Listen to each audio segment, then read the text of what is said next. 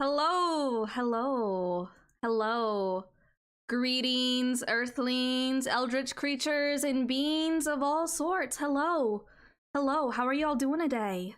Happy Valentine's Day. Happy Valentine's Day.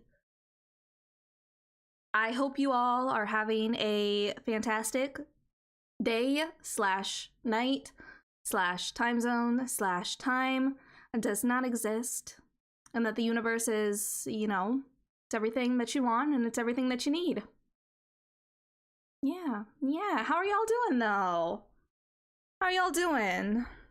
It's been a while. It's been a little while. I'm not gonna lie. I kind of forgot about streaming and playing video games and everything. Hello, E2M. Hello. How are ya? Welcome on in. I feel like the music is kind of loud. It feels very loud on my end, so I'm gonna turn it down. And yeah, well, we might have to mess with volume a little bit for stuff. Because I lost power yesterday, so I had to reset everything up as well. So things might be a little wonky. They might be a little silly. They might be a little goofy. You never know what you're gonna get, and I also do not know what I am going to be able to give y'all in terms of quality. Yep, but you know what? That's okay. We're here for a good time, not necessarily a zero technical difficulties time. Yeah. So we're gonna be playing more Heaven Will Be Mine today, because really, what more could you possibly ask for on Valentine's Day to ladies in robots in space? Yeah. It did nothing better. Just the way I like it. Perfect. Yeah. I feel like I have my audio levels set to where I remember them at in OBS, but I don't know. And Heaven Will Be Mine is a beautiful game with wonderful sounds, but sometimes the sounds are quite loud, and sometimes the sounds are quite quiet. So it might take some fine tuning a little bit here and there, but you know, we're gonna do our best. We're gonna try our best, and that's all anyone can ask for. Let's see other updates. Oh, 50 followers. That's cool and great and wonderful, and now all I have to do is actually stream. And then maybe Twitch will let me show you Oopie emote, Oopie puppy flapjack octopus emote that I made. I just gotta stream for like a month consistently, and then mayhaps perchance you all will be able to see the gloriousness that is my very scuffed Oopie emote. It's in my Discord, which I also have. I have a Discord. It's kind of just me and Rhea in there right now, and I basically just dump a lot of, like, if I find a cool article or like a cool piece of research, I'm like, here, bone apple teeth, as they say. So that's kind of what it is right now, but it is in the Discord that is there, but very a work in progress. Congrats. Thank you. It's taken a long time, and really I just want to be able to, I want to create chaos, I think is the way I will put it. I want to create chaos, and I want all of you to be able to create chaos as much as your little heart's desire, you know? Yeah. So hopefully once I actually do streaming stuff on a consistent basis, and then Twitch lets me do stuff like channel redeems and add emotes, and then we can be super chaotic. The sky's the limit. We got a little heart gif going here. I just pulled this off of Google. It's not transparent, and it's gonna be on our gameplay screen with us today because it's a vibe. It's the vibe for today. I think that's everything. I think that's all the updates I have. Let's jump right into playing Heaven will be mine because it's gonna be for a few hours. The first, oh, this is a good song. This is a great song. It's making you queasy. Okay. Maybe I'll turn it off. Maybe I'll turn it off. We'll see. Avert thine eyes. Can you tell that I haven't streamed in a month? Because I don't know what I'm doing. This is a good song. This is Desire by Meg Myers. But we're gonna turn it off. Not that VOD watchers can hear it anyway. And we're gonna get desktop audio up. Wow, desktop audio. Hooray, yippee. Here we go, and we're gonna play Heaven Will Be Mine. We're gonna do Pluto's playthrough today. Don't know what ending gonna go for yet. We still have 50 left to do. And then we have Memorial Foundation, I wanna say. I don't think we've done the Memorial Foundation yet. Because Memorial Foundation was Lunaterra's group. No, keep the heart? Okay, I'll keep the heart. I'll keep the heart. Enunciation. I know how words work. We're gonna play as Pluto, my beloved. Haven't played as Pluto before, so this is gonna be fun and cool and also perfect for today because Pluto has the biggest heart of them all. Pluto will hold us all in her heart, and she will cherish us, and she will love us, and she will adore us, and she will also call us out on our bullshit, you know? And what's better than that? Nothing, I tell you. And maybe if we're nice and good and wonderful, she will, you know, she will be gentle with us, you know? Yeah, Pluto's got the biggest heart of them all. Pluto's got the biggest strap of them all. And I think Valentine's Day is the perfect time for our Pluto playthrough. That's what we're gonna do. Okay. Faction, Cradle's Graces, Self-Ship Krun Macula. Cradle's Graces, Ultimate Weapon Pilot.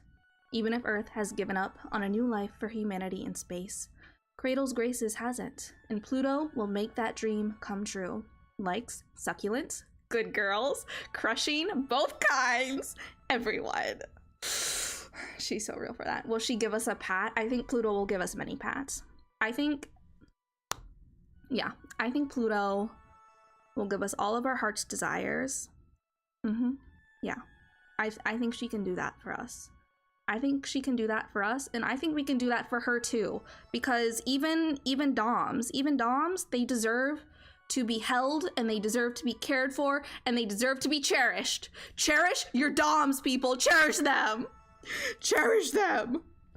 Hello, Shadows. Hello. Happy Valentine's Day. Going to lurk. Enjoy your lurk. Thank you so much for stopping by.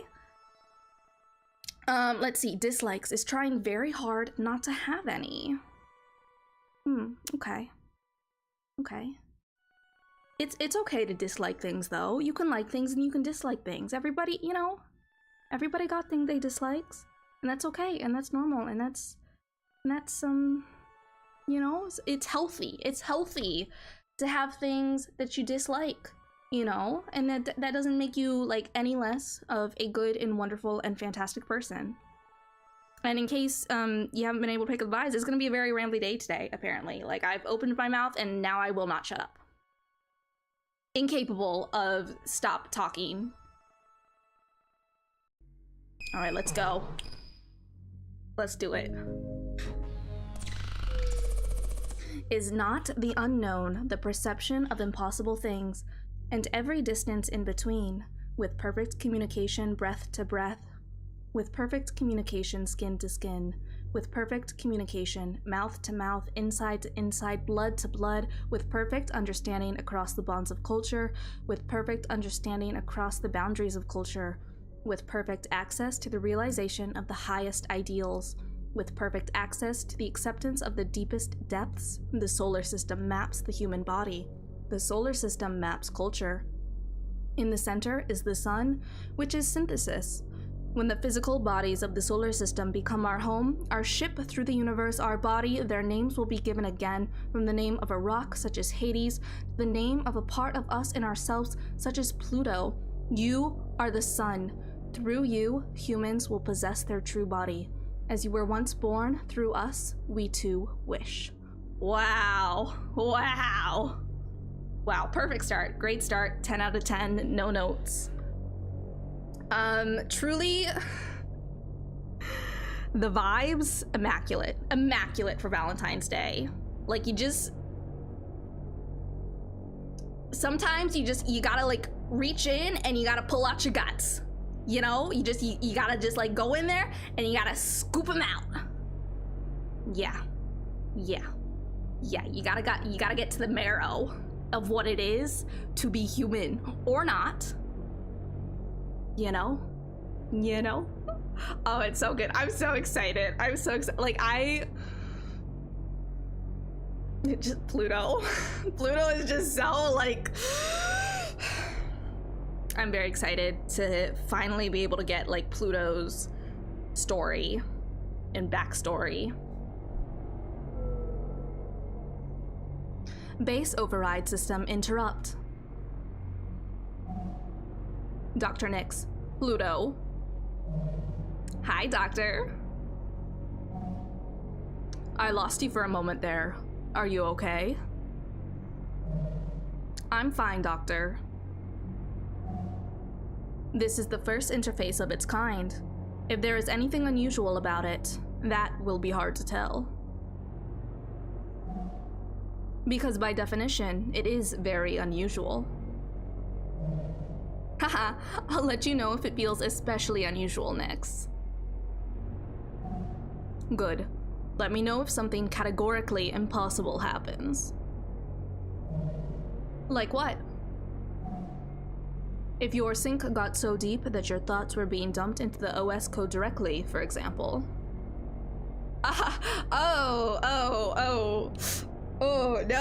No, I haven't seen anything like that. Have y'all seen anything like that? I haven't seen anything like that whatsoever. That's not, no, surely not, surely.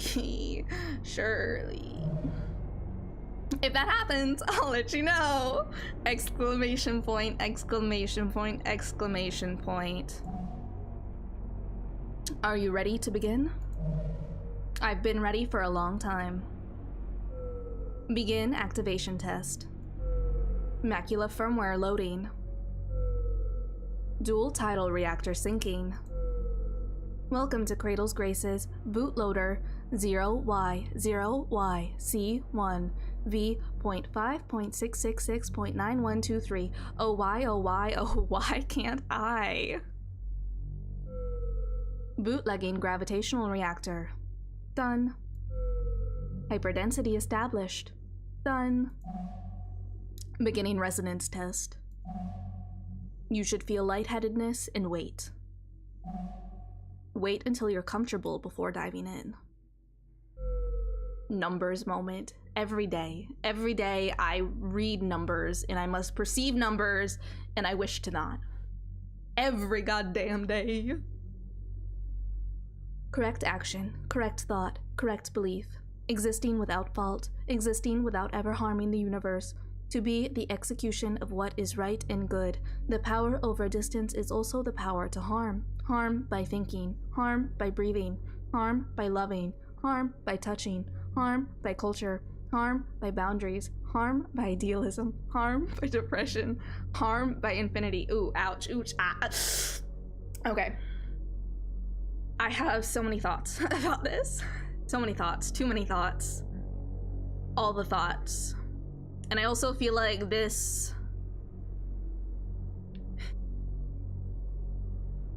Like with Pluto trying to not dislike anything, you know, like this is hitting. This is hitting. I also feel like, and this is like, that was a sick beat. What can I say? What can I say? I feel like, and this is just like my personal belief, but like I am someone who pretty firmly integrates like the idea of harm reduction into my life, and like not just in the way that it was originally like incepted, is that a word? Conceptualized, the original application of it, but like in every matter, harm reduction. That harm exists and will continue to exist, and there's like it's, I feel like it sounds pessimistic at first, and like maybe it is, but it's like more so that I think it's, for me, important to like be aware that like there was always going to be hurt, there is always going to be harm, whether that's done to you or by you or like any level, the individual all the way up to the systemic. That utopia doesn't exist. The concept of utopia in and of itself, like, it cannot exist. And that doesn't mean, and like the fact that like hurt and harm are a thing and will continue to be a thing doesn't mean that it's not important and necessary and meaningful to work to reduce that when you can, where you can, in the ways that you can. And that there's this level of like, that is not work that ever ends, if that makes sense. I don't know if I did a good job of explaining that, but like that for me is like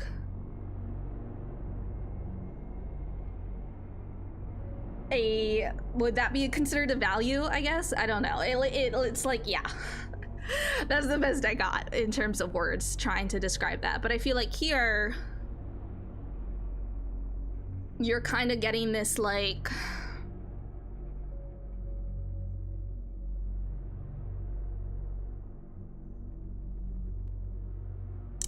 you're getting this very, I think I get what you're saying. Okay. Like, yeah. I don't know if I can do a better job explaining it at all. But I feel like here what we're getting is, we're getting this idea of like, this very all or nothing kind of perspective, I guess. Right? Like really the like correct action, correct thought, correct belief, like on every level Pluto is being held to and also holding, and like this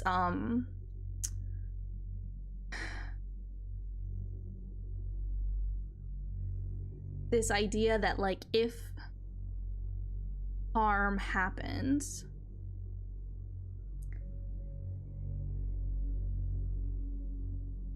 even if it's harm just by like her existing, which like holy fucking mood, like holy fucking like ouch, like ah, that it's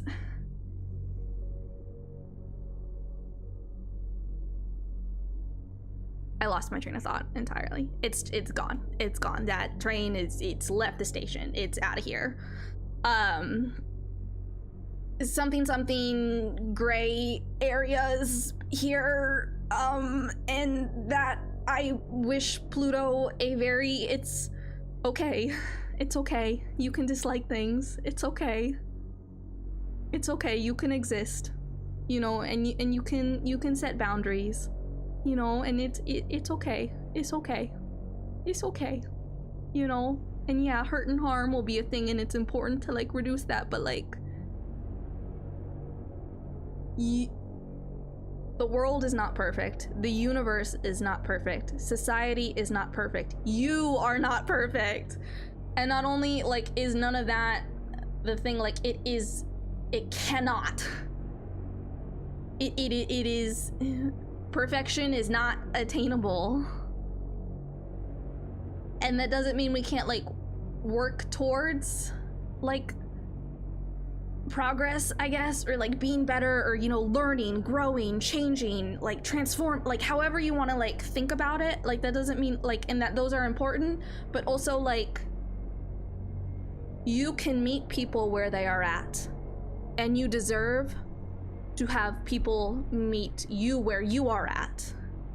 You know? I don't know. This turned into maybe several tangents in a trench coat. Yeah. Anyways. Let us talk of harm by infinity. If the 9th planet in the solar system is not a planet, it is because it represents the point at which humans cross over into that which they are not. A phenomenon that is itself existentially threatening, regardless of how or if that phenomenon manifests. That is the sea of possibility itself. All hopes and fears will. Pluto, how is the response? I'm doing great. Nothing weird. Sure. Stares directly at the camera. Okay, Pluto. Like a computer, I accept it. All data, I accept it. All wishes, I accept them. I'm an infinite engine. I'm a star. I know exactly how. Execute and accept. System accepting and executing. Reactor core's perfect resonance. No margin of error. Right? Like, it's just like it's all or nothing. It's perfection or nothing. There is no margin of error. Oh, breaking my little heart already. Nyx, you can hear me, right? Loud and clear, Pluto. Is it working? You're not saying anything. More like margarine. I can't believe it's not butter. Is margarine butter? Do I know what margarine is, actually? Hold on a minute. Hold on just a fucking moment. Hold on just a... Is margarine butter? Margarine is a blend of oils that are mostly unsaturated fat. Butter is made from cream or milk. So margarine is not butter, but it's like a butter substitute. Is it? Are they the same thing? Oh.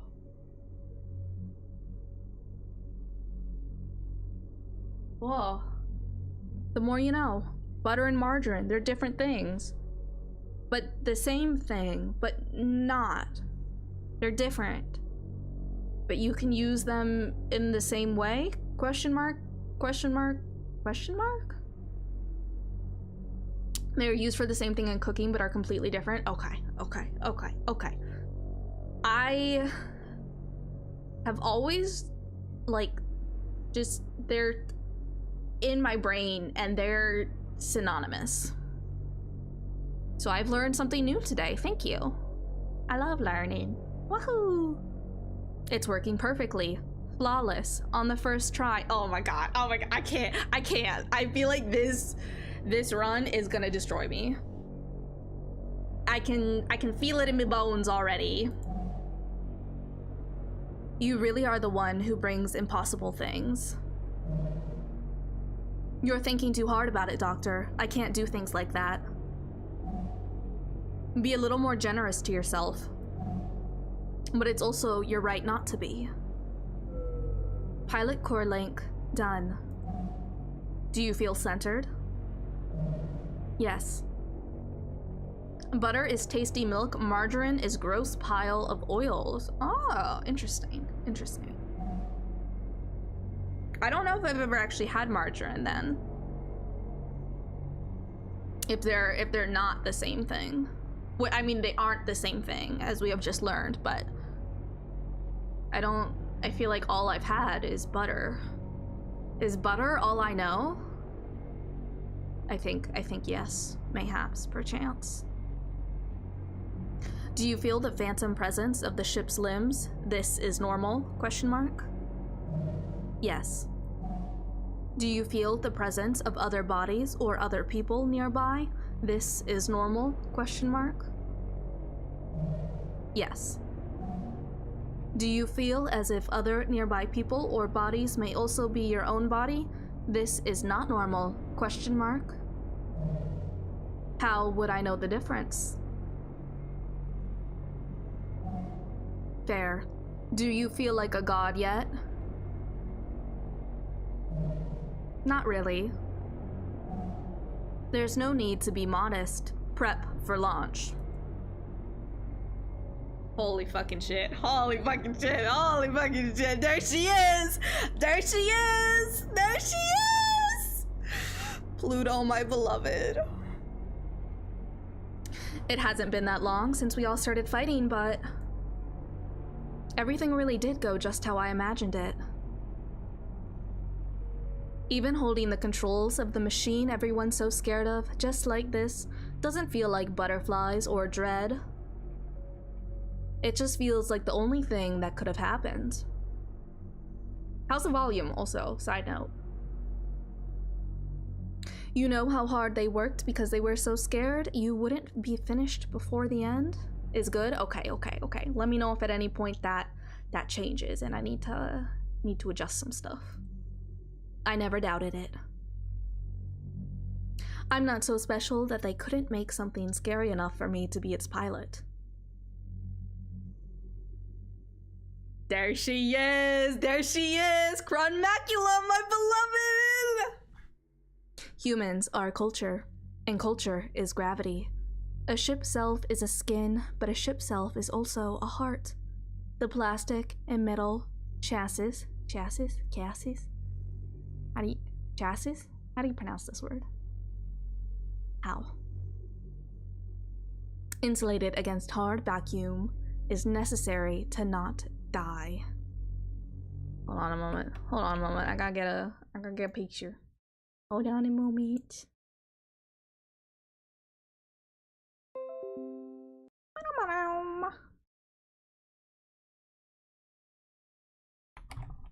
Chronmacula.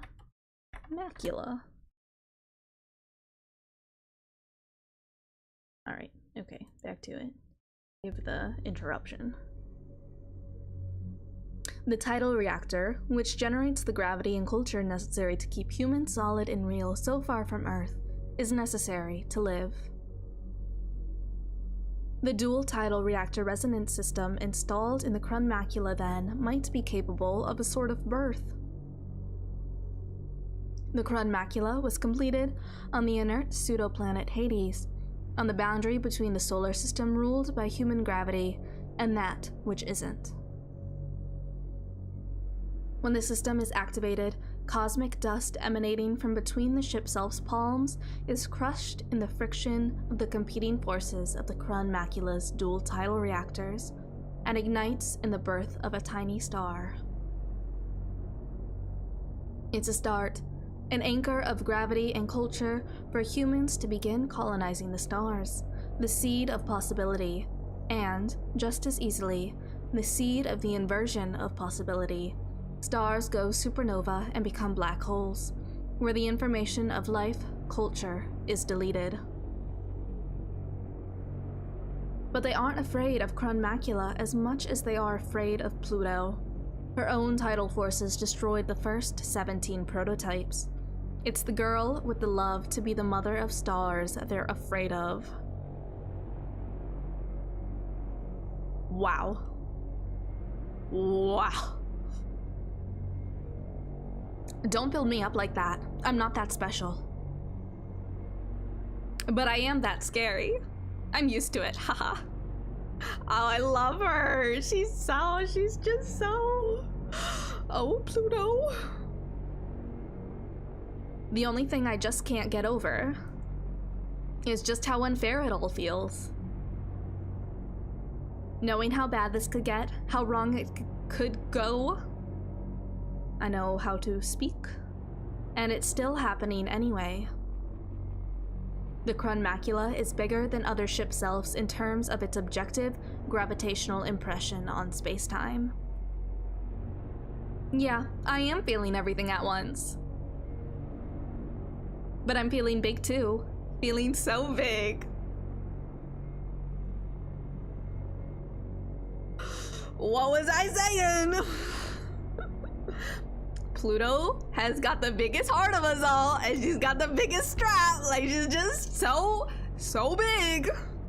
Her and Macula, like, it's just so big. So big. So big. So large. Ah, I can feel it, far and away. The sword of the real Mare Crisium, come to cut our dreams down. And the biggest heart. Yeah, exactly. And the toxin of the inverse, string of pearls, come to turn the earth inside out. They're incredible girls, I can tell. But now Cradle's Graces has the power to fight back and keep space our home forever. I know I meant to do this. I've been trained my whole life to be the 1 in a million who can pilot this. I know I want to do this. Space is the only place where everyone can be happy, even if almost no one believes it. I want to keep it safe. I know what I need to do. I know what I need to do. I know what I need to do. Now I just have to do it. That's nothing compared to what it took to learn how. My body, my mind, my soul, they're all in order. I just have to do it. It's January 1st, 1980, and the long and cold war, where humanity united against its nemesis, an existential threat from beyond the stars, has been over for a long time. I'm watching For All Mankind on Apple TV, and I just started it, and it's also about the Cold War and the space race. And it's been very interesting. It's been very fascinating. Yeah, and I'm just started season 4 of that, but I've enjoyed it. I've liked it. It's been good. It's not like the other Apple like sci-fi show that I've been watching, which I adore, capital A adore, is Foundation. And this isn't that for me, but like this is good. It's nice. It's a fun watch and stuff. And to be clear, this isn't, I mean, it is sci-fi in a way, but it's like alternate history sci-fi, you know? So it's like, it's a different level of like speculative fiction and sci-fi. Yeah, but it's been good. I've been enjoying it. Yeah, so if you are curious about it in a fictional world where Russia put the first person on the moon, go watch For All Mankind. It has Joel Kinnaman in it. Great actor. But I hate his fucking character in this show so much. So much. I'm on season 4 now, and I'm like, I need to punch this man. I need to punch this man so bad. Like, oh my god. Sir, if you do not fucking stop right now, I'm gonna throw hands. Like, unbelievable. Unbelievable. Yeah, it's got lots of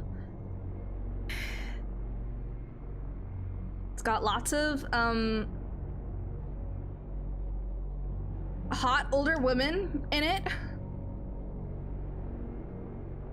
Need I say more? And they're so, and it got science, lots of science, love science, can never go wrong with science.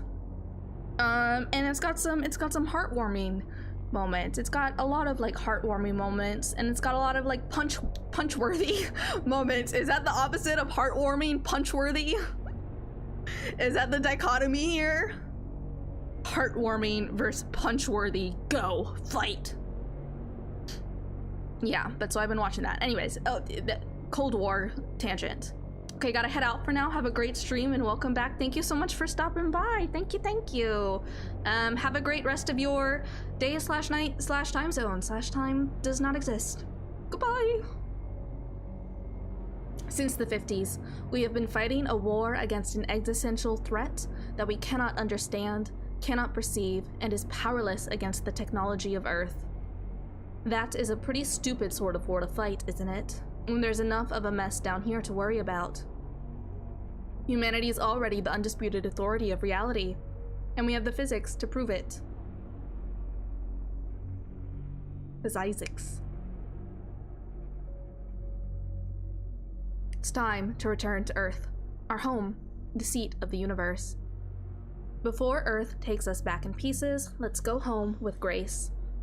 On the first anniversary of the decommissioning of the International Space Program, we, Memorial Foundation Native Sphere, existential safety in agreement with our home planet's unanimous decision declare, there is no future for humanity in space. Let's come home. The Return Resolution, Memorial Foundation Native Sphere, existential safety. Gotta take a little sip. A little drink of Diet Coke. It's January 1st, 1981. It's been 1 year since we declared independence from Memorial Foundation and the rest of Earth. The Cold War is officially over, and it feels so light without their gravity weighing us down. How can a tiny handful of colonies, terraformers, and schools hold out against the full authority of Earth? Because that shit doesn't fly past escape velocity. To power the ship selves we made to fight the Cold War, we made tidal resonators to bring the gravity necessary for humans and culture to survive in space. And that gravity is ours now, enough to make a new world, free from the weight of Earth. If Memorial Foundation wants to kill the future, they'll have to come and take it from us. We're thankful for our Cradle's graces, but we're not coming back. Independence Declaration, Cradle's Graces. It's January 25th, 1981. Memorial Foundation and Cradle's Graces have been having fun for a little over a year, and nothing is breaking the stalemate. Earth is getting impatient. We have good reason to believe that the existential threat posed by a divided humanity in space is much greater than any theoretically malevolent entity outside the native sphere. While the kids are fighting, Earth is getting ready to list the humans remaining in space as part of the existential threat.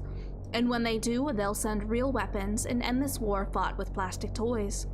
Their justification: we are technically less than 100% human. Just not human enough to be something else. It's hard to believe they're really onto us. It's time to make a drastic move. Bring our final piece, the prototype ship self-string of pearls we made in the atmosphere of planet Cronus, which will never be Saturn, to the lunar gravity well, where Memorial Foundation and Cradle's Graces are already headed. Whoever controls that place controls human access to space. We can be sure everything will be in place there. Earth or space, we are just short of 100% human. So let's see how much less than 100% we can get. Internal report, Celestial Mechanics. Day 1.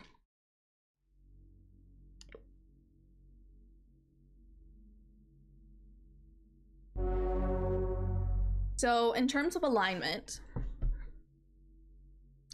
we've gotten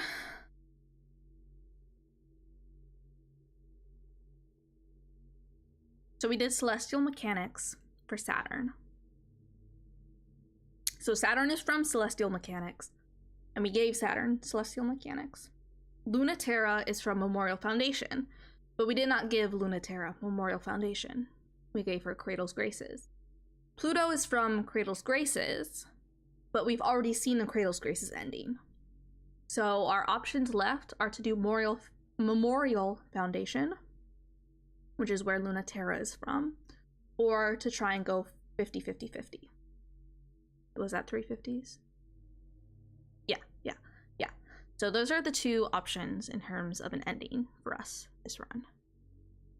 Not sure yet what we're gonna do.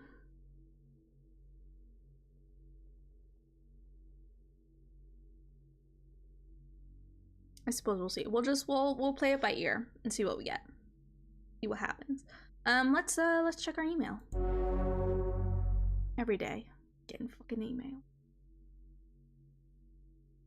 Subject: unacceptable. Origin: Cradle's Graces Formation Archives.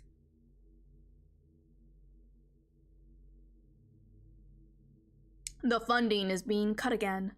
They aren't getting the results they want. They think it's indulgent. They don't care about how the kids feel. It warms their hearts to see them grow unimpeded by the gravity of Earth, but also it disturbs them. They love our beautiful, free, glittering children, but when we talk about bringing Earth's children here, they look away. The children of space are not bound by the same laws of gravity and do as they like with their bodies and souls. You have insisted that they can endure the gravitational forces of Earth, but have you considered that their tidal forces do not wish to accommodate them?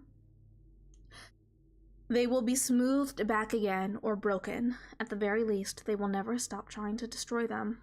We have created magnificent, delicate creatures, and Earth wants them back for what? To crush them again under their own tidal forces?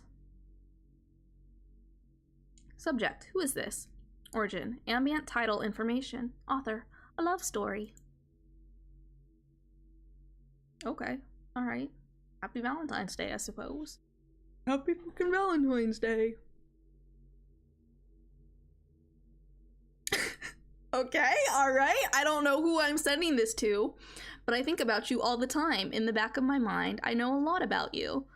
Does that mean you know about me too? Or are you just glowing brightly in a way that I don't understand? Is anyone else seeing this? You get messages like this all the time. Are you aware of how much you loom in the heart of someone you haven't met? What am I expecting? I don't even know. This is really awkward. Sorry for doing this. It must really be hard. No, I can't really know that. This is delusional of me. I'm going to make it stop, because if I don't, I'm going to come to hate you, because I'm already so frustrated I'm nothing like you. I need to understand why I tear myself apart thinking of you. I'm not going to send this. I don't know how to send this, and I hope you never read it.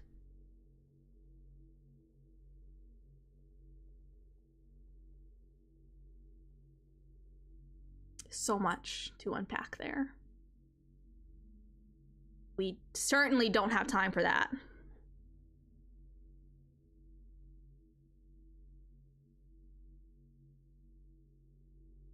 feel like this is like slash parasocial. Let's check our text messages. It's Mars. Generation 2 pilot, first class. DMs open for fight requests. Pluto's just says, I'm thankful for my cradle's graces, but we're not coming back. All right, here we go. I still can't believe it. Oh, you guys can't see this, but there's a little, hold on. Hold on a minute. Hold on a minute. Hold on a minute. Can I move myself? No, I can. Where am I? Where am I? Where am I? Where am I? Oh, it's because I'm locked. LOL. There's a little thumbprint there. See that? Pluto's thumbprint. Wow. Wow. I still can't believe it. I felt that from here. Yeah? Yeah? What was it like? It was incredible. For a moment, I felt like I was right next to you. It was even stronger than all of the times that you tested the prototypes. Stronger than the one time they let you fight before. It's amazing. I've been training so long, I never knew how different it would feel to have my own, perfectly suited, just for me, ship self. I'm gonna be extra mad at all of you for how long you left me behind. Is it really safe, though? Mars. Mars. Don't start. I'll get mad. It's just more powerful than anything that's ever been developed. I don't like that Dr. Nix is making you do something untested all by yourself.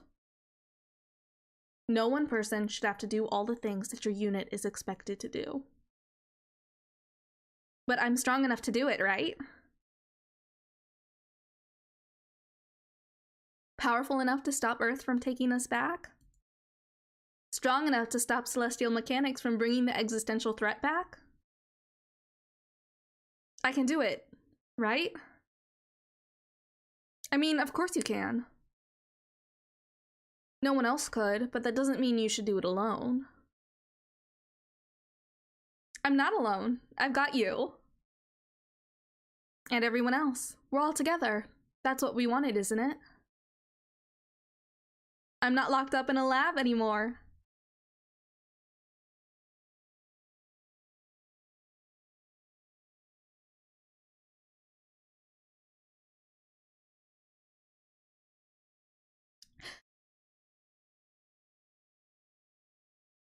Me talking about all my trauma like it's like no big deal, like not even like aware, and then the person next to me just like, huh? What?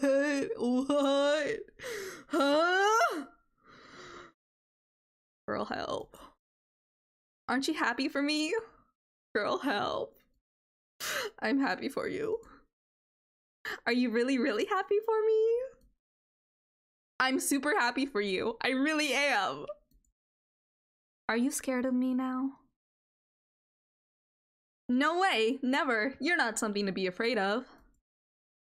Aw, but that's wrong. Ugh. She's so me. She's so me. You should be scared. I'm incredible. Channel closed. All right, let's do a mission. Let's do a mission. Saturn, return. In the strange gravity of the abandoned Daphnis lab, Saturn lies in wait for the looming threat of Pluto's mysterious ship. But what are they after? And will they get it? Launch. Launch. Pluto, why are you suiting up? The Celestial Mechanics Lab was wrecked, and the prototype escaped. We should be heading back to the inner solar system. She's still here. Who? Some incredibly ridiculous, utterly irresponsible, dangerously devious brat. I'm not who you're talking about, right? Mars, the art, oh my god. The little, what is this called on the keyboard? It's like above the 6. It's above the 6. And it's like that. It's like that. It's that, and it's above the 6. That's Mars' mouth right now. I love it. I love it. It's so good. It's so good. Don't be silly. You're not devious at all. Then who? Also, hey! They're being very tricky, so I can't quite tell. But I have rough coordinates. They slip between the cracks of the universe, play fast and loose with the laws of physics. Staying hidden and out of sight, but being really smug about it. I think they're showing off. So it couldn't be anyone but the pilot of Celestial Mechanics prototype, right? Why? That's stupid. What sort of pilot would be that irresponsible with a prototype?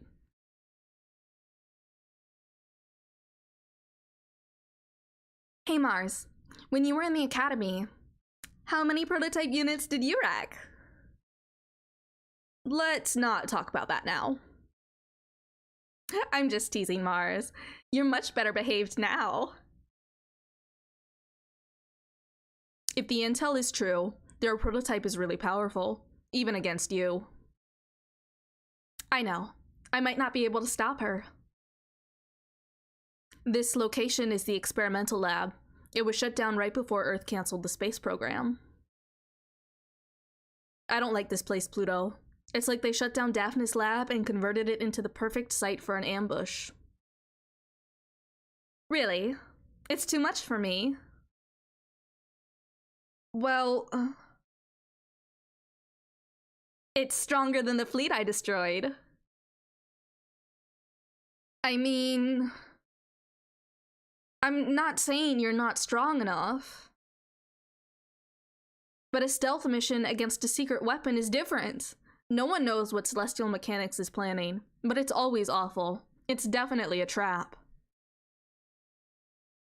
This mission to the outer planets is only to destroy Celestial Mechanics labs and prevent Memorial Foundation from recovering the prototype. Mars, if you keep trying to protect me, I'll get mad. But I'm... Let me have the tiniest bit of fun. I'll be fine. After all, I have a lot of experience correcting unruly show-offs who act out for attention. Daphnis, the tiny shepherd moon, so small it barely earns the name, tumbles through the Keller Gap, ruffling the rings of the planet it orbits. It houses the last official laboratory of Earth's decommissioned space program, training ground of failures like Saturn and special girls like Pluto. She's so special. She's so special. Special girls like Pluto. She is. So incredible. So large. So big. So gentle. Saturn remembers it feeling cramped, anxious, and scary. No, wait. Pluto remembers it that way.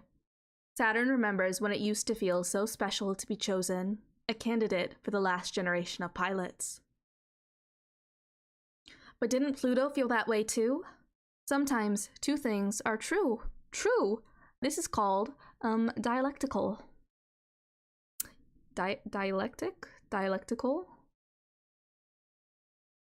In this place, gravity is quietly degenerating, and distances are becoming ambiguous, between past and present, between me and you.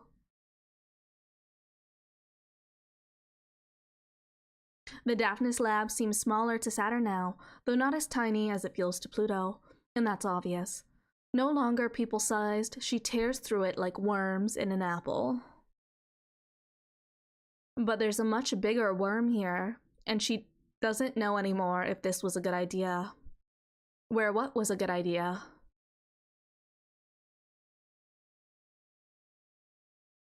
Saturn doesn't have any ideas. She's just trying to hide. Even though there's no place where you cannot be felt by me. Alert. Tidal resonance IFF confirms enemy. Warning. Gravitational hazard. Danger. Pressure suit. Pressure exceeding safe range. I know, it's extremely exciting. Stop making me so nervous. Supermassive, small enough to hide in this complex, but with a dual reactor denser than the entire moon compressed into the head of a pin. An hour ago, and Saturn felt the gravitational pull of something so big and so close and so powerful, the interior of her cockpit creaked with the pressure, and her head, heart, and eyes welled up with tears.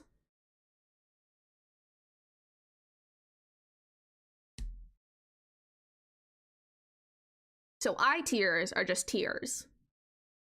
Heart tears. Blood? Question mark? What is head tear? What is brain tears? What are, is that just like a goop? Is it cerebral spinal fluid? Would that be, is that what head tears would be? Your brain is crying. You got cerebro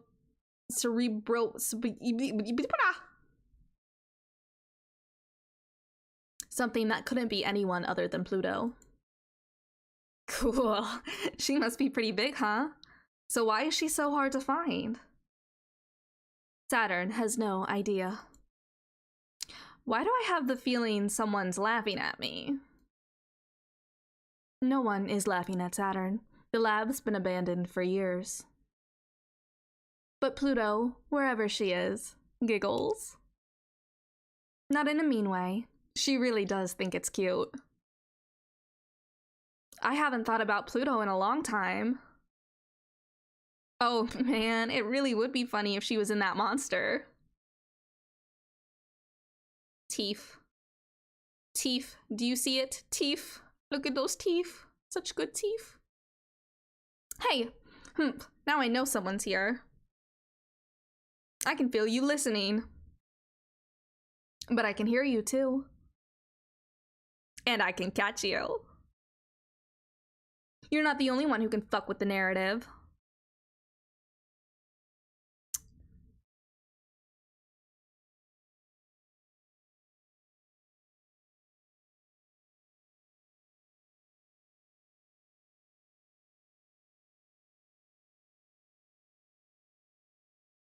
Okay, so we can do narrow escape or mutually assured destruction. So narrow escape would favor celestial mechanics. Mutually assured destruction would favor Cradle's graces. Now, I don't remember what we did in Saturn's playthrough. I know the ending that we got was celestial mechanics. So I'm assuming for most of the choices, I think there was maybe only one choice in that playthrough where we didn't choose celestial mechanics. So if we choose narrow escape now, we might see something we've already seen before. Which I'm not totally opposed to an extent, but also let's try to see new stuff as well, like as much as we can.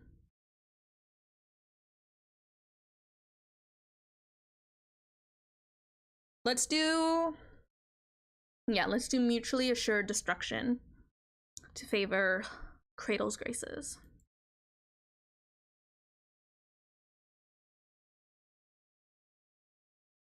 It's easiest to catch someone. If you don't care, you might get caught yourself. Besides, if you want to drive someone wild, you gotta show them you're worth catching. And that you're good enough to catch them too. The lab is dark. The malfunctioning lights cast an eerie glow. Dying culture without gravity to hold it together. But she can hear the faint laughter rippling in the gravity. And where it's coming from.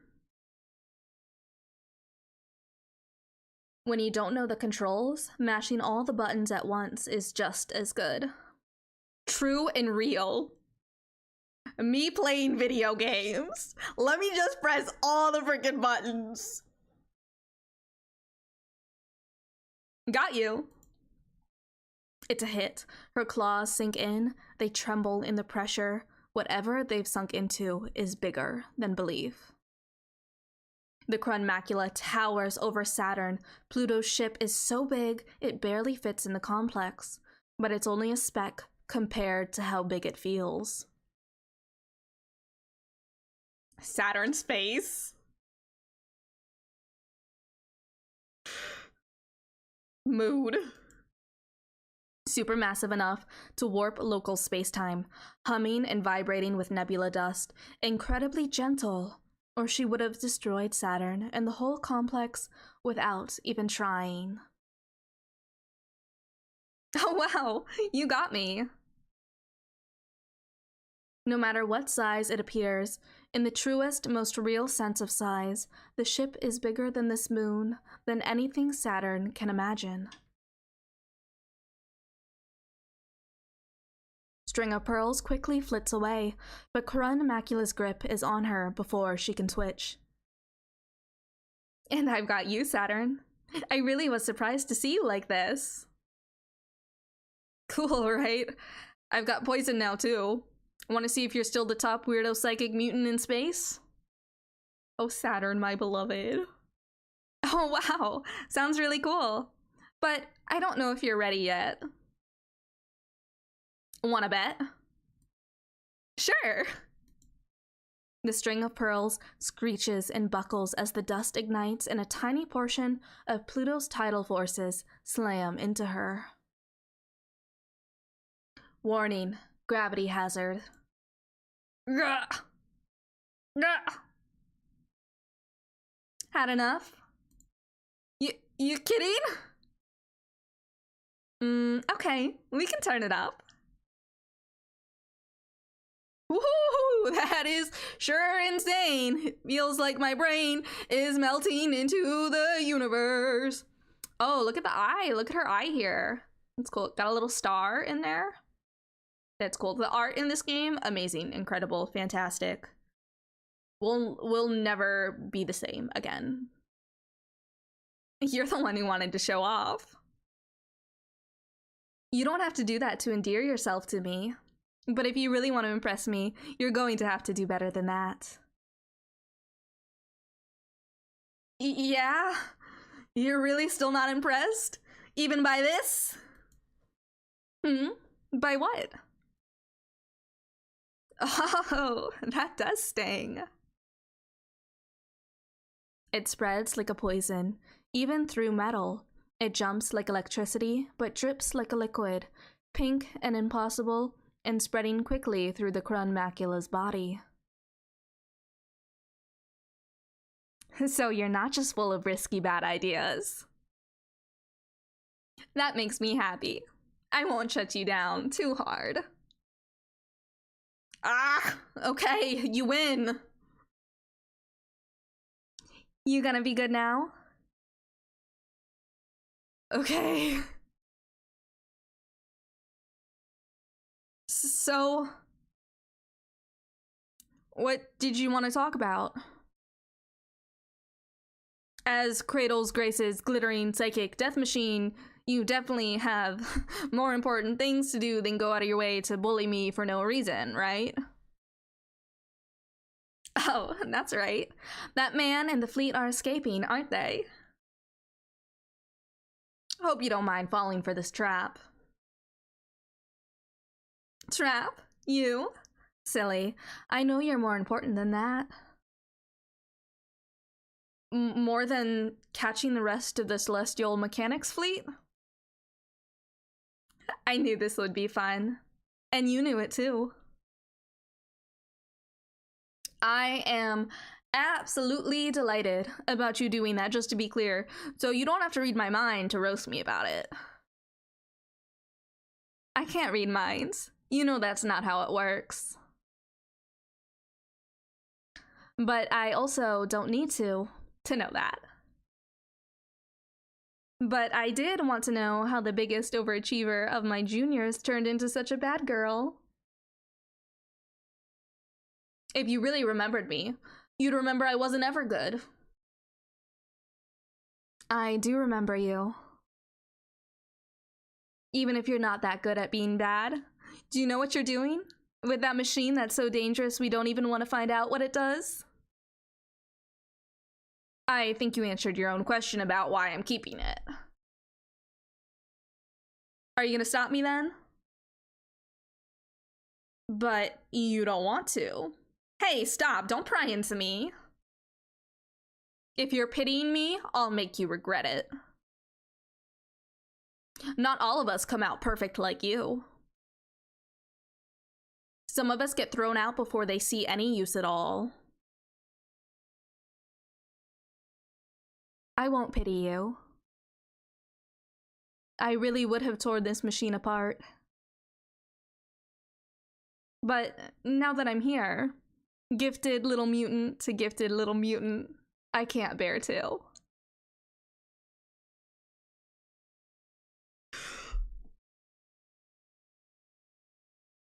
This one goes out to all the gifted little mutants out there. Alright. Because some of us just haven't been thrown out yet.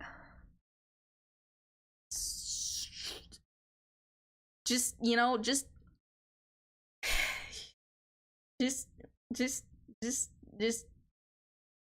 yank my heart out, why don't you, and crush it in your fist, and then throw it on the ground, and then do a little dance on it, like, whatever, what do I care? What do I care? What does it matter? What is it? Lab-grown girls like us should stick together. I might still make you regret it. Winning isn't my most important task. It's not yours either. Are you sure about that? You're not who I'm worried about. It's only your boss I can't forgive. True, fuck Iapetus. Fuck Iapetus. All the homies hate Iapetus. Oh, I love hearing that. Tell me more. I'm getting a crush already. Regretting it now? And don't worry. There's nothing you can make me regret. Day 2. Day 2. Let's go. Let's go. Let's go, let's go, let's go. Let's check our email. Regarding Mecha 2, Krun Macula, Origin, Ship Self-Development, Documentation, Author, Operations Decommission Chair Europa. It was commissioned before it had a pilot, before the technology for piloting it had been developed, before the technology for its workings had been developed. I think we recognized that the construction was an act of faith. Nyx's directive was to create the sort of self that we wished to see. I think, of course, that was the moment that it was clear to me that Nyx was fighting for what she believed humans could be, but not who humans were. I think at the time I didn't understand the difference, or what Nyx might not consider important because of her tendency to think this way. Many of the functions of the Crown Macula have not been invented yet. It is limitlessly expandable. I have, of course, requested for it to be decommissioned, but I believe ultimately you'll want to scrap it. If this committee has indeed found nothing in space worth salvaging, I would have to wonder about the committee's intentions and their curiosity towards this last fragment. The end results of the Crown Macula's functions are indistinguishable from Nyx's dream, so there's no briefing I can provide that will be more comprehensive than the ones you received from Nyx herself. I can only speculate on which she has or has not been able to implement successfully. As terrifying as the Crown Macula is, the pilot, Dr. Nyx, has found for it is even more terrifying by far. They might find a way to make it move even yet. Subject: Tidal Theory and Celestial Mechanics. Origin: General Information Record Pool. Author: Director of Celestial Mechanics, Iaptis. Let us begin with imagining an inert, theoretical mass of matter equivalent physically in all ways to the third body in the solar system, a theoretical planet Terra, absent of human culture. How would we model the physical properties of such a planet where Jungian Newtonian models do not apply? The soft science of celestial mechanics is not purely a thought exercise, but an inquiry into what, if any, default physical properties would exist in the universe without the influence of culture. Because of its potential application in space colonization, for its use in modeling the physics of foreign celestial bodies, and the utility of the concept of Terra in the philosophical hard sciences, for more precisely defining Earth as the lands of human dominion, rather than a specific physical body, celestial mechanics has been integrated as a branch of contemporary metacultural general relativity. What would it be like to imagine a world in which humans have a one-to-one dominion over real phenomena? In such a world, we might think of gravity in multiple senses, since the agency of humanity over each other mentally, spiritually, and culturally would not be the same as physically. The conversion of matter into energy and energy into culture and culture back to matter again is complicated by distortions caused by culture's ability to arbitrarily set conversion parameters. This is caused not because of power of human gravity, but actually by its weakness and incompleteness. In a theoretical universe in which humanity has full dominion over the physical universe, the influence of culture would be a one-to-one constant, and the physical universe would abide by inflexible fundamental laws. In such a world, we would have to separate fields of study that involve metaphors from ones that describe worldly phenomenon, because our world would be objectively determined. While humans would be able to disagree and defy each other, they would ascribe to an inflexible, perfect system as decided by humanity.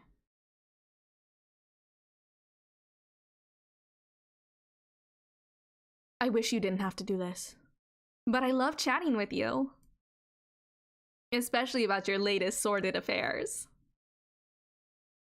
Well, thanks. Wait, that's not what I meant. And sordid?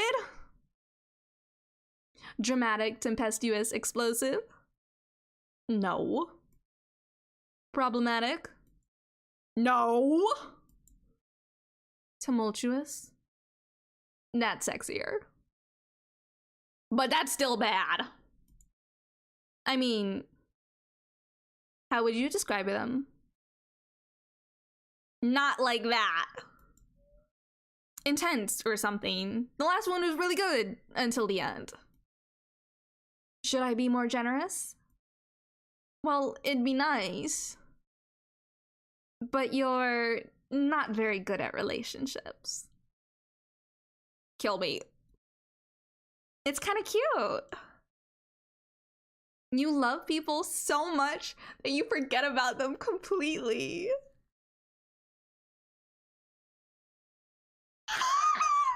Brutal. Brutal. Brutal. Mars just got fucking bodied. Oh my god. Oh my god.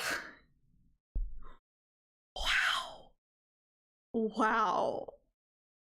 Wow. Your honesty really hurts sometimes, you know? Like, wow, I bet! I fucking bet! Oh my god!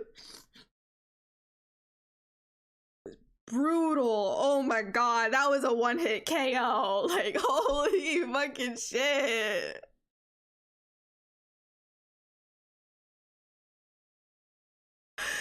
You fall for glittering faraway girls, but what you really need is someone who doesn't put up with you. There's got to be someone somewhere who won't let you get away with anything. I believe in you. Oh, I love their dynamic so much already. Oh my god. Oh my god. I'm obsessed. I'm obsessed. I'm trying to save the world. I don't really have time for this. But you're not too busy to keep flirting? Pluto, God! Sorry, baby. No mercy for you. No mercy for you. Ah. It's out of love. One day, you're going to be as good at treating girls as you are at piloting. Don't twist the knife. Sorry. Heart, heart, heart. It's fine. I know I'm not great at it. ... Hey. You did that thing again. Question mark? Pluto texts like I do.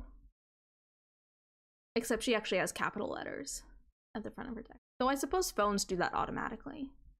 But sometimes for like the aesthetic, you gotta go back and you gotta take the time, you gotta put the effort in to delete the capital letter and replace it with a lowercase letter. You know, for the vibes.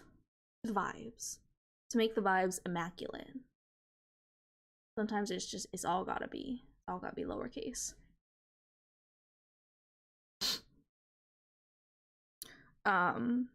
This is the equivalent of like, for me, when I just send like a single question mark, understand that I'm like tilting my head like a dog. You know the way like dogs tilt their heads like to 45 degrees? And they just kind of look at you? Like that's me. That's me anytime I send a question mark. Just a single question mark, like, huh? What? What? Huh? What thing? You know that thing. Where you changed the topic. And I forget what I wanted to talk to you about. So you don't have to answer. I also text like this. Where like, it would be like the way I text is like the way I would say something. I break it up according to like the way, like where I would put a pause as if I were speaking it aloud. Then it's new text. Like, you get it? You get it? Instead of just like a, here's a chunk, you know, here's a paragraph. The only time I send paragraphs is like, I'm like being capital S serious, you know? Anyways, I think texting style representation is so neat. I just think it's neat, and I just think they're neat, and I just think this game is neat, and I think everything about this game is neat, and I love everything about this game. Except I have a chat log, and I can scroll back and see. It's sweet you wish I didn't have to fight. See, you do remember. You remember better than I do. But why don't we leave it at that? Why? Because there's nothing we can do about it. We could find a way. I don't want you to do this if you don't have to. Chat? No, I mean fight. Ah, you just did it again. Haha. Channel closed. Retrograde in retrograde. Chasing after the string of pearls, Lunaterra and Pluto find each other instead. It's been almost a year since they last saw each other, and Lunaterra has never seen Pluto like this. Are you ready to spin backwards? Launch. Launch. Mars, are you okay? You look like someone punched you in the face. What happened? Dot dot dot. Someone punched me in the face. It's been so long since you got in a fight with your flight crew. It feels a little nostalgic. I'm fine, by the way. People who start fights don't get sympathy. They started it when they wouldn't let me fly. And who threw the first punch? That part doesn't matter.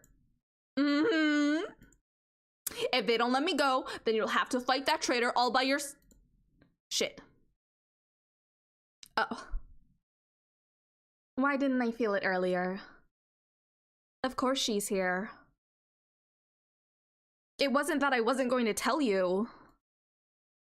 Memorial Foundation also knows about the prototype, and they sent their ace to get it. No, I understand. You were so excited, you just had to run out and see her, huh? You got that right. Run out and punch that traitor Lunaterra in the face as hard as I can! Aww. She's the worst! After pretending that she was going to fight for the colonies, even after Earth abandoned us and demanded we come home, she double-crossed us. We were going to do this together.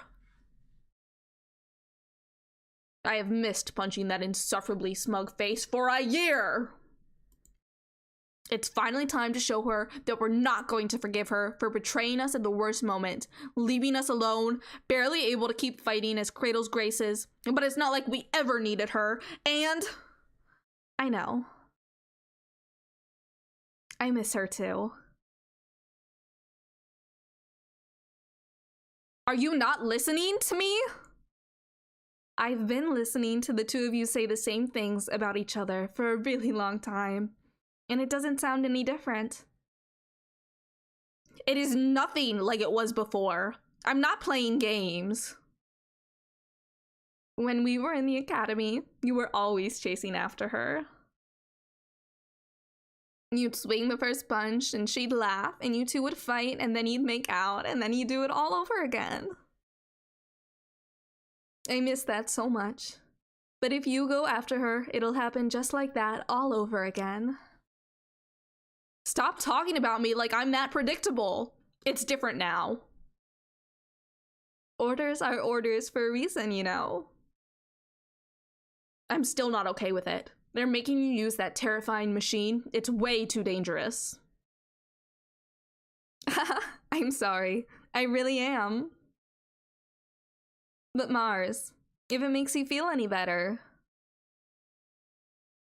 What? You're breaking up? I can't wait to fight her. I love her, understand her, and forgive her. But I'm still mad. How come you both got to have all the fun? Who wants to stay home while you two get to fight and make out? You don't know how scary this machine is, Mars.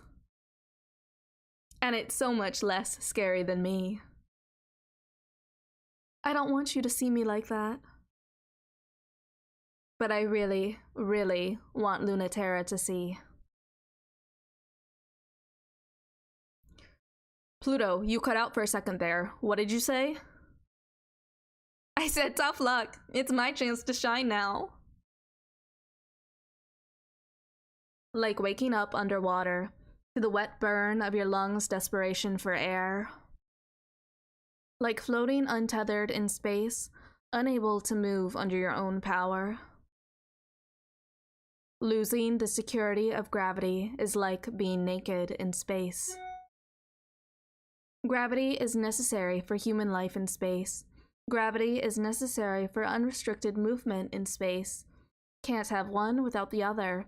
The force that binds your existence together, the force to shape foreign bodies, pure agency.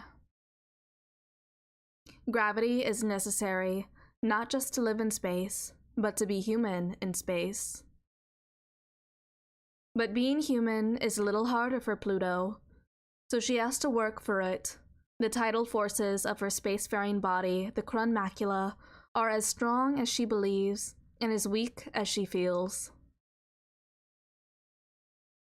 And Lunaterra needs to make sure all the calculations are in order. Everything in her ship operates manually. She's just been at it long enough that it feels like a second skin. The jolt of nostalgia interrupts Lunaterra's mental math. She forgets to carry the one, it interrupts Pluto's focus, and she has a moment where she's not invincible. Close enough to touch the surface of the moon lab, Lunaterra is seen and known by Pluto, and they are suddenly falling down the well of too late and nothing you can do. I knew it. Warning, gravitational interference. It's important to get a grip. Knowing that there's nothing you can do is something Pluto considers freeing, and Lunaterra considers exciting. Feeling doomed is clear permission to do whatever. As soon as Mercuricium is through the cloud cover, she fires solid light into the remains of the Celestial Mechanics lab and chases it through the wound. The lab was recently damaged by the illegal launch of a hijacked ship, but that damage is barely noticeable compared to the massive hole left by a much, much larger ship crashing through. Lunaterra acts fast under pressure. If there's no point in hiding, there's no point in stopping. It's true, Lunaterra is living on the whim of Crunmacula, which can probably do whatever to her at any time. If she can't run away, she wants to make the first move. It's the sort of thing that makes a lot of sense if you think about it. No sense at all if you think a little more. But that's Lunaterra, isn't it? She's betting you'll think too much, or not enough. Against Pluto, is that really such a good idea? She's someone who always thinks just enough. Which makes it easy for Lunaterra to slip through deep into the lab until it gets quiet, except for the sounds of the moon quaking and trembling. After almost a year, the dread and the thrill is way too much to slow down and start talking. That's what the arrow flying into Pluto's gravity well is saying. Who will make the first move? When Lunaterra punctures the last armor layer and opens up the terminal cavern, light spills out in screaming sound, because the Crunmacula is peeling the lab and most of the moon inside out with the forces of its own tides. It's not something that's impossible or anything. It's just something that's only possible in theory, which is still terrifying, more terrifying. And more terrifying than that power is Pluto's finesse. And more terrifying than the finesse is her gentleness, spooling matter like threads in the tiny galaxy of which she is the sun. Her power is very kind, but it's also a little perverse. What meaning does mercy have from something that can core out a moon? What a line. Holy shit. Crunmacula's developers compared it to a black hole. They wanted a machine so powerful and absolute, even light couldn't escape it. Lunaterra understands now that was wrong. She's a star, gushing and twinkling with matter and light. Who wouldn't be swept up in that? The Mercuricium is so small, Pluto has never seen it from a perspective like Crunmacula's before. She never imagined it would look so fragile from here, like a toy version of the fierce fighter she remembered. Pluto's sense of scale is true.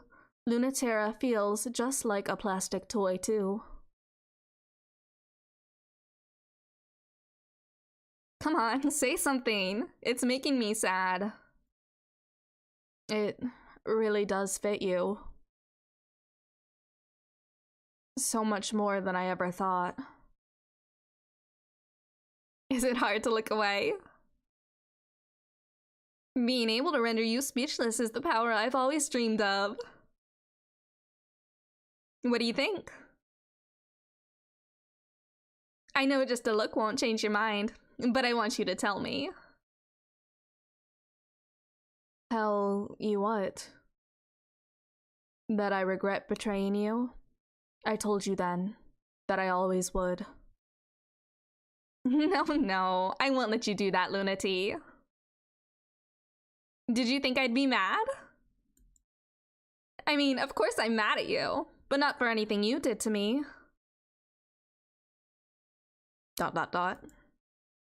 I wouldn't ever be mad at you for not having enough faith in me to see through Cradle's Grace's dream of a new home for humans in space. I'm just mad at you for not having enough faith in yourself to see it through. And leaving all the work to me. Oops, I guess that is why I'm a little upset with you. Not mad, you know. Just disappointed. Just disappointed. I can't believe I'm still the one scolding you like a kid. I'm trying to be the grown-up, you know. I did the responsible thing. I took the realistic option. I'm here to play the part of the boring adult, the grown-up villain. Oh, that's right. I remembered why I actually am mad at you. You better not go down quietly. You better really believe what you just said. I'll never forgive you if you left us for something stupid. Oh, I will forgive you, but I'll never forgive you if you left us for something you don't believe in. And you better not believe in it, because I also won't forgive you for fighting for a future that cruel. That doesn't leave me a lot of options. I don't think I can fight against that.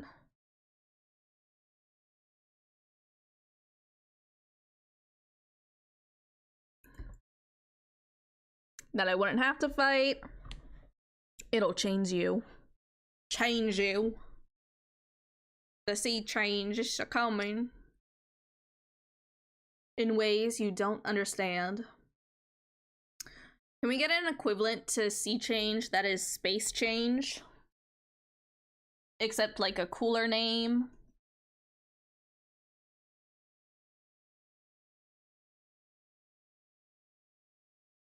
Maybe space change is just sea change. You know? Like, I think the ocean and space, they are the same thing, in fact. And I will die on this hill. I will. I've seen you fight so many times. I saw you when you got that scar, and your poor ship got her wound. Has anyone else seen that side of you as much as me? I don't think so. Not even Europa. But it's different when you're on the other side.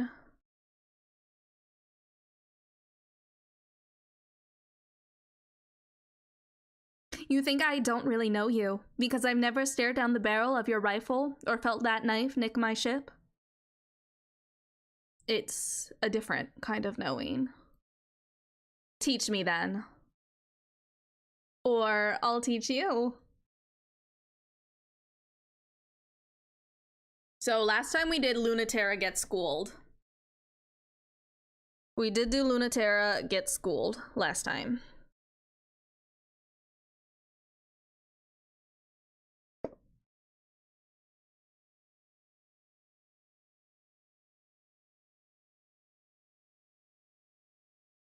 Let's go ahead and do Pluto Learns a Lesson.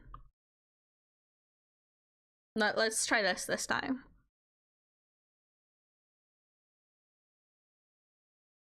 What's it gonna be, Lunati? Oh, right. You never want to make the first move. Then I can go. Pluto sweeps up the swirling, tumbling matter in the hollowed-out moon. Making the second move has always worked for Lunaterra. She's never been good at setting the pace, only outsmarting it.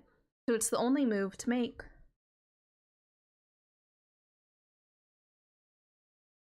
Even still, maybe there aren't any winning moves.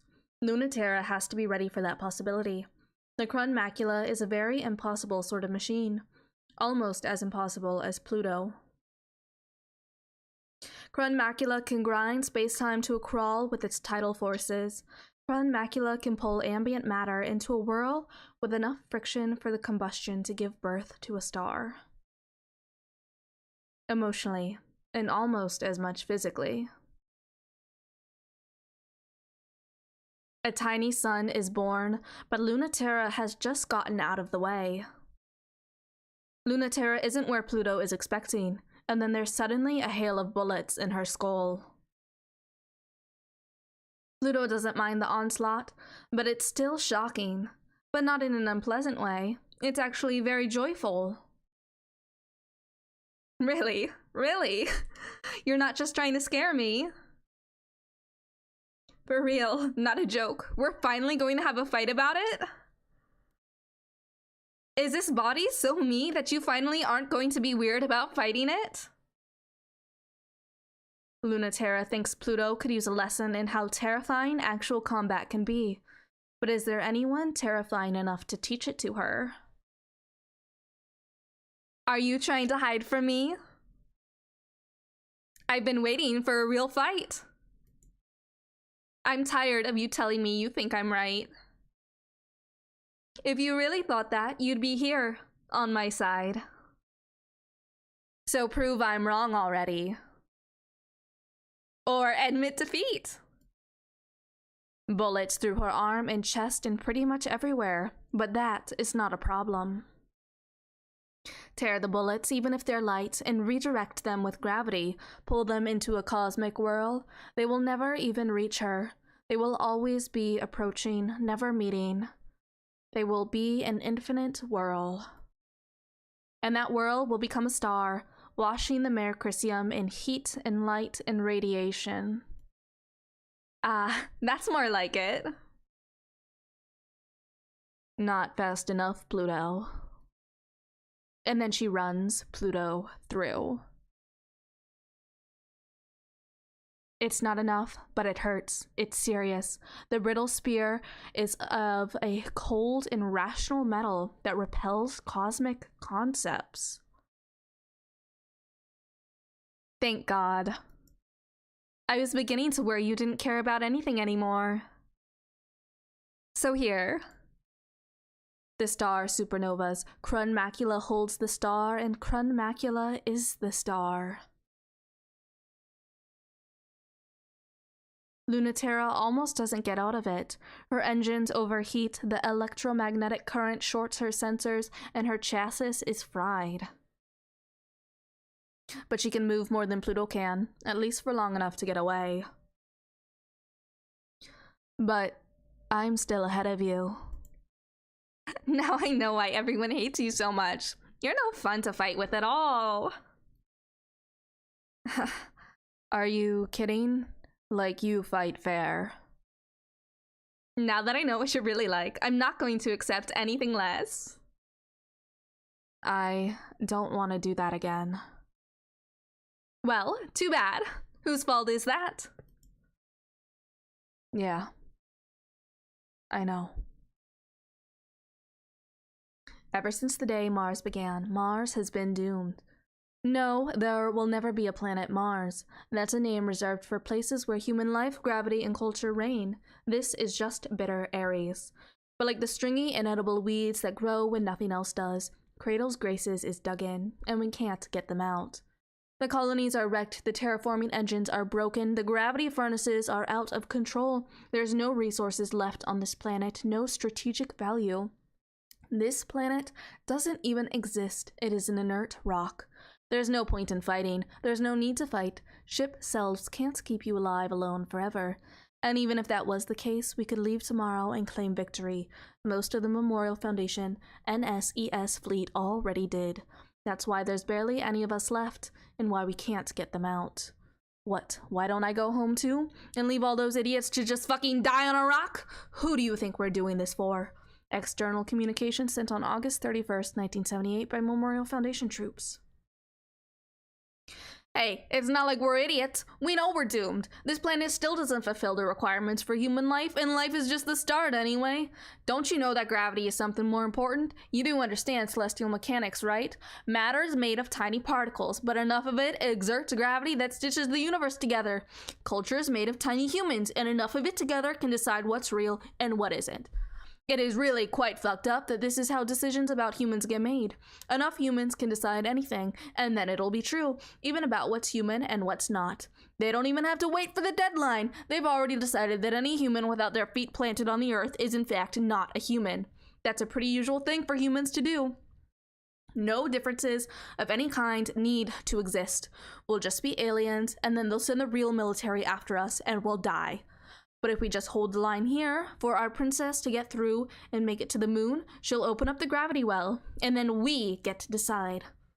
Internal communication sent on January 25th, 1981 by Cradle's Grace's Irregulars. It's morning on Ares, but what's time and space? If we can get our capital ship launched and refueled and the prototype retrofitted with the final equipment, we'll have everything in place. Keep out of the canyons of Mars, where Cradle's Graces and Memorial Foundation are bickering. Hold the city ruins against invading troops and make sure no one tries to set the oxygen ocean on fire while we refuel. It's a pretty thankless job. But me, I can't wait to see what happens. This is the most exciting space has ever been. Before we got here, this was a dead rock, but the best we could have ever hoped for was Earth in a different place. Who needs that? Far in the distance, the moon's gravity well shines. If no one controls it before the deadline is up, Earth will take drastic steps to ensure that humanity is not divided. What they're afraid of happening, we will ensure that it happens. We'll finally have something alien in space. Private communication sent on January 26, 1981 by a celestial mechanics researcher. Day 3.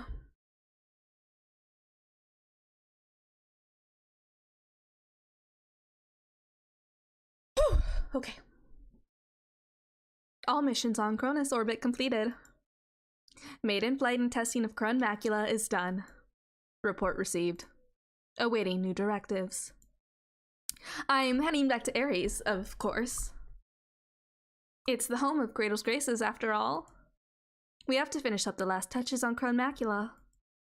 And prepare for the last battle on Earth's moon. Celestial mechanics will regroup and refuel there, and maybe we can nip them in the bud. And Memorial Foundation has been fighting us there since the conflict began, and maybe this time we can push them back. Send a message to everyone. Time to come home. So we can be ready for the journey. Ready for launch. Our email. Email. Oh, interesting. Okay, so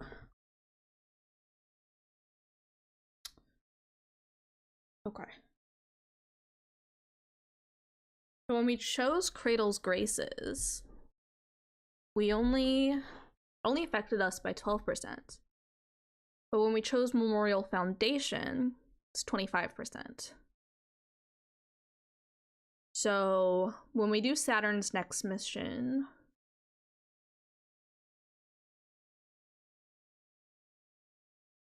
let's choose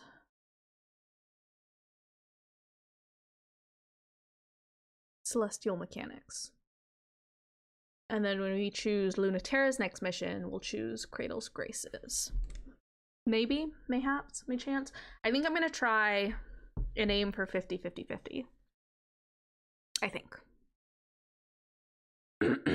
I feel like I just don't know if Memorial Foundation as an ending for Pluto makes that much sense to me. But we'll see. We'll see.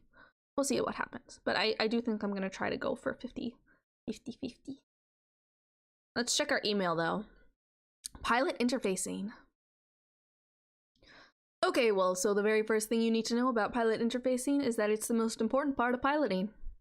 You don't really have to know any of this stuff, but since you asked, I'll give you the basic rundown. There are actually a few ways it's useful to know, even if it's basically just to explain why no one can do anything to stop you because of the completely unfair bullshit you have. Any given ship self may have a variety of prescribed functions, you know. That's called the machine's intent. It's not that the machine has consciousness, even if it seems like it does. That's just projection and inaccurate metaphor. Even if you're using a made-to-order ship for you alone or customizing it for that purpose, you still have to bring your intentions in line with the crafts. And that's what interfacing really means. And that's why interfacing is the most important part of piloting, and why basically the only thing the R&D crews do is find better ways to reduce the lag.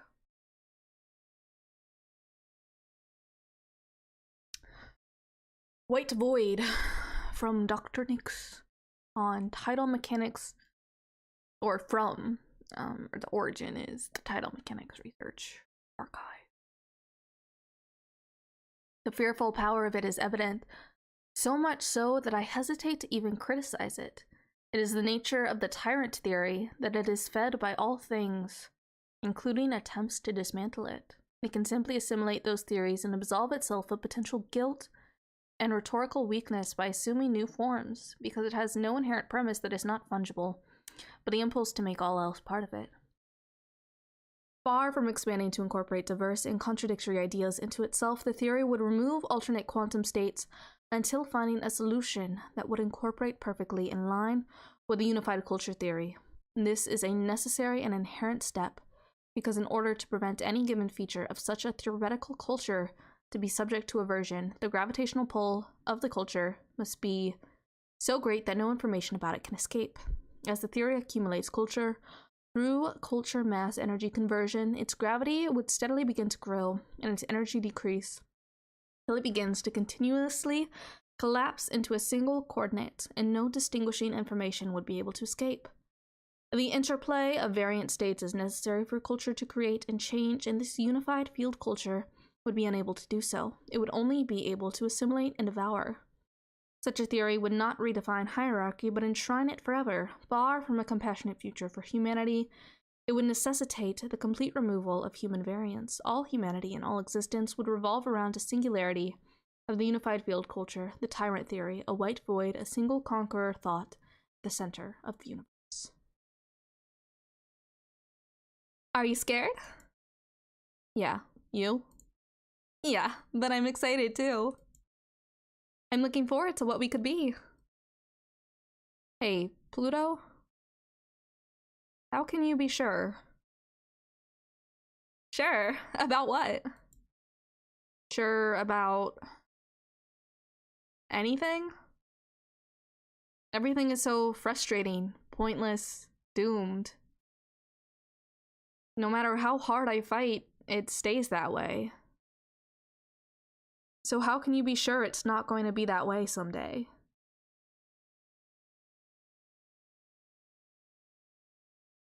You're the person I want to ask that. Because you fight every day like you're not thinking about those things. What's that supposed to mean? I've gotta fight. That's what we have to. Of course I still think about those things, even when I'm fighting. Sorry, Mars. Of course you do. Everyone has doubts like that. Even me then, right? But it doesn't feel like you do. I mean, you make it seem like everything's going to be alright. But you just do what you have to, without even worrying about it. Without even worrying about whether it's right or not, or if it will come to anything or not. You're a genius, you know? You're smarter than me. That's not true. I just have to stop thinking if I want to just do whatever it is that needs doing. I put myself on pause. Don't you? Maybe that's why I'm still so scared. Channel closed. Deep dive. The oxygen ocean serves as both fuel yard and terraforming engine for planet Ares, and it's the perfect hiding place for the migrating celestial mechanics fleet. But deep down, something is reaching up for them.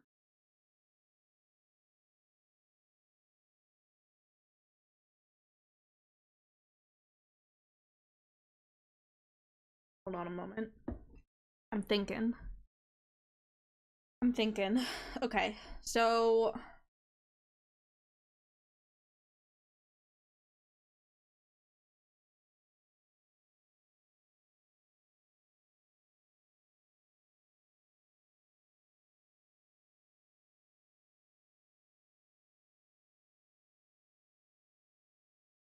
We'll see the choices, but maybe I'll actually choose Pluto's here.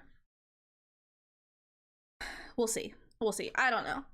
We'll see. We'll see. We'll see.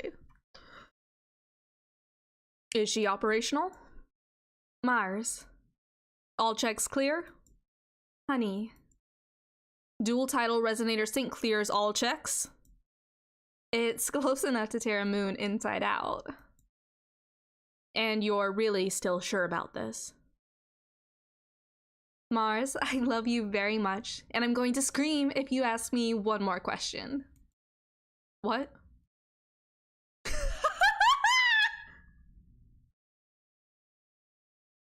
She said, that counts! That's a fucking question. What did I just say? What did I literally just say? I love them. Oh my god. The two of them. So good. Ah, Pluto! Sorry, I just couldn't back off after saying that. My soul hurts. Why did you do that? Because you didn't listen to me. I was listening. You didn't listen. You've got such a big heart and you don't listen with it at all. I don't want you to go. That's better. It's what you really wanted to say. I'm glad you could say it. This music, so good. But you're not going to listen to it. Nope. You could, at least, after you just said. Not at all. Don't sulk, this was always the plan. We have to show everyone what this weapon can actually do.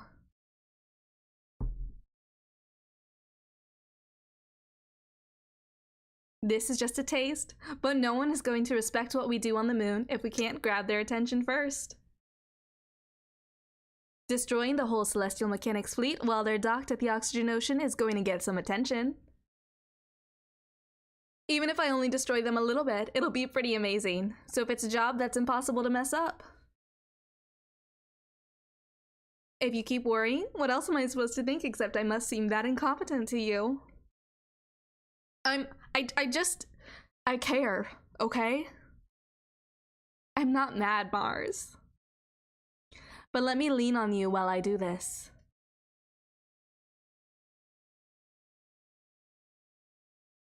Instead of blocking my way.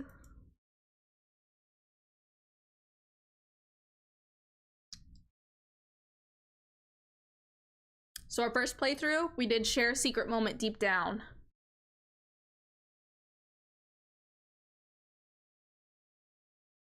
But I'm feeling, let's get in a tug of war above the above the waves.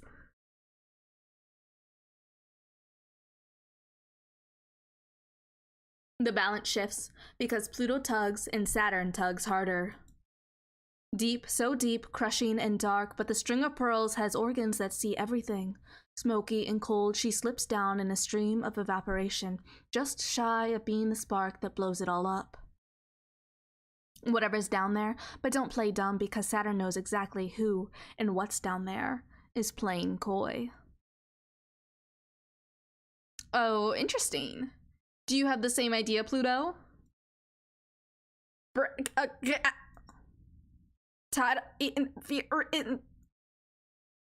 Cutting off the comms? Well, now I don't have to cut the comm line myself. Saturn doesn't have to play by anyone's rules, even and especially the rules of the universe.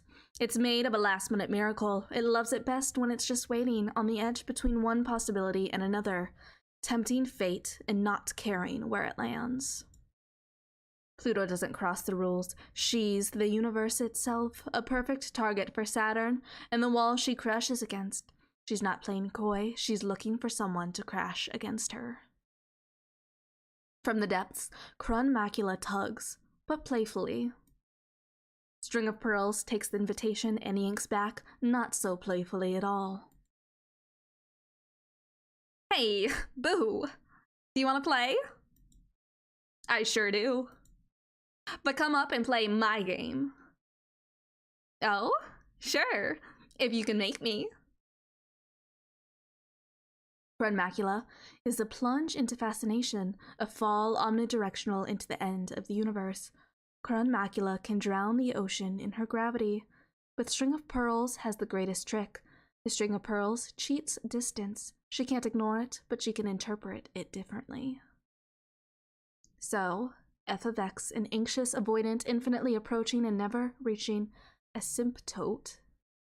Asymptote is asymptote. I don't know how to pronounce that. Or maybe f of x can be a curve accelerating rapidly into infinity. Math isn't hard for Saturn, just the results. F and then x in parentheses is set as f of x, right?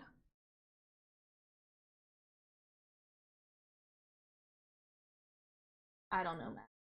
I don't go here. I don't go to math.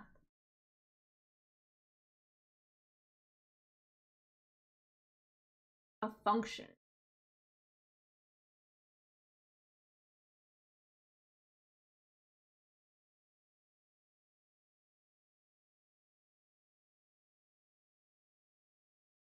How do you say f parentheses?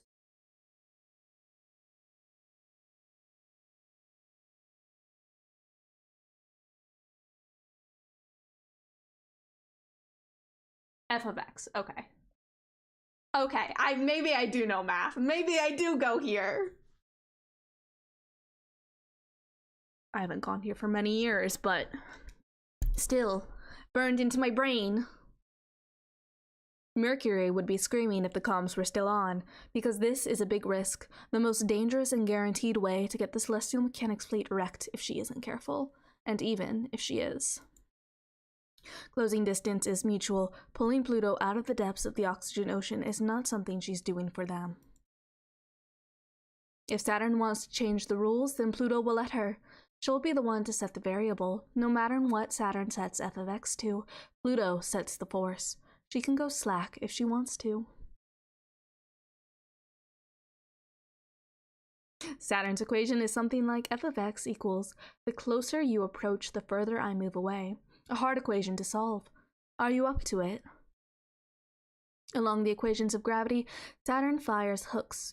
They wouldn't have hit without the equation, but it was the moment of Pluto's curiosity that they bet on. That is enough. The ocean plunges, the ships rock. Yeah, okay. Yeah, okay. Yeah, alright. Emergency retraction. Max output. Haha, okay.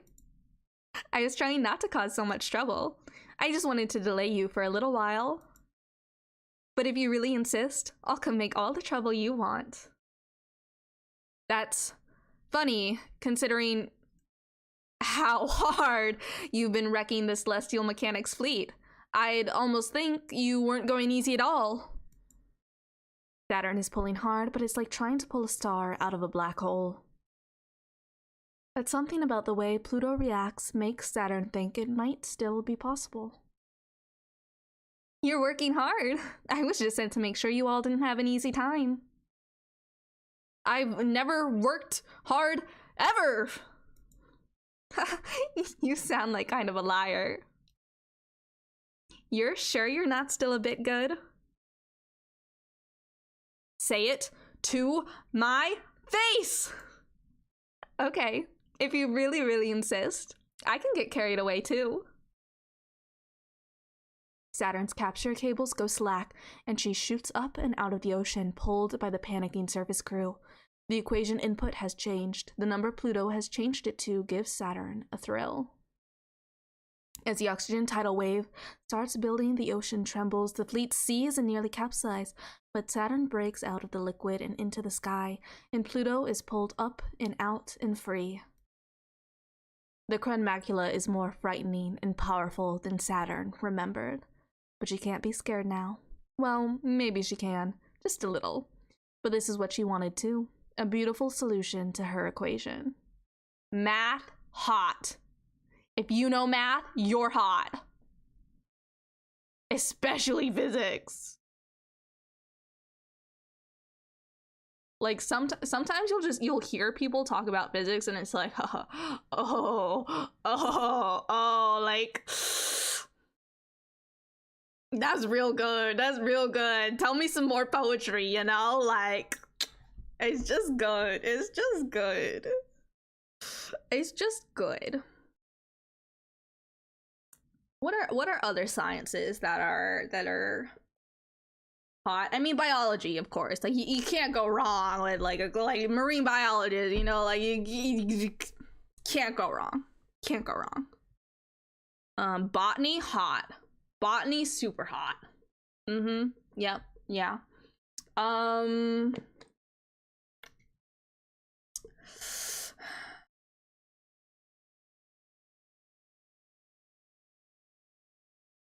Geology? Thoughts? Geology, earth sciences, hot? Question mark? I can see it. I can kind of see it. Like, if you get someone talking about, like, the way tectonic plates move, or, like, the different layers of, like, the earth. I can't remember what they're called. It's been so long since I've done anything but the humanities, but... Oh, the humanities! But I could see earth sciences and, like, geology being, like, you know... I could see it. I could see it.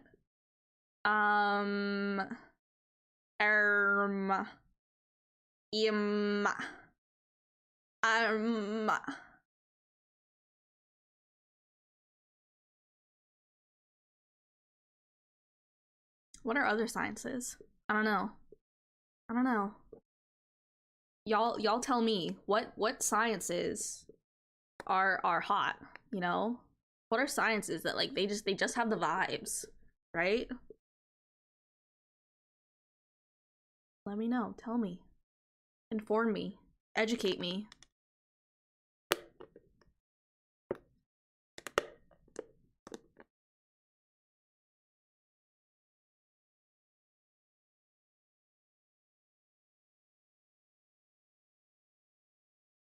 I just really like this music also. It's very like you could just sit here and listen to it for hours and hours and hours. Okay. I've rehydrated myself. Let's continue reading. It's hard to know someone if you haven't fought them. That's something she's known for a long time. The pain of wondering if you just aren't good enough to stand next to someone. She'd prefer to know where she stands.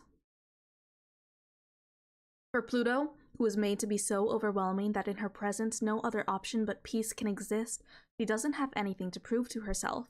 Win or lose, she's open when others are honest. Between ship selves, all conflict must be honest. It's the only way to make contact. That's the moment she's waiting for, to give life to all the feelings unleashed when she decided she'd let herself have them. The celestial mechanics fleet can't do anything but wait and think about how this is probably all Saturn's fault. You're strange, Saturn. I don't know what to think. You think you can't win, but you're trying anyway. What do you want to make happen? So sure and unsure of yourself? Just come on already. We can't all be gravitational beauties. Tides come from people, and people are people, whether they get there being taught or being made. Or teaching themselves, or making themselves. Keep the pity out of your voice, or I won't be having fun anymore. I don't pity you. I was very lucky. There's no reason to why I got to be so lucky. But I'm selfish too. I didn't deserve it, but I'll never feel guilty about it. I had too much at stake to feel guilty when I got everything I wanted. I know exactly how that feels. Unlike you though, they took it away again when they were done with me. Oh? It looks like they weren't able to for very long though. You won't get anywhere with girls if you insist on believing you had it the worst. Every girl has it the worst. True and real. You know, I liked it better when I was dragging you. Are you ready to try again? Teach me a lesson, or get over yourself. And let me see what's under that envy. Saturn's got a good idea. Even as the Krun Macula tosses the fleet apart with tidal forces, the string of pearls closes in. She can be as close as touch, yet always out of reach. This time she sets Eva Vex to as close as can be. As close as can be, you say? I think we all know what that means. Of course, that's in the crush of her gravity well, but that's fine because Saturn has dedicated her life to being a fucked up loser. You know what? I salute her. Braver than...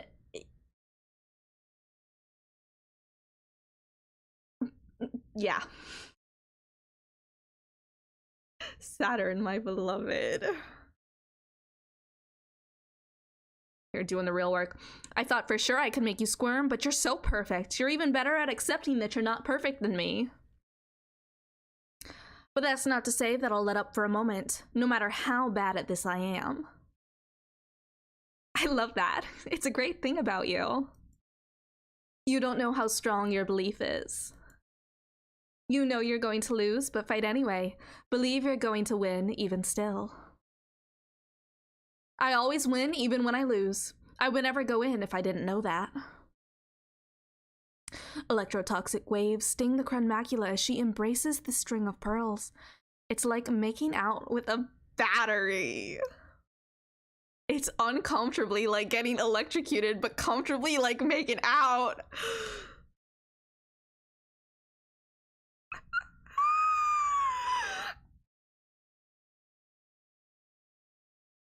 I'm just saying. It's... They're making points. So many points have been made. So many, like, it's just... Who amongst us doesn't want to make out with a battery? You know? Who amongst us doesn't want to get electrocuted? But have it, like, be... like, warm and nice, you know? Like, it... I'm just saying.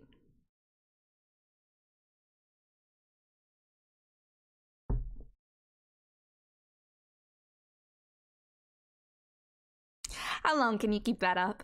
How long can you last if you're crushed like this?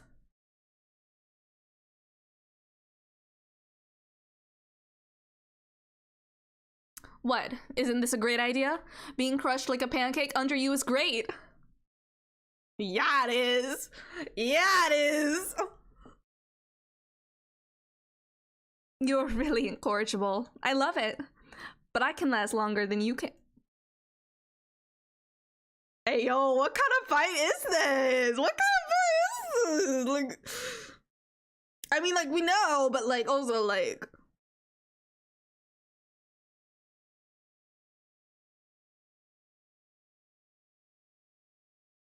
They're having a little competition. They're having a little competition, you know? See who can last longer, like, you know, like...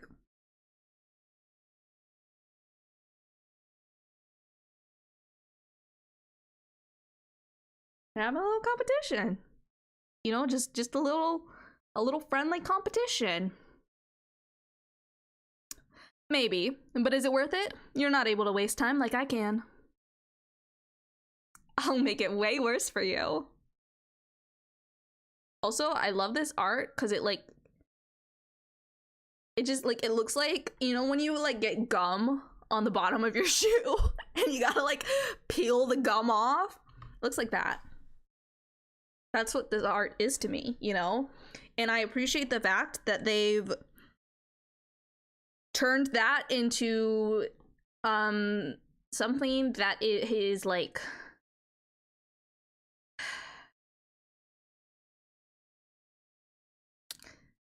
even gum on the bottom of your shoe can be sensual.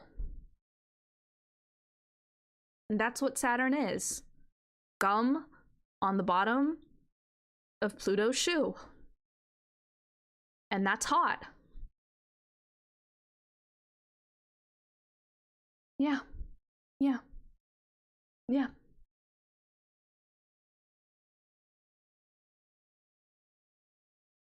But I can keep this up. I've got nothing to lose. That's so selfish and ridiculous. It's the worst for everyone. I love it. It's really kind of outrageous. I can't believe it. Okay, you win, even though your side objectively loses. What do you want? Saturn's weapons slow and fizzle, but Pluto doesn't quite let go. Just hearing I won is all I want. You're really right about yourself. You're totally the worst. I wish I could be just like that. Next time we meet, I'll show you. Also, this picture, it almost kind of looks like she's like picking her up like a kitten, like by the nape of her neck, you know? It's just real good, is all I'm saying. It's just real good. Day 4. All right, so now we're at 25. 25. Okay, so next time we get to a Saturn mission, we've got to choose celestial mechanics.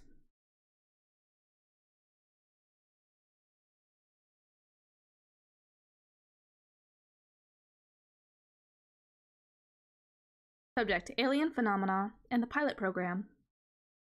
Origin: Tidal Mechanics Research Archives. Author: Director of Celestial Mechanics, Iapetus. Scout program was created to be fungible with various other religions or philosophies, in direct response to the immediate post-war need to address growing existential threats. As a stopgap measure, the Memorial Foundation has had frustrations with indefinite extensions of scouting programs internationally, and mostly universal.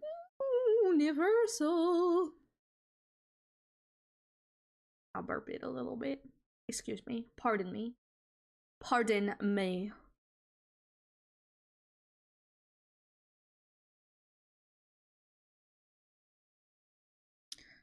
The model, or more specifically the scouts, were victim of the space program's own success of fighting the Cold War.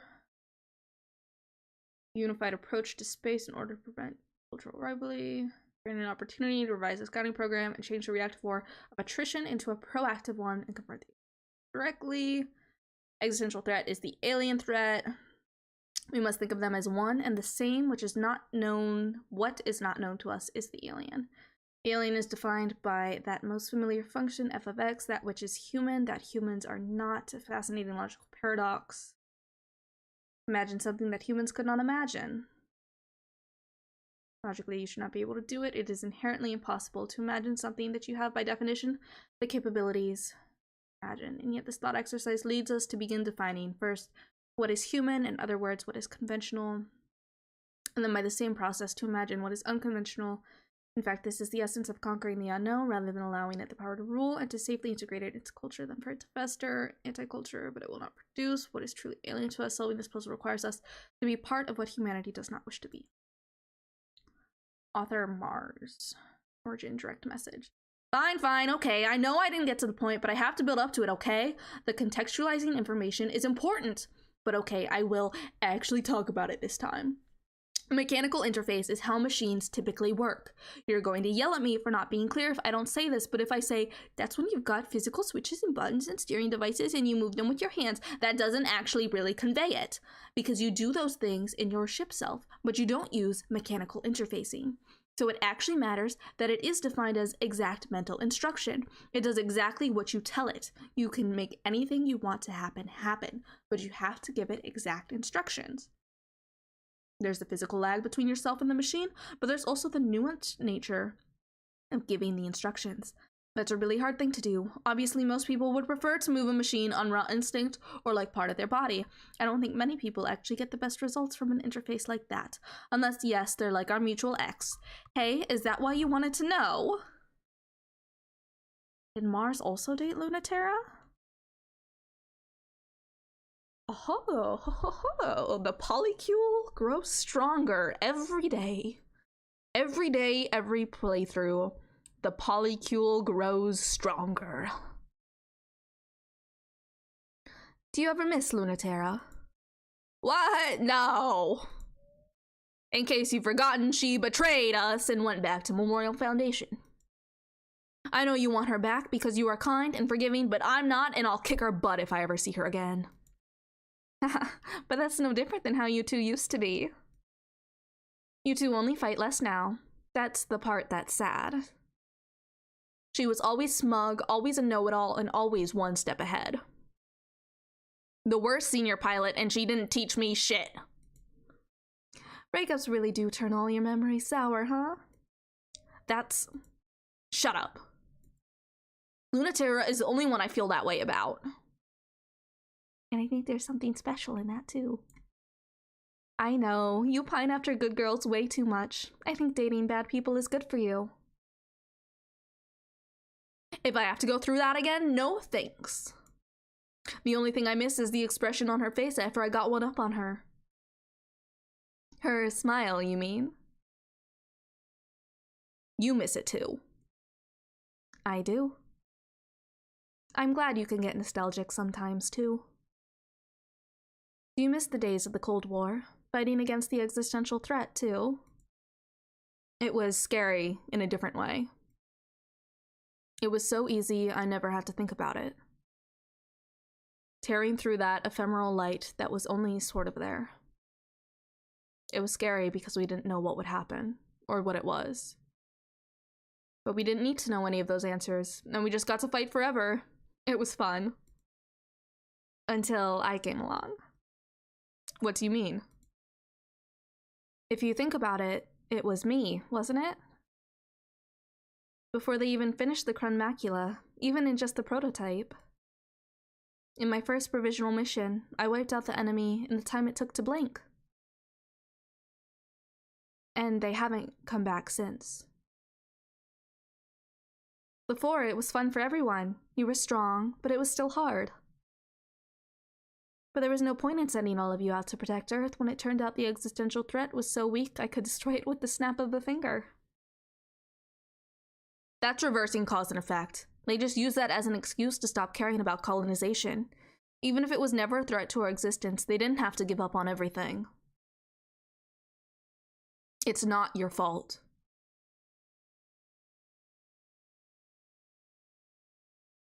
Rift in the Earth. After her first maiden voyage, Cradle's Graces is testing the finishing touches on the terrifying Krun Macula prototype. It's a chance for Lunaterra to defeat their trump card, but will she close the rift between them instead, or only widen it deeper? Launch! Recalibrating. How's the stability? Remember to keep the left side balanced. It's fine, Mars. You don't have to fuss so much. There's just no reason to take a test flight without escorts. Especially with Memorial Foundation patrolling the area. Mars, they really could be doing anything at all more useful. This ship doesn't need protection from anything, even if we're exposing the cores for testing. And you know I hate being treated like a princess. But you are important, and your ship is too. It's not fussy and annoying to be looking out. It is too annoying. I'll be annoyed by whatever I want. Stop being jealous. I'm not looking for an excuse to bump into Luna T. I never said that. Listen to Dr. Nix for once, even if you won't listen to me. Look, I'm not escorting you. You win, okay? But please, just be careful. I know you think I treat you like glass, but I really... What's so funny? Why are you laughing? Sorry. It's just hard for me to stay mad when you're such a dork. And you care so much. Even if you're non-apologizing and still want so bad to be a knight in shining armor. You're the only one I can still be such a petulant kid in front of. Instead of the princess everyone loves. Pluto. Wait, you're just being a brat for fun? I'm mad now. Everyone else gets to be, especially you.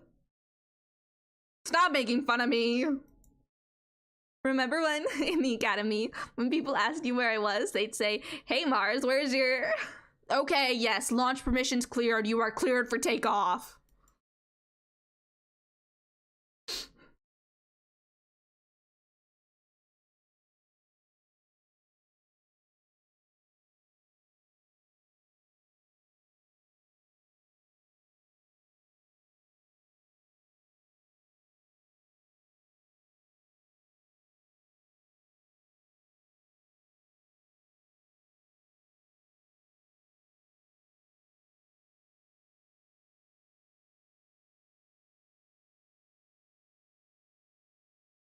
Let's do makeup and forget.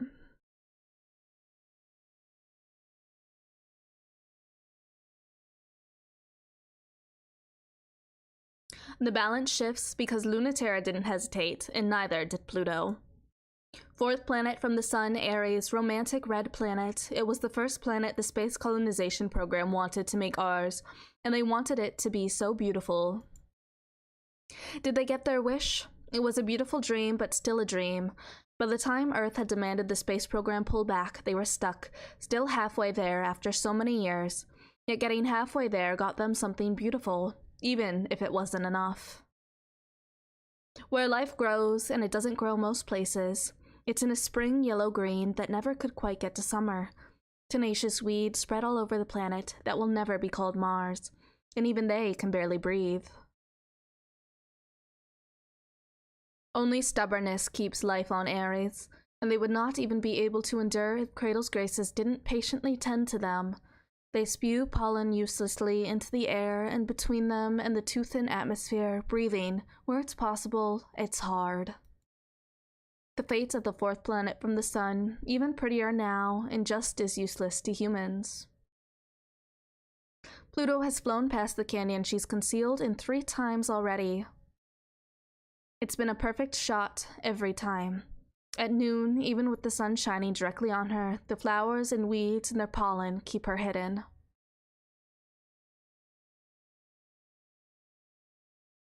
Should Lunaterra squeeze the trigger or not? And what else is Lunaterra supposed to do? How can she dare to take that shot with Pluto looking so beautiful? How can she not? Why is she trembling like that? Does she know? No. Lunaterra realizes she's the one trembling.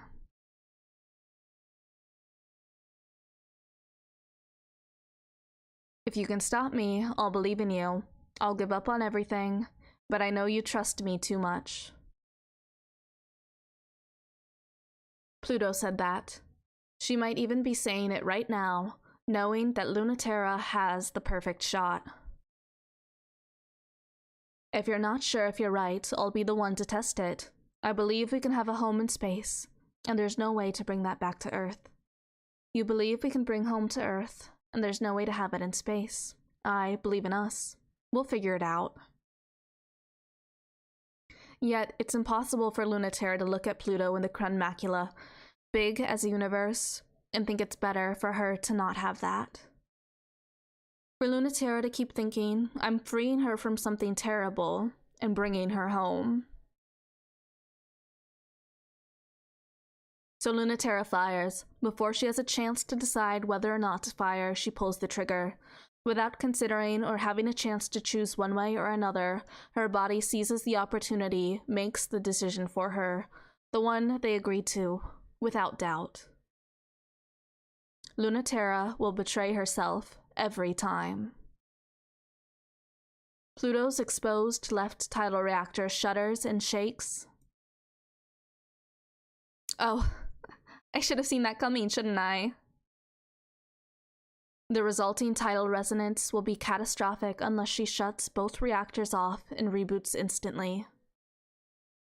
She does, of course, and worries about the ship and the whole world and Luna T and doesn't hesitate, even though that's clearly the plan. The minute she'll take rebooting will have her plunging into the ground and maybe too damaged to power back on.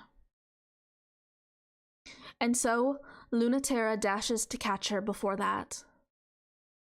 Again, Lunaterra is the last to know. She's doing it before she decided if she should do it or not. A coward who cannot commit at heart at least commits to not committing. Without thinking about how contradictory or ridiculous it is. Pluto's calms are off so she doesn't have to yell at Lunaterra about why this is so stupid, or how she needs to grow up, or do anything but fall and be secretly happy she's still charmingly stupid.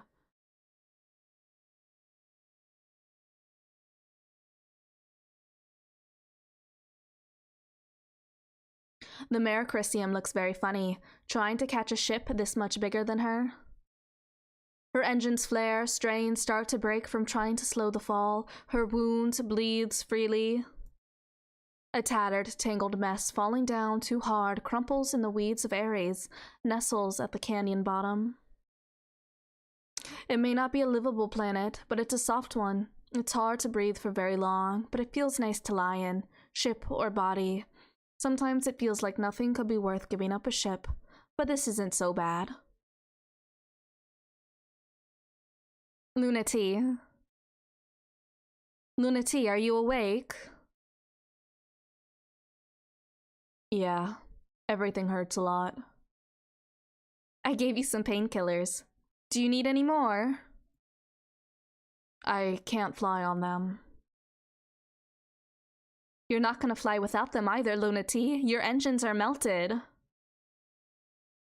The way Chronmacula is holding, oh my goodness. And the way these look like tears almost. Oh, right. I thought I did something stupid, but I couldn't remember what it was. It was a breathtaking sequence of poor decisions. When I said I wouldn't be satisfied or forgive you until I fought you on Ares, I meant when I kicked your butt. Kicking your own butt doesn't count. As usual. Sorry. Do you want me to move? Why? Do you want to get up? Waking up with my head in your lap feels like you're rewarding me for shooting you down. You can be mad if you want. That's one thing, this is another. There's just nothing else to do with you. You did the right thing, or tried to, and then you did the right thing again, or tried to. You wanted to do the best thing for you and me, but you couldn't decide what it was.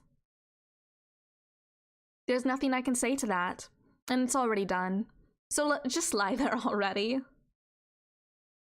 I might not get another chance, you know?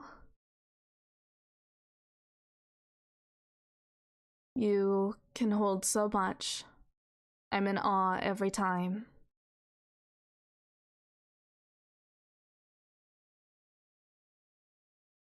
You're the size of the universe. You see everything and everyone, and you hold all of it. Everything's precious, everything's worthy of you. I'm not. I can't. I'm small. I'm small and scared, smaller and more scared than you. Don't say I'm not. Okay. I won't. Never again. I'm sorry. You're small. You're just you after all. You have to mean it. You're huge to me, okay? That's okay. I should be. I hear everyone, and I can't ignore it. It feels like I'll die if I do. It hurts too bad. I listen to your voice more than any other. Your heart is more important to me. Isn't that proof I'm selfish too? But I'm going to fight with everything I have for those voices. Even against you. I just know that no matter what, We're not going to get what we want. If I let myself slip, I'll trust in your future instead. I know we can't beat Memorial Foundation. So I can't afford to blame you. I can't do anything if I can't trust you. It's way easier to hate me. It's what normal people do. I love not giving you that satisfaction, Lunati. And you really should give up on me ever being satisfied with happiness just for me. Sure. I know as well as you, there's no welcome waiting for us on Earth. I don't know if we will be happy there, but I couldn't live there without. Well, if you get a miracle, I won't fight that either. My heart isn't big, but if you ruin the Memorial Foundation, I'd forgive you. I mean, who wouldn't? I too want to be free of Earth. To be free of 9.8 meters per second squared forever. Is that meters? M for meters? I just kind of said it, but I don't know if that's right. Surely it is. Surely. Are you really sure? I think even that victory will be impossible, even if we win it. But maybe you actually have more faith than me? I think we might not make a happier world. But you can learn how to be happy anywhere. Even Earth. On Earth, we were tied down by the weight of the world. I won't go back to that, even if I go back to Earth. There are 2 ways to do that. Make a home where we set the rules. Or bring a new law of gravity back home. If only all of us were as precious and powerful as a planet. But I can take the shape of the world. I can take the shape the world requires of me, if that's all we get. That's not true. For you especially, it isn't true. You are the one who didn't let Earth's gravity choose your body. I wouldn't have been able to choose if you hadn't shown me. That's a victory they can't take back from us. Rescue will be here soon. You're almost a real adult, Lunati. I wish I was as close as you. September 12th, 1963. That's when the first and last artificial colony of the native sphere was completed, in a tranquil bowl of stable gravity at Lagrange Point 5. As a front line against existential threats, a training facility for a generation of humans adapted to fight in space as a colony environment with the life, gravity, and culture necessary for human beings to live, thrive, die, and be bored. With the hope that peace on Earth would reign if we won this war in heaven. Without pressure, water boils off our tongues and we dissolve into component parts. Without culture, we forget the shapes we're supposed to have and turn inside out into something else. Out of necessity, we created a pressurized environment, exerting enough gravitational pressure to maintain cohesion all senses in space. As ships elf to ferry us through the world, they function only in places where the gravity of humans is too light to sustain existence. It was doomed from the start. Of course, they were jealous. The humans the Earth no longer wanted, flying on zero-G wings. Dr. Nix, Executive Director, Memorial Foundation Existential Expansion. July 29th, 1958, that's when the Memorial Foundation International Executive Committee was granted international authority in the spirit of unified human you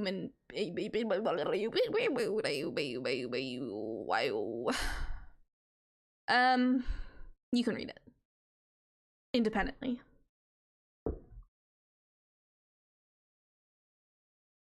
From Europa.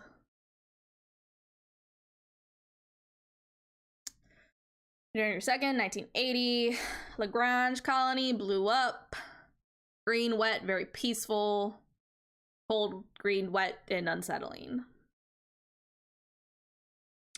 Something, something, failure. Something, something, humans cannot make whatever they imagine come true.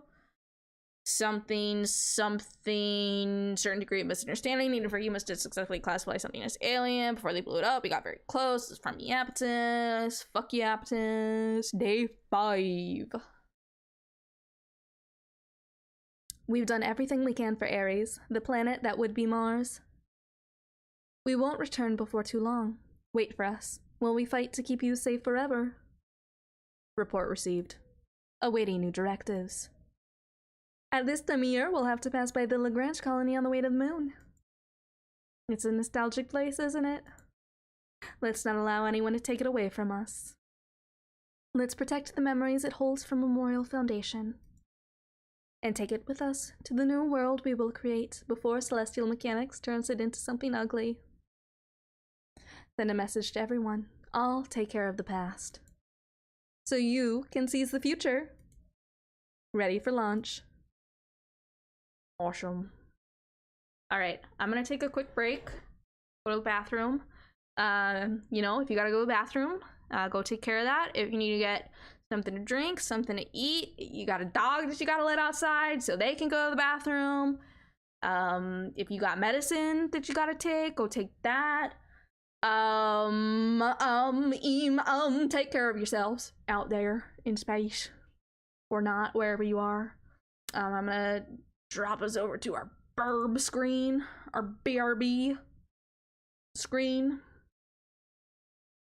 And I will be back.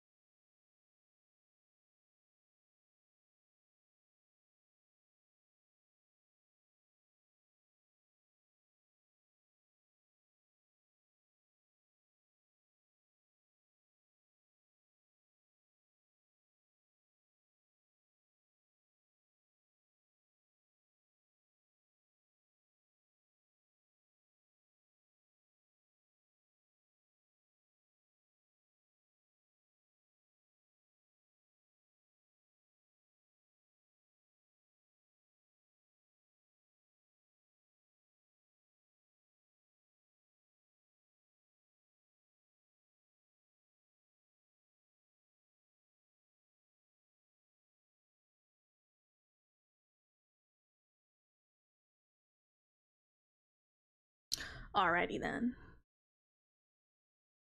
Alright, let's get back into it.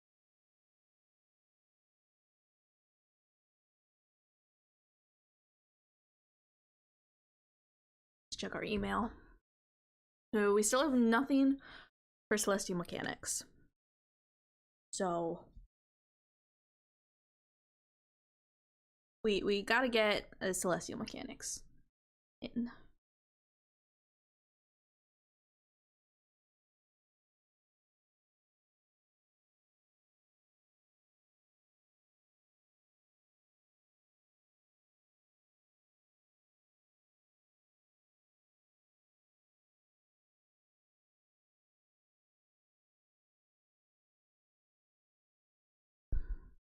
We talk always of the beauty of gravity, but rarely its cruelty.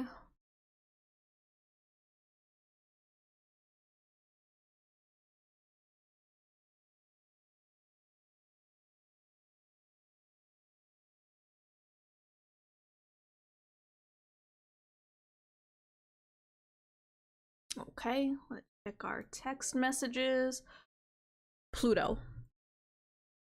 You ever think we're being too cavalier about this whole war? But it's not a war. I think a whole bunch of people fighting each other is definitely a war. I don't care if the medium of ship self is rhetorically distinct from war, that's just a technicality. A bunch of people fighting is a war. It's a war, and war is bad. You're sort of the last person I expected to say something about it, though. Why? Because you love it. It's work. You still love it. Well, it's exciting. You really love excitement. But it's scary too. Why? You can't die. Only lose and try again. That's why it's not a war. Just a noisy argument. But I'm mad like it's a war. I hate the other side like it's a war. If it's only not a war because ship selves aren't designed with a way to kill each other, that's too fragile a reason. I don't want to hurt anyone, but I don't want to go back to Earth. I'm not going to let them make us. If I keep feeling this way one day, I might do something terrible for it. So I can't say I love it when it's more complicated than that. Haha. You're right, it really is complicated. I was kind of hoping you'd have, complicated feelings about it, though. Why? Because I love it, and I don't feel complicated about it at all. What? You're kidding. You always lecture us about how fighting is bad and letting negative feelings go and how we're going to have peace one day.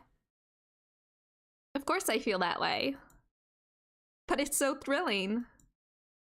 I was too precious to send out during the Cold War. They never let me fight like all of you. And I'm good at it too. Better at it than what I came here to do, than a lot of the actual pilots. I'm proud of that, but it's also just thrilling. It's dangerous. Maybe you can't die, but there's a lot that can happen to you that's painful and hard. How do you stay scared enough to still feel like that? I wonder if it's just because it feels so new.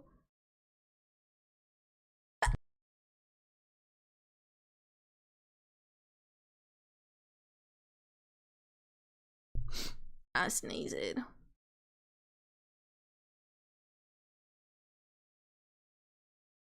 I guess that's why you didn't want me fighting, isn't it? It's complicated. I don't want you to get hurt learning that. You know, Mars, this is why you're so bad at love. You won't let people you love get complicated. Ouch. Ooh, ah, ooh, ah, ooh, ooh, ah, ooh. Ouch. Ooh, ah, ooh, ah. Hot plate. Oh, hot, yeah.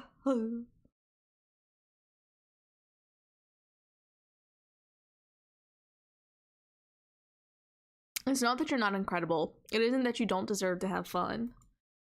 But what if something terrible happens anyway? Channel closed.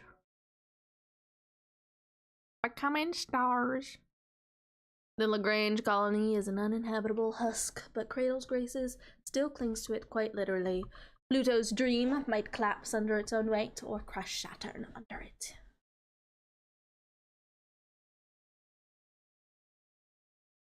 Large. No, I'm not gonna. Pluto, come on, listen. Don't think I don't see you trying to protect me. It's for your own good. I utterly refuse. Dr. Nix is worried, and for good reason. Only I have a strong enough gravity to pull the colony ruins out of the Lagrange point and pull it along with us to the moon. So I don't even know why we're having this conversation. The tidal forces would tear you apart, and you just get in the way, and I want to have fun. As girls just want to have fun. Oh, girls, they want to have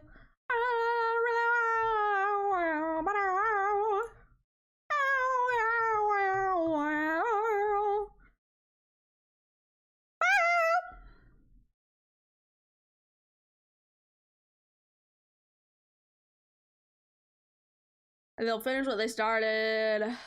And they'll send that annoying hijacker to do it. I'm not letting you do that alone. You never let me do anything fun. Not fun. This is serious. This is serious. Why so serious? Why so serious? Then why are you always having so much fun, That's not the case whatsoever. I'm doing what needs to be done. Does doing what needs to be done refer to your mission assignments or that girl that you keep? The mission, I promise.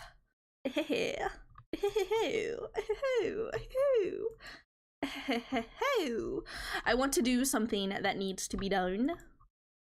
You're very strong and very brave, but it's not a time I can just sit around and be protected. We're too desperate now. We need hope too. Pluto, but can't do everything. Oh. We got to do celestial mechanics. Battle in physical space for the future.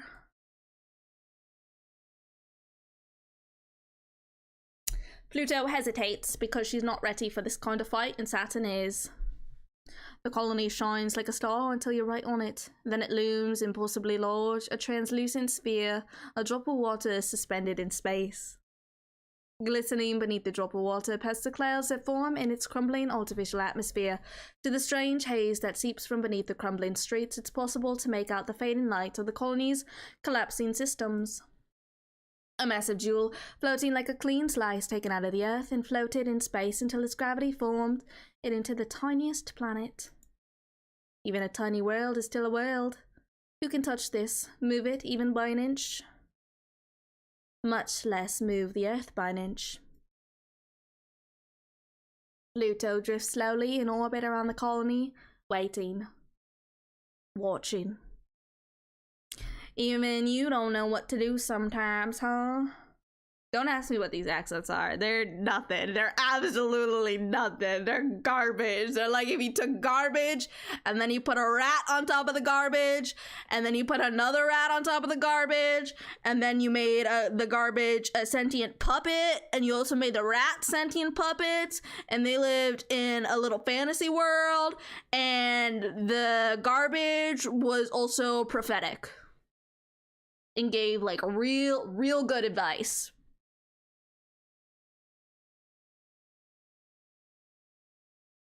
Can't get away for another day. Let the music play. Down a frag rock.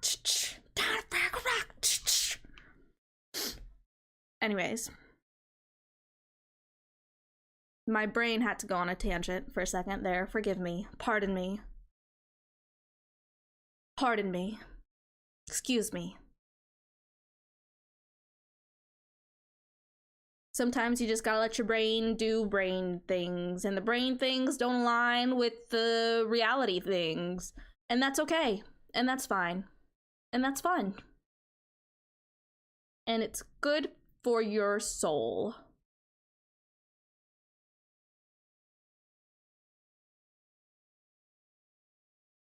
The string of pale skates along the outer edges of the colony's ice and atmosphere. She's having fun, she's playing. For just a moment, Pluto wonders what she's doing here.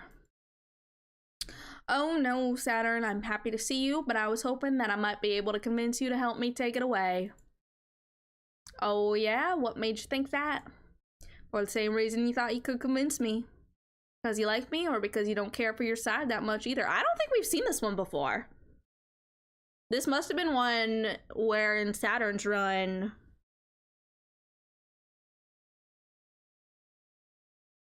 we chose Cradle's Graces. Fascinating. How the turntables.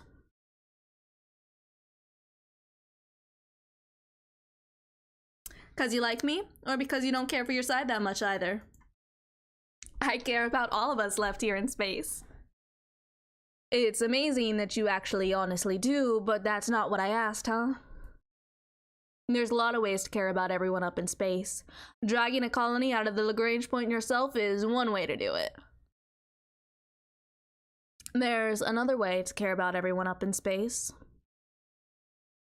You can show it by destroying this place too. Oh, the change in the music there? Oh my god, Chef's Kiss, what a masterpiece.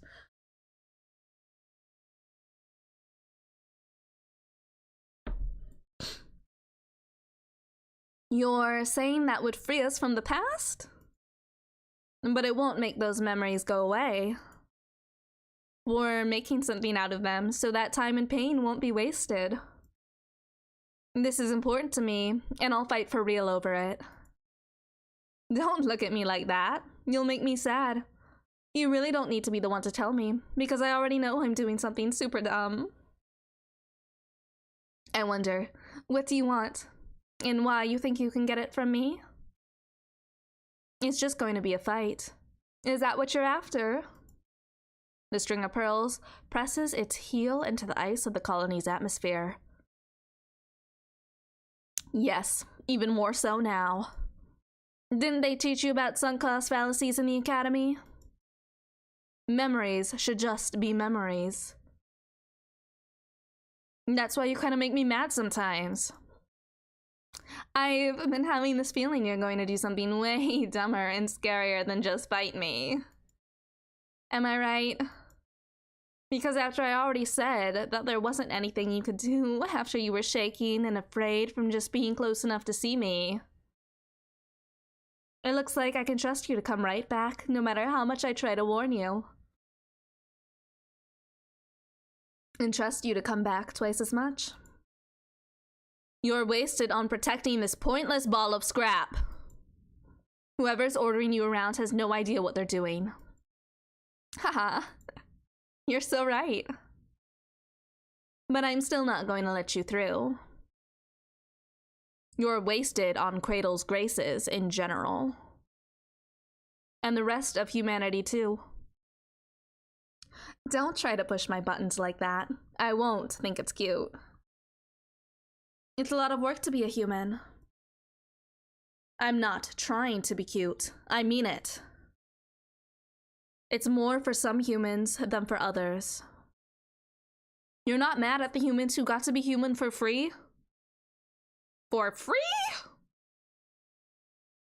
Feet for free? Unbelievable. It's a privilege to be human. Have you forgotten why we're here? Because humans who wanted to be more human took the least human of us up here to see how much more human they could be. And now they want to throw you away after they learned everything they could from you. Don't you resent humanity? I do. What do you do when someone says you can't have something? Do you think you should work twice as hard until you earn it? I don't. I want to smash it until no one can have it. You know, you're just like Lunatera. Please don't say that. You're merciless. It's in a good way. Not even then. Don't get me wrong. It just depresses me to see you wasted on all them. You should be having fun. You know, I wish I would come here just for that. Just to have fun. Good, have fun with me. Saturn's so right. She's so right about this. Pluto does deserve to have fun. I know you want to show me mercy, lab rat to lab rat. Mutant bitch to mutant bitch. That's not what we need though, is it? I want to see the you that's having nothing but fun. I'm still getting used to this body, but I think I can still surprise you with it.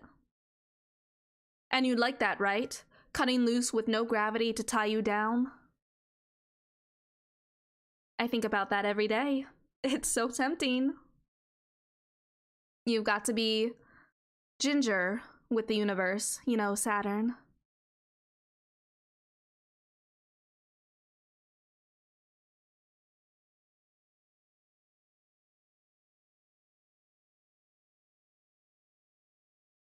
Now that you're this strong, you've got to be careful. So much can go wrong. I'll make sure to be very careful with the universe you love. You don't have to hold back with me, though. Aren't I the only person you can go tide to tide with, holding nothing back? That's a big promise. I don't want to come off as full of myself, but I don't want you to underestimate me either. Plastic girl to plastic girl, I wouldn't patronize you like that. It's tempting. But I wonder if you're really ready? You wouldn't mind getting your ship self broken and dragged back for the Cradle's Grace's dream lab to do who knows what to? What? Is that supposed to sound bad? Saturn said, joke's on you, I'm into that shit! You really are. Oh, fine. I'm going to start easy, okay? They flirted enough, so neither is in the mood to lie. So, no holding back, a lie to others about how strong you are, and no mercy, a lie to yourself about how strong someone else is. When Pluto opens her arms wide enough for her gravity to condense, pull, and tear through space, she's trusting Saturn can handle the pressure. She has faith Saturn will outdo her.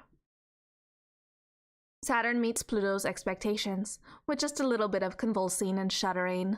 Then she exceeds them by darting like a bullet, a little hot arrow of danger, and just as dangerous to the touch. Crun Macula is a big target, but Saturn isn't going to be lazy this time. This is the time to be precise, to throw everything in on the vector she's flying along, to not let Pluto's tidal forces budge her a millimeter.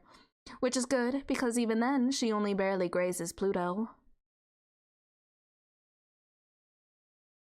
Pluto's faster than you could ever imagine.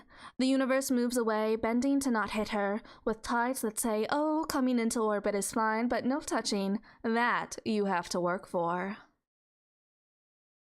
That Saturn dared anyway is very bold of her. The burn on Crun Macula where Saturn's light passed over Pluto stings only a little, but it was close. So Pluto takes her seriously and grabs the string of pearls by the tail, flings her into the colony's surface, and dives after her. Hold on, I'm taking a...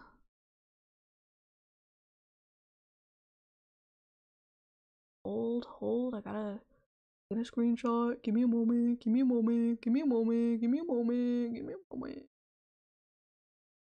Bo-ba-do-do. Bo-ba-do-do.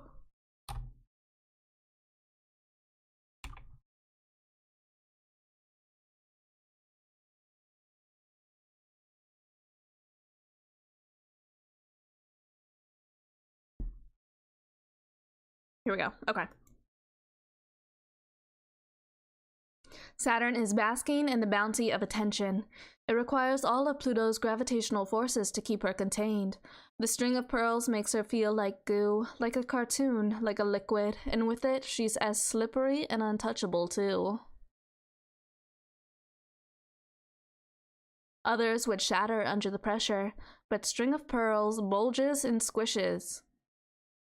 Pluto pulls and pushes, trying to force her in a space that will sit still long enough she can deal with it. Saturn...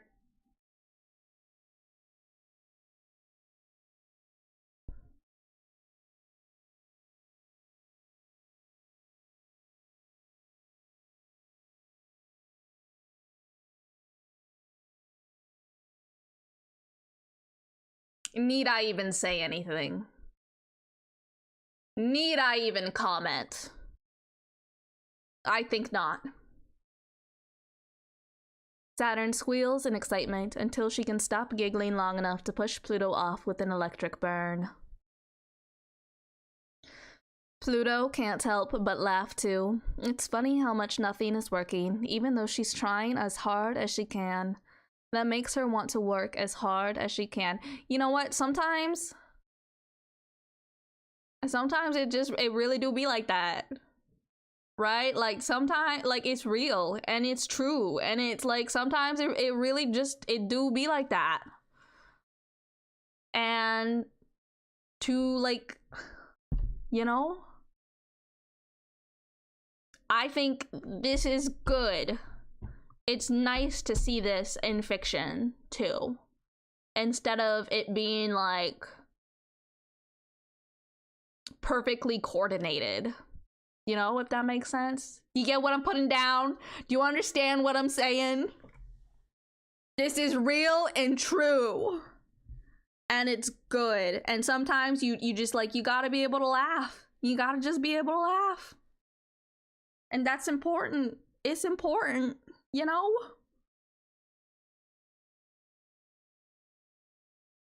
Lab-grown girls know, that cultured girls know, carefully indoctrinated, carefully raised, special gifted girls, they all know. Heroes want to hold us, but we don't need them at all.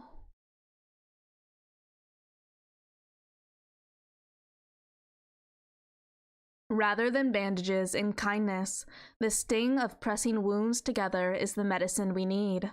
No boy who wants to heal your wounds is worth the one who'll tell you your wound is there.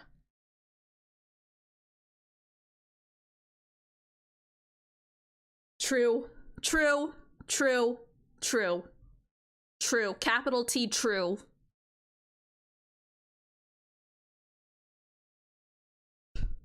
True.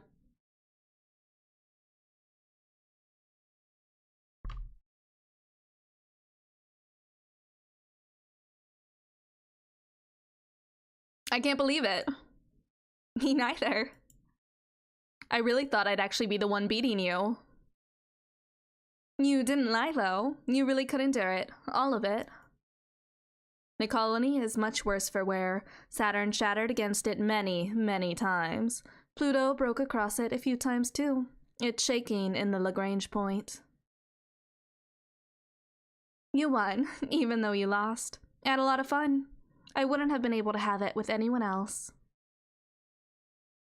I'm glad I trusted you to not lose. Told you. Good girl. I should never have doubted one of us. Thank you, thank you. Hold the applause. We did our best, had the most fun we could have. When we get to the moon, don't forget. You could keep having fun just like this. If you let me show you the way. Wow, day 6.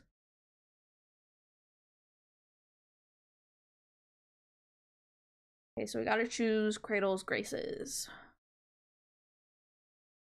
Mars resignation attempt. Mars, we present this to you as a token of your hard work. The Memorial Foundation existential safety, your tireless work for Earth is recognized. The war's ending soon. Do I have to do another tour? The war's ending soon with your help. Don't you want to see it through? We couldn't have done this without you. You can end it fine without me. Your help would prevent us from having to worry. It would guide many more of your former comrades back home. How much longer? That's the part you're always gauging about. You don't need me, do you? Of course we need you. That's not what I want to hear. What do you want to hear? We are, as always, prepared to reward you, but you've never been satisfied. Is that what you want to say? What would you like? I just want to go home. If you truly did, you would not have been here in the first place. ... I already know what you want. As soon as you know too, we're ready to give it to you. Dr. Nick's assessment. Dr. Nix was always a controversial figure. Her theories were attractive. There had always been complaints that they had little basis in reality. Yet by virtue of challenging the nature of reality, her theories had a way of putting it that made you feel as if you were the compromised one. You, the one unable to see things objectively. Given that the nature of the universe is verifiably one that is defined by humans, it's easy to give these particular theories credence. Memorial Foundation in particular is the most successful post-war NGO in dealing with existential threats cross-culturally and internationally. It was obviously attracted to a possible proactive approach in the Cold War rather than a reactive one. Humans are not yet human enough, and extremely arresting slogan. Truly, you is human enough, especially that humans already know everything that is necessary to be human. We simply have failed to accurately and completely internalize it. Outside of gravity,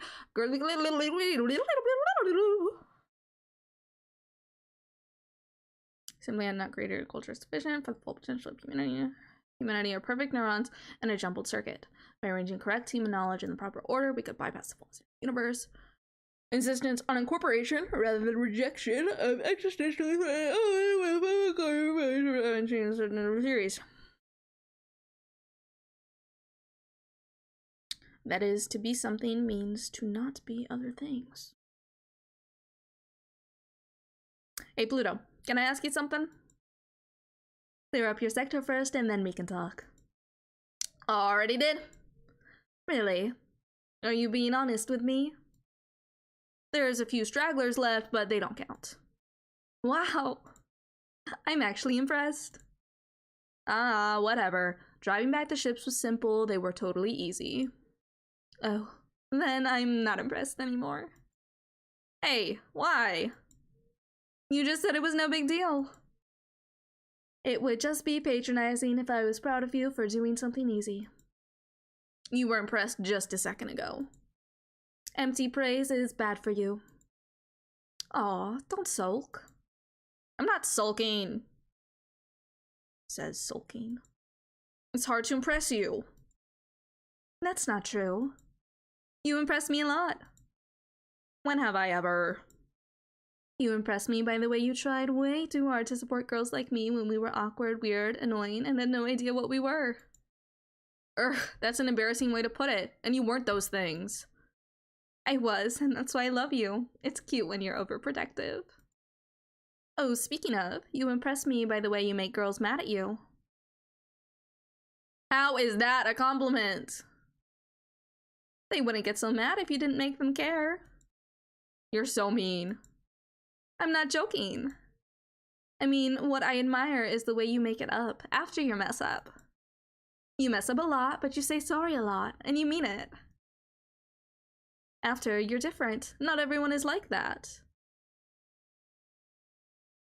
When you don't change, you still make them feel worth it. That still feels not great. You fight a lot, but it's never a war. You never scorch earth, and you always say you're sorry in the end. Not everyone can fight like that. You wanted to ask if we were too cavalier about the war the other day, but you really are the only one who keeps it so unserious. You're so serious about not making it serious. Channel closed. Look at me. The Cold War is long over, and the existential threat is gone, but its memories will still stir here at the observatory. Will it be put to rest here or buried? March. You're sure you don't want me to come? Yep, heart, heart, heart, exclamation point, exclamation point, exclamation point, exclamation point. Not even a little, though. Mars, you're actually so sweet, you know that. No one is a more perfect hero. ... exclamation point. But I need to go alone. If the lens can be opened fully, I'm the only one who can do it. If it can't, I'm the only one who can survive it. If we can still justify living in space, this is the only way. Even if that doesn't change how Earth feels about us now, it might help make peace in the future. Even if it doesn't, if I can't do this, I'll never be able to open the gravity well on the moon. I know. Lunatera is going there to stop you, though. I know she will. I was there too, you know. It's my past and my history, too. I've got a score to settle. Are you feeling left out? No. I mean, sort of, but it's because... Ha ha ha ha ha ha ha ho ho ho ho ho. Stop. No, I'm sorry. You're the brightest, most shining. You're making fun of me again. But I'm also praising you. You're honest, and you never fight against what you feel. That's the world we want to be real. I want you to be safe, so you can keep being that. For us. What about her, then? She's a jerk. We've tried so hard for her, and she doesn't care. I'll make sure she's safe. Stop worrying. I'm not worried about her at all. Why? She's such an idiot. Why do we keep trying for her sake? I'd go through that much for you. You would go through it for me. I know.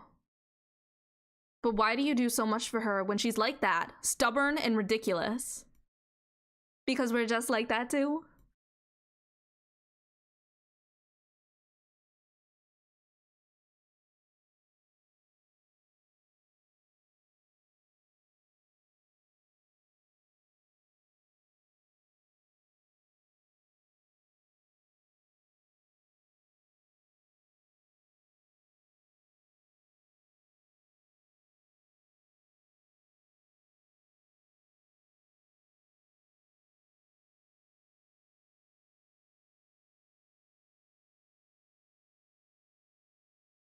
Let's do the sort of fight you don't need a robot for.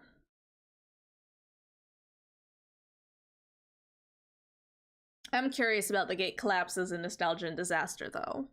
And I can't remember which one we did last time.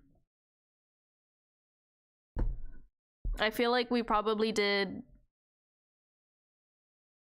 the outcome that favors Cradle's Graces, but I don't know. We're gonna do this one, though.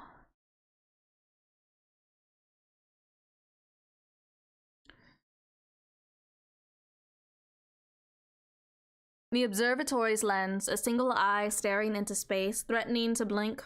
From the Academy Gardens, every pilot remembers watching the observatory twitch as it focused on some light years away point, searching.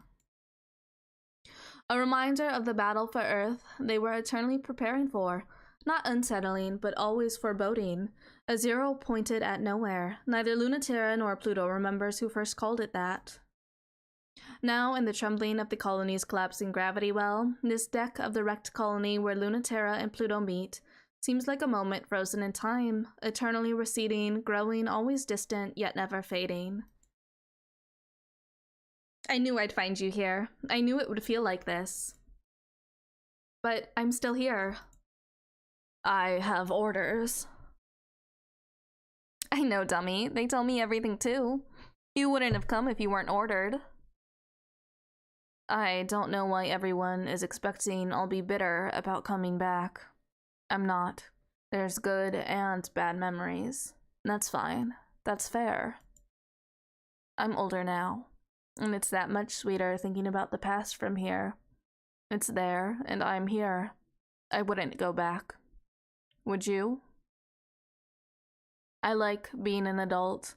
I don't mind being the aging ace. I don't need to be a glittering hero. We fought so hard against the existential threat during the Cold War. Whatever they were, trick of the light or not, we did good fighting them. We tried our best. That's the practice kids need. Now we're grown up and can see our own futures and mess them up if we want. I'm way happier to fight now.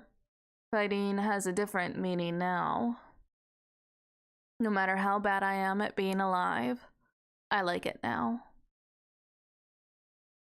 You're really grown up now. I kinda hate it.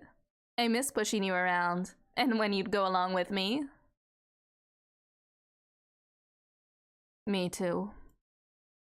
You still have a hard time making a decision that's good for you all by yourself, though. That's why I asked for orders to come here. That's so roundabout. I can't tell if that's a step forward or back. I think it would be worse if anyone else shut the observation gate. So I thought it really would have to be me. Zero pointed nowhere. Do you remember who said that? It's better than the actual name. I don't remember who said it, but I always think of it. I don't remember either. Do we have to do this? You're the one who's here to do it. It could be really easy. You're the one forcing my hand.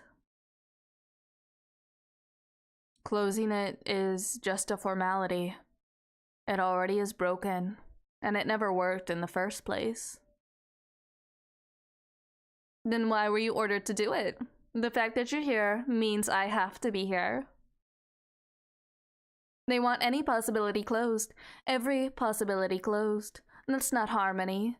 These futures should get to live, even if they never come to pass. If trying to make worlds in space is naive, cutting the native sphere off from the universe is just as naive. It's so pathetic and sad. It's even more pointless and sad than human beings fighting each other for no reason. I can't bear it. I won't let it happen. I changed my mind. Let's fight. I'd rather fight than keep talking like this. We're fighting now. This is the sort of fight ship selves were made for. Say something. I can't. I have nothing. Let's fight like we're supposed to. I won't. Don't make me talk. Don't make me fight with you. Don't make me kill your dream. Stop having this dream. Give up on space like the rest of the human race has. Let me close the iris of the observatory. It's because I wanted so much to see what that eye was supposed to see that I can't let you keep looking. That I can't keep looking. That I don't want us to be tortured by that possibility anymore. That we can't lose you. I can feel how scared you are, and how brave, and how much you love. But I'm so mad at you. Why can't you believe like you did before? They brought us up with good intentions. And did everything they could. They really did. They really thought we could be better than who we were. The best kind of human beings there could be. They worked us very hard, but they fought for us to be exactly what we wanted to be, because that was human too. Even when it was hard or didn't make sense, they found a way. Even the awful ones really believed. One humanity, every story threaded together, no one left behind. It would be really possible to fix the universe and let humans live forever in space. Childish dreams that everyone wishes could be true. All without understanding such simple things. I wonder how they expected they could unite humanity against aliens when they found us so alien. We will always be our own existential threat. Every human understood that but them. No wonder Earth rejected us. The observation deck sees nothing, because the threat is on the other side. We are each other's alien. It was flawed and it wasn't real, but they weren't that stupid. You know they weren't. The whole point was that it wasn't real yet, and it could be. That's what they wanted to do. They wanted to make it real. And now they don't anymore. Do you? I mean, really? Do you want to go home too?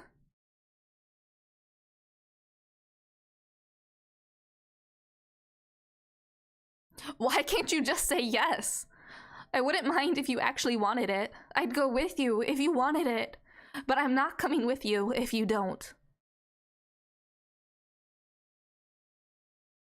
I'll still fight.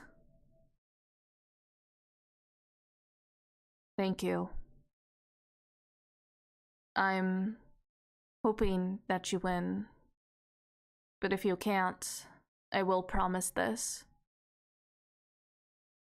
I won't bring us back to Earth empty-handed. I'll do that if I die. The iris shifts. It still moves somehow, attuned to possibility. Mare Crucium is looking fit to kill, if it wasn't trembling. This colony is a place of unsteady gravity. You're not on sure footing here. I'm back to being helpless again, like I used to be. You can stop me anytime. Prove you're ready to close this eye. I can't. I can't. I don't accept it. But that doesn't mean I won't do it. I don't care if you'll love me one way or the other. It's too much. Space is broken. But I don't want to leave. Earth is terrifying, but I can't go back there alone. I have no loyalty either way. I'm not strong like you. I just go where gravity takes me. You can hold everyone, but what do I do if I lose you? Your heart is full of everyone, but I can't watch you fight for the universe, knowing how little you're thinking of yourself in it. Of course, I don't know what to do when fighting for you and fighting your dream are such different things.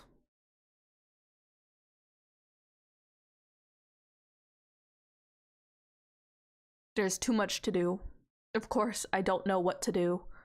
I don't know what you want me to do. Luna. God, I can't remember the last time you cried. I am crying! I am crying! You didn't even call me out like that, but I am in fact crying! I've definitely not seen this one before. So this was a new one. This is a new one. We had not seen this one before. Oh boy, oh boy.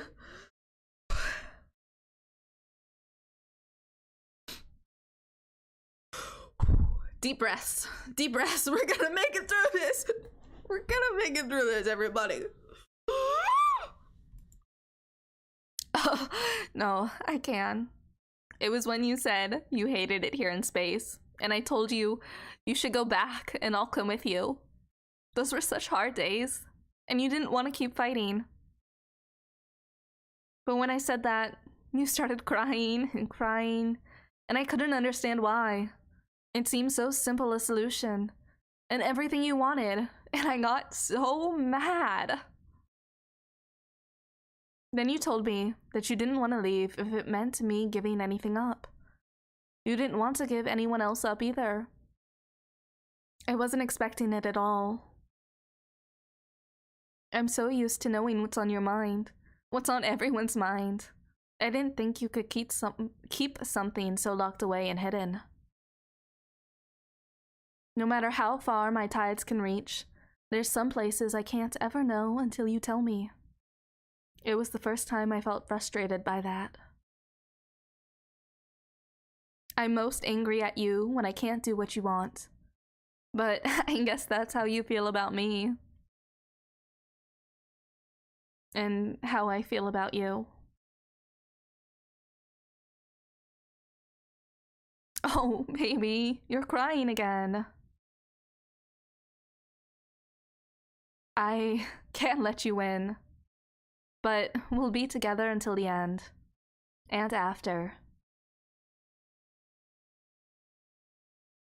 It's January 30th, 1981, and the day is almost here. Daylight save, everybody came up to space with us, fought with us, tried to bring everyone up with us. If we shut down the lunar gravity well, there won't be any choice left. The power that keeps our ship selves in check will fall apart. We won't have anywhere else to go but home. If we kill the dream, no one will die. We really, really hope that's true. No one should die in space. No one should die, period. No one has to die.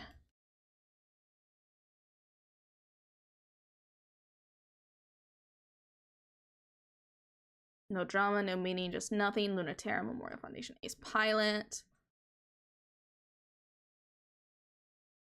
Yeah, and they might get everything they want. All I want is to stitch these two humanities together.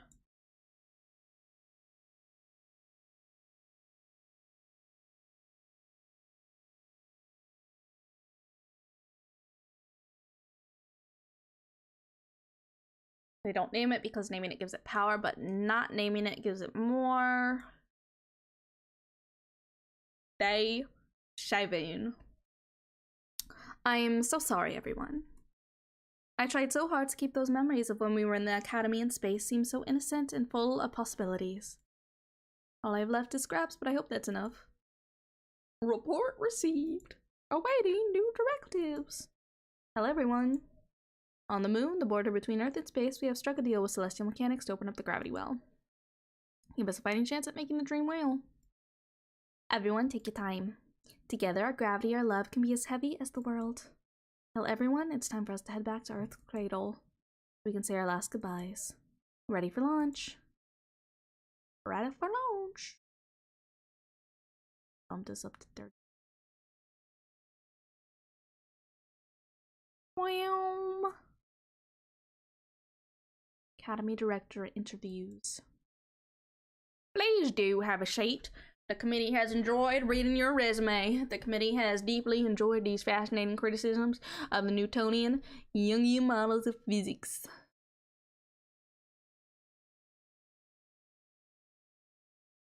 Pilot program. Of course the kids want to live in space. Of course they do. And they gave me work that would take the unwanted to a place far away from here. Of course, not for their sake. And the summer scouts would give it the worst kind of work for the kids least suited for it. I want to spare those more wanted from it.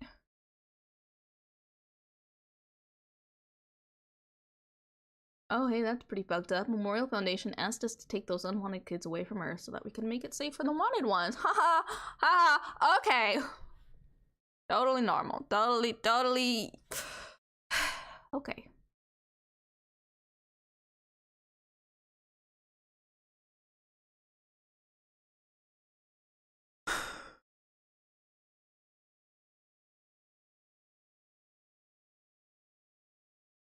And then he went and said he didn't even want any more.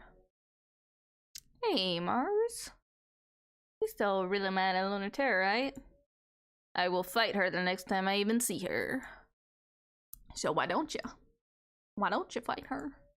I have my hands full. She's probably avoiding me. She's sneaky. You can never find her unless she wants it. But I've fought her plenty already. Oh, whoops. See, she wants to see you. This is why I'm worried. I don't like her sneaking around you. Are you really worried? Or are you super jealous? Both. I mean, no, I meant to type no. What a typo. What a typo. Okay, alright.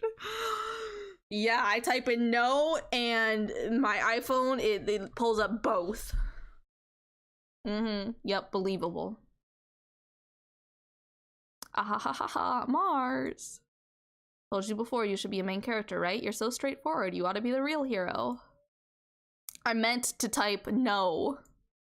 Of course, sweetie. You just want to protect me from big, bad, insufferable, meanie Lunatera. What's so great about someone who's stuck up all the time? She always treated me really kindly. And not so kindly, I felt weird or fragile or frustrated. In fact, she really thought I was annoying at first. Even still, she was patient. She was mean. She was sad and jealous I had things so nice and so much sooner than she did, but because of that she was also very tender and understood so much even before I did. I couldn't have without her. But I don't think we would have melted that angsty shell of hers without the both of us. She doesn't feel very melted to me. And she hasn't come around to show me otherwise. So are you expecting her to come around to you? I meant, well, anyway, she should be the one who comes back. Oh, Mars, if you want to see her so bad, you need to put in some effort too. Why should I when she betrayed us? One of you two has to stop being stubborn or you'll never make up. Channel closed.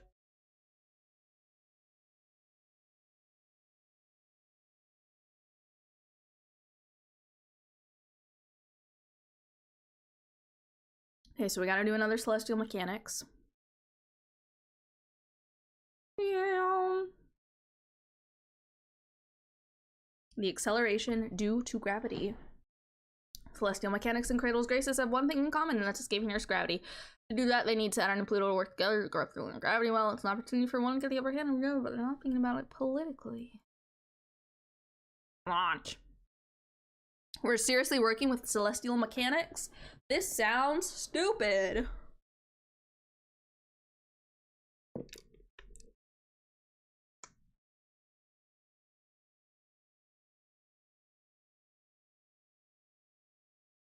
I seriously don't trust them. They're so shady, no matter what they say. If it's something that's in their best interest, there's no way it's also in ours. I know there's no other way to restart the space colonization project without opening the lunar gravity well, but that's exactly why we need to keep them as far away from it as possible. You don't need to help them do it. That's really true, especially with our principal and irresponsible pilot they're assigning to the operation. Yeah, I know, but hey, we don't need to commit to. Why are we doing this?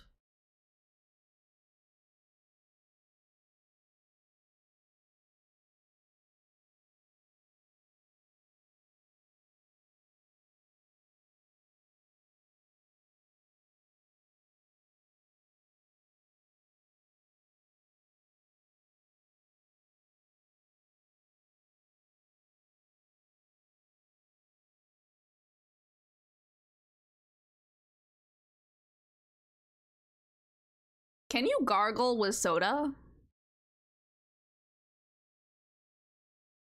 Like, what if? Okay, hear me out. Hear me out. You brush your teeth. You get your teeth all nice and clean. Minty fresh. Minty fresh teeth. They're all nice and clean. Maybe you've even flossed. You've brushed your teeth, you've flossed, and then you've brushed your teeth again, just so they will feel really clean. And you know, like when you go to the dentist and they have the like it's not a toothbrush, but it's like you know, and like they get the like the whatever the minty thingy is, and then they really press it into your teeth and your gums and stuff, and then it's like in your teeth and your gums. You know what I mean? That thing. Like you do that, but at home. Right? So your mouth, really minty fresh. Super minty fresh. You know, hell, maybe you've gargled some mouthwash, you know, and you've spit it out in the sink. And then you take a big swig of a soda. Diet Coke, a Coke, Pepsi, Diet Pepsi, I don't fucking know. Whatever your soda of choice is. You take a big swig of your soda and you gargle it. You know, you tilt your head back and you right? You gargle it. What would that experience feel like, do you think, in your mouth?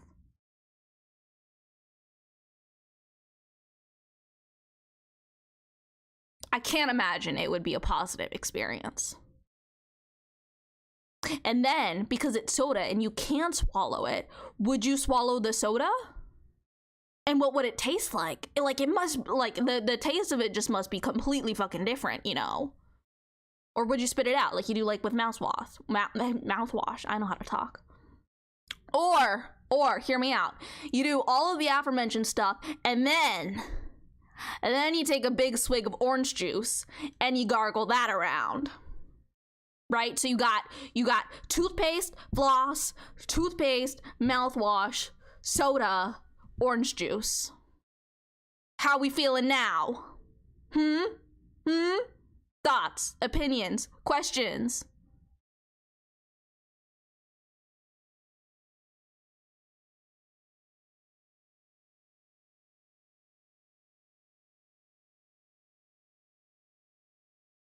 And then I think after that, you should eat a sour gummy. Yeah. Yeah. Yeah.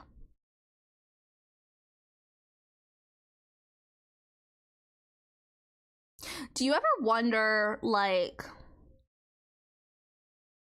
how do I put this? How do I phrase this? How do I convey what's in my brain? Like, sometimes I feel like I want to clean inside of me, you know? Like not necessarily like my veins, but like maybe my veins. I don't know. Maybe my veins, maybe my nerves, maybe my muscles. I don't know. But like inside of me, there's gunk and stuff, right? Sometimes I just wanna have acid, like, you know, like just clean me out. Give me a good clean, you know? You know, just like go through there and like all the gunk off, right? Is that, surely that's a normal sensation, right? To want to experience, right? Right? Guys? Guys? Hello? Hello? Guys? Anyone? Anyone? Is there anyone out there? Can you hear me? Guys?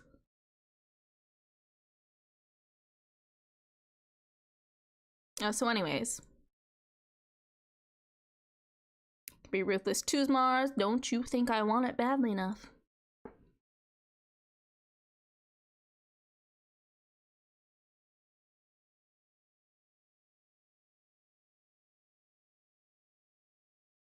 I want to stop worrying, but I can't when there's nothing I can do.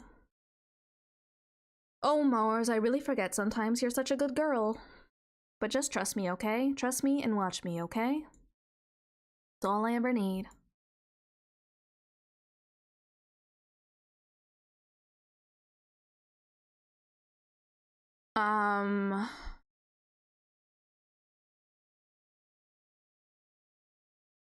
We gotta do celestial mechanics.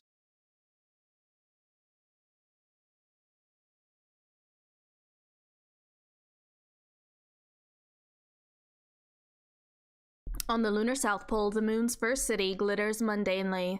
So ordinary.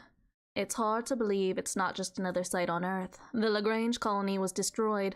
The Ares colony was stillborn, but Earth's satellite is almost as much Earth as Earth is. Hello, God Empress Joan. Hello, hello. How are you doing? How are you doing? Happy Valentine's Day. I hope you're having a fantastic day / night / time zone / time does not exist. But hello, hello. Welcome on in. Welcome on in. So we have the authority to name Earth's satellite the moon, part of our body, the native sphere, and not foreign, unknown Luna. Even if the space program is ended, the moon will remain part of Earth, as it once was before a cosmic event tore it from Earth. Reclaiming the moon was a historically and existentially important event for all of us. Except for this impossible tower on an impossible mountain, in a point of eternal light which is not so earthy yet. The gravity well is suspended directly above the tower's point, resonating with Earth to keep every wayward human in space grounded. The moon has been taught almost all of the Earth's gravity, but not quite. There is still some possibility left.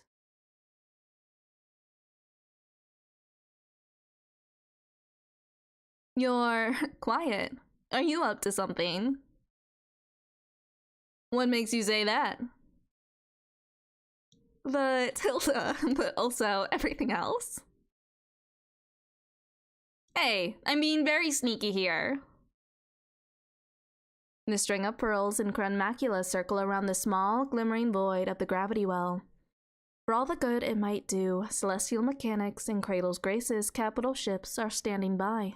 Just not too close. Who knows what could happen? I should be suspicious, shouldn't I? I think you must have some sort of evil plan. Coming in at the end, my Mars posting opportunities. Please backfill me gushing over Mars every time she was on screen. And your mind on it, boss. On it. Will do. ASAP. ASAP. I'm on it. I love Mars so much. Like, she's just so, like, oh my goodness. And her and, like, Pluto's whole dynamic, so good. I adore. And then the fact that she is also... She and Lunaterra also, like, it's just so... It's so good. I'm big fan of Mars. Big fan. Big fan. Of course. You should always be suspicious. I'm shifty. I'm here to get the upper hand. Good. That's why I'm here too. Still, I don't mind if it's your evil plan that finally succeeds, as long as it's yours. You're trying to fluster me. Try harder. I mean, it is working. I just want to get flustered more. Oh, Saturn, you're so real for that. Oh, Saturn, you're so real for that. She's so good. She's my favorite. I can understand why. I can understand. Like, I've only had her for, like, what are we at now? Like, almost 4 hours, a little under 4 hours, but, like, I would die for Mars. I would. I really would.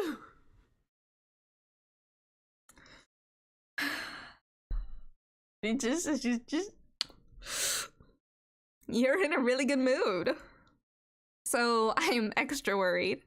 More worried to be working with you than all the times fighting you. Not in a bad way, though. The gravity well is a massive engine, and it is very stable. To destabilize it is very dangerous to everyone and everything, which is why they're opening it.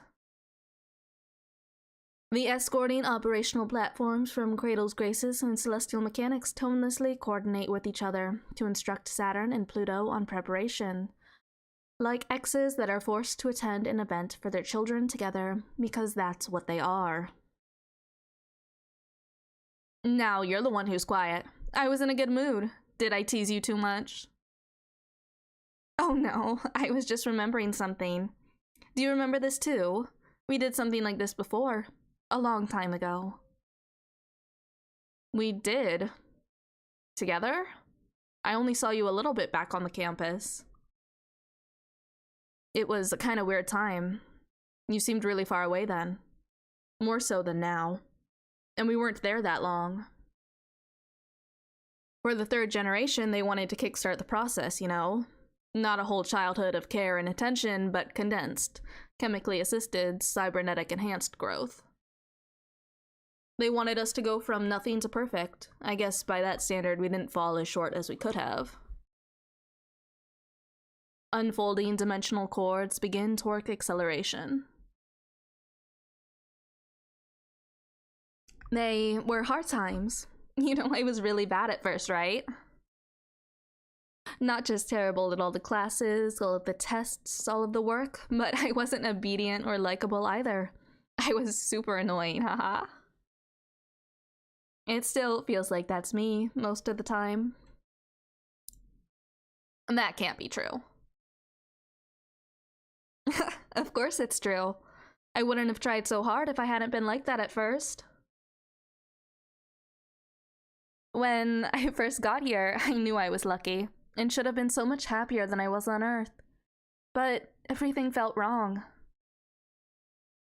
It took a long time for those memories to turn happy. Containing stray particles, establishing net. It was the opposite for me. At first I loved being a science experiment, but I guess it would have been different for you. I didn't think about that. But you made it sound like we met each other before? Enabling physical canceller. Limit off. I'm good at remembering people. There's not that many of us, so it's not that hard. But I remember you. You looked like you started out perfect. You know, I was a little jealous of you. I'm not surprised you don't remember the one thing we did together. Everyone was there, and we were just thinking about what happened, and not anything else. Oh, you're talking about... Yeah, that. We were all there, so of course you were there. I didn't think about that either. Nyx, Iapetus, and Europa all wanted the space program to justify its existence. Earth didn't agree. The alien threat that we defeated with such ease wasn't even worth it. Just a shadow created by waves of humanity in space. A color and a light that fought us and never came into focus. So they had us all come together over the gravity well, just like this, to see if we could pull whatever they were more fully into our universe. And then it went so wrong. That was when the space program really ended, wasn't it? We never should have done it. It was risky, and no one knew what they were doing, and everyone was desperate. I don't know. Maybe Neith doesn't feel the same way. The tiny point of glimmering darkness in the gravity well sometimes shines in such a way that for a moment it seems like there's something inside it. I hope that's true. I want to believe it. I can't blame them for what happened, though, either way.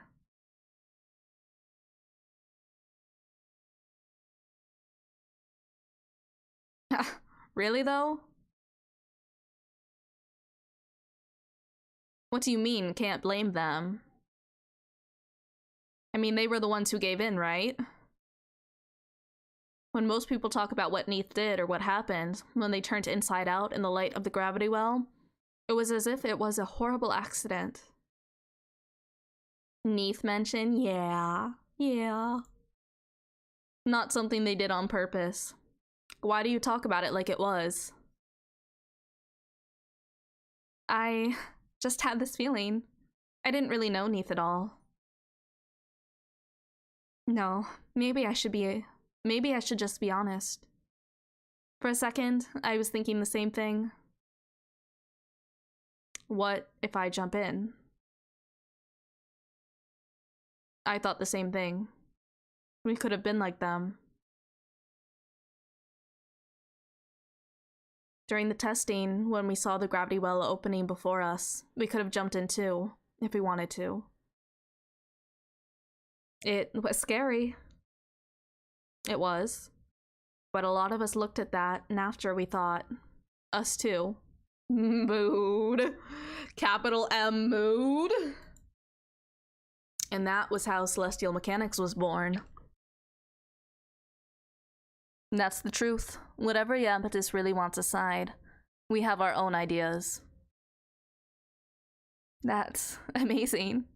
I couldn't be so brave. When Earth looked at what emerged, they were filled with despair. So that's how I decided to feel too. After all, it was proof that the existential threat was the same thing it's always been. The same thing we've been fighting as long as humans have been humans. The shadow of possibility cast by us. The not quite there aliens we had fought for so long were just caused by our ripples in space-time. We only had ourselves to lose, and nothing to gain by fighting them. Where Neith went and what they became, only Venus knows.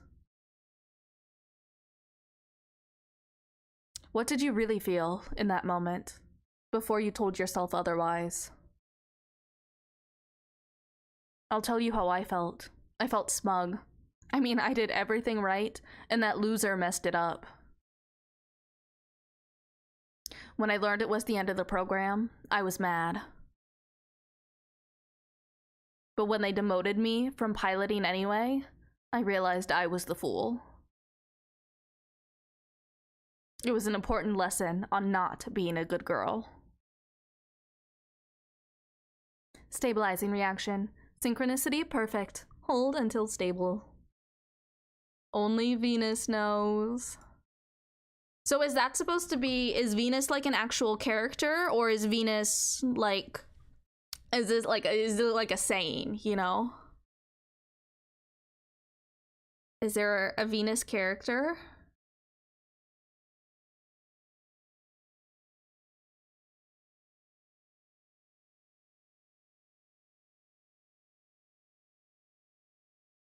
Because we have Mars. We have Pluto, Saturn, Lunaterra. Right? Like, these are all... Oh, Europa. That's enough. These are all, like, planet and moon and, like, you know, like, phenomena. Cosmic phenomena. Phenomena. Manamana. Pa-pa-da-da-da. Manamana. Pa-pa-da-pa. Manamana. Pa-pa-da-do-pa-da-do. Manamana. Manamana. Mana mana mana mana mana mana mana mana mana mana mana mana mana mana mana mana mana paparu matara mana mana paparapo mana mana papuru paru paru paru paru. The gravity well opens. The reactor is turned inside out, from shining white to infinite black. drawing in all that is and emitting all that isn't yet. But with gravity itself. Hard to say for sure due to intentionally unspecific timelines, but Venus is in We Know the Devil. Oh, okay, okay. I still need to play We Know the Devil. I'm very excited to play We Know the Devil. But with gravity itself, the weight we have in the universe, that alone is all we need to touch. Oh, there you are. I knew we'd only get a moment to touch. Do you maybe think sometimes of falling in? Even you? You must have thought about it.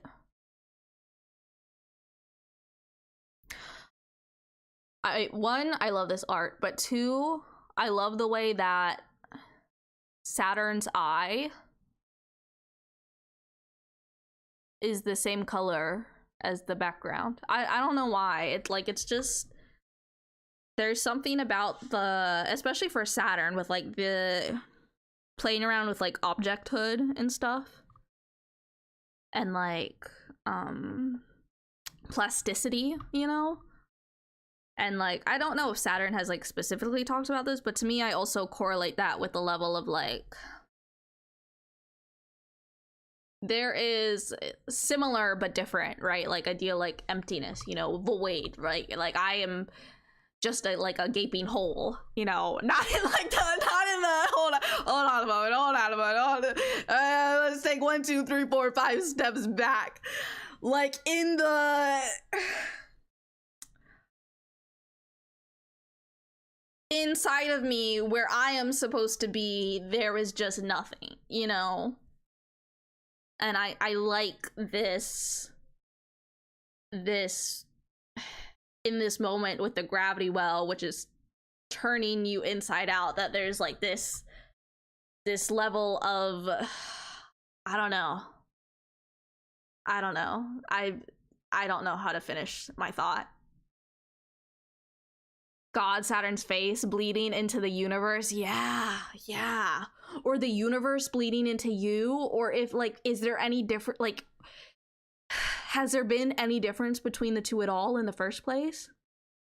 Like maybe you are the universe. Maybe the universe is you, and the only distinction between the two is a self-imposed one. You know? Maybe you are infinitely vast.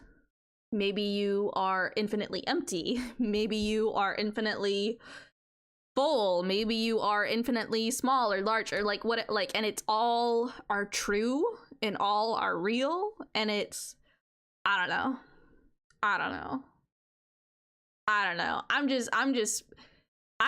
I'm having thoughts, and then I speak the thoughts, and I put the thoughts in the world, and they're there, and I don't know if they make sense, and quite frankly, I don't care. An exchange of blood between you and the universe. Wow, exactly. An exchange of blood between you and the universe. I love that, like, phrasing and like that imagery. Yeah, that's good. Oh my goodness, that's good stuff. Oh wow.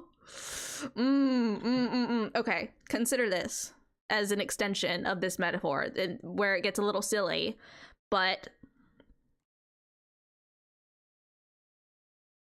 a little like blood bag, like juice pouch for like a vampire, you know? But with the blood being the blood exchange between you and the universe. You just got a juice box of, you got a blood bag juice box of the universe and you. And then there's this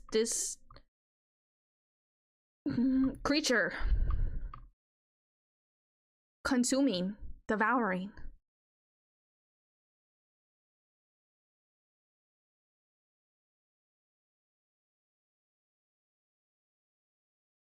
Wah. Wah.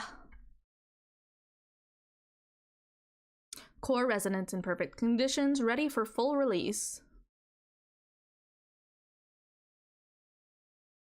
Hint, hint, wink, wink. Nudge, nudge, etc. Gravity well unbound, all stability checks nominal. Here it comes. I hear it coming. I hear it coming. What is that song? Is that by The Weeknd? I don't know. I don't know. I don't know. Back then, I almost did jump in. I thought about it before it was happening, when they said you must not under any circumstances. It would make anything I couldn't do possible if I left everything I had behind. It's an awful paradox of a deal, but I wanted to do it so much I would've if Neith hadn't wanted it 1 second more. I've never told anyone that. You're really good at seducing people, Saturn. Haha. If I gave you the chance to fall in again, would you? Would you fall in with me? Oh, just you wait and see. The gravity well shines. It is collapsing into a star. Everything is starting. The opening was peaceful, perfect, no problems. Yet, there is a feeling, like the fluttering of wings deep down. Wah. Wah, day 8. Alright. We got Cradle's Graces. Cradle's Graces left to do. Mercurium. Aesthetic considerations. A neutral, idealized body representing all of humanity.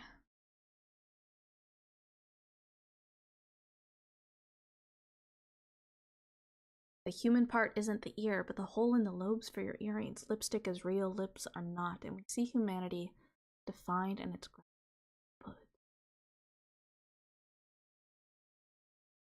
That last paragraph is one of my favorite in the game. I can see why. In time, the shape conforms to the side. This in part confirms that specific theory. It's good. It's real good. It's...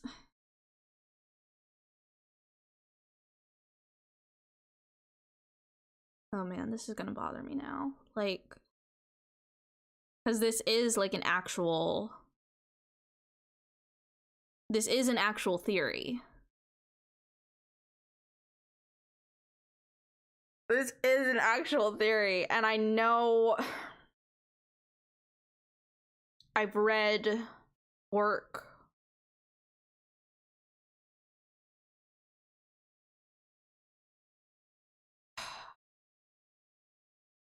but I can't remember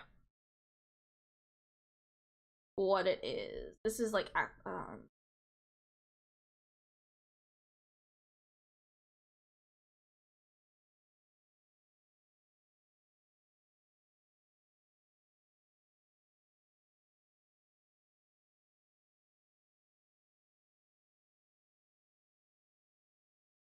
maybe like semiotics. I don't know if that's like exactly what I'm thinking of.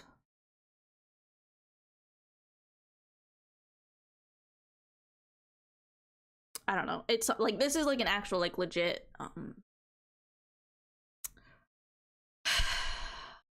oh, words. How do words work?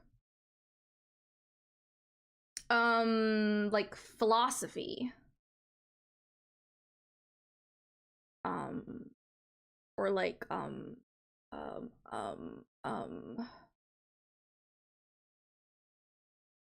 it's there's like, oh boy, like been out of grad school too long. I have forgotten everything. Everything is gone. It's gone from my brain. But yeah, anyways, I read academic work on this. And it's good. And it's fascinating. And it's fun to see.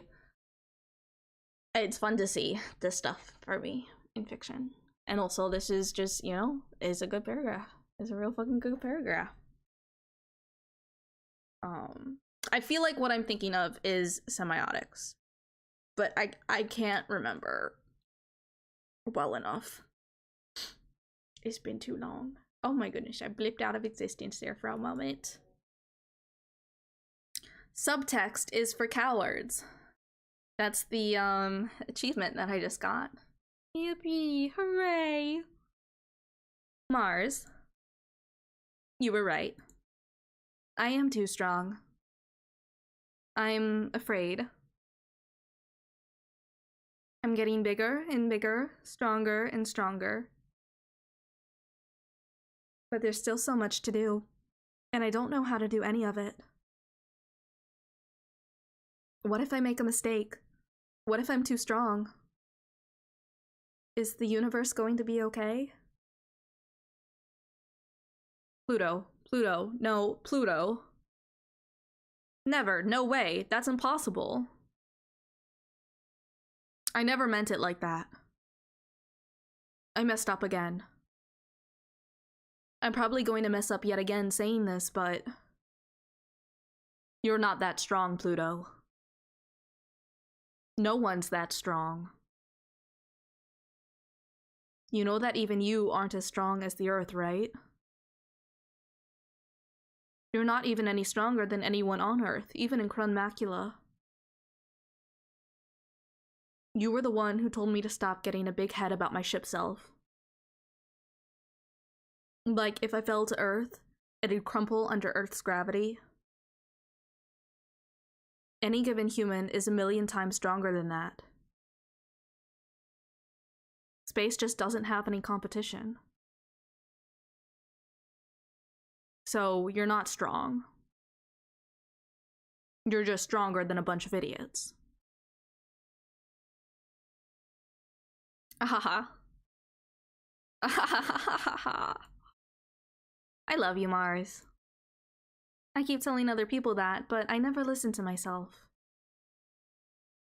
I can only hear it when you say it. You know, that sometimes applies to your love advice, too.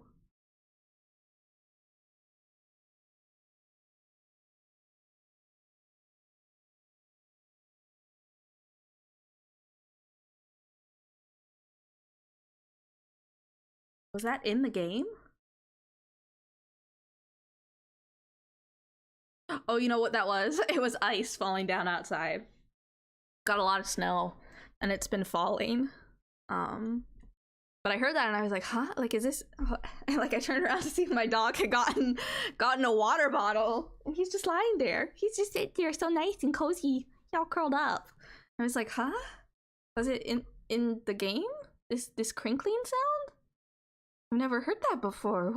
What's going on? Like, what generated that possible, like, crinkling sound? But I think it was just ice and snow falling down. I don't know if the, like, y'all could pick that up at all. But I definitely threw, like, I have my headphones plugged into my microphone. I heard it. So for all I know, I could just sound like I have heard something incomprehensible. Not incomprehensible. That y'all did not hear. Hey! I am the one who gets to bully you about that. Take your advice then sometimes. I'll listen to myself when you do. Then you better get ready. You're not going to be ahead of me forever. Wait, am I a rival now? Finally, I'll defeat you. They're so cute. I love them. Their dynamic is just so nice. It's so good. God, I love these two so much. Yeah, like they're just so... I don't know. LOL. Thanks, Mars. We saved each other again. Channel closed. Well. Okay, so we're gonna do Cradle's Graces. Give me the moon. It's time to move to the future, peacefully or painfully. No factions, no dreams, just two girls lost and entwined in the warm summer of the moon's day. Larch. What are you doing here, Pluto? There's no mission. Are you going out? Just for a little while. Did you want to stop me? No, I'm getting a little better at not worrying about you. Haha, even though you are? I'm trying, okay? Nyx is worried, isn't she?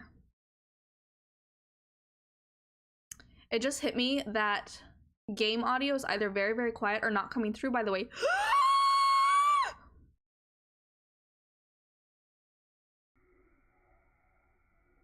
That's so awkward. That's so awkward. That's so awkward.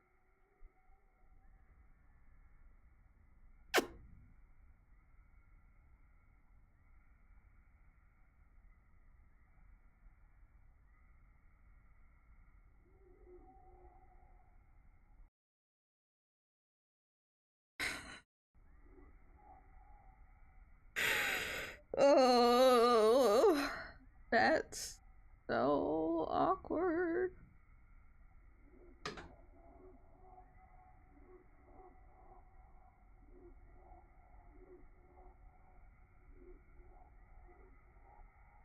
Every day. Every goddamn day. Every goddamn day.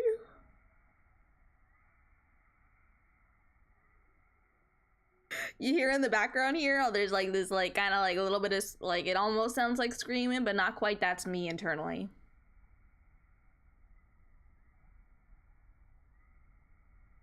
That's me internally.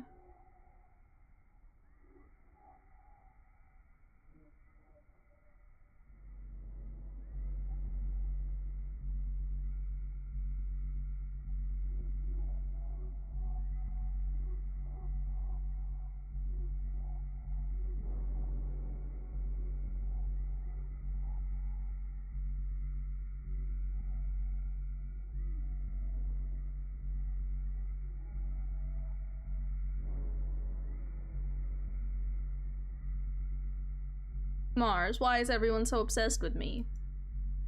Why does everyone want to save me?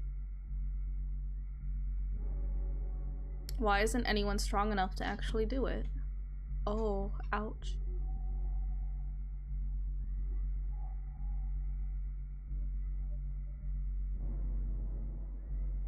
Why do they think I'm strong enough to pull them up instead? I'm nobody. You don't have to be strong. That's a lie. Of course I have to be strong. Oh my goodness. Who else is gonna pull me up? Oh my goodness. Even you don't know how. I don't have any talent. I don't have any skill. I just never said no, I can't. That's too much. I don't know how. Pluto, baby girl. Baby girl.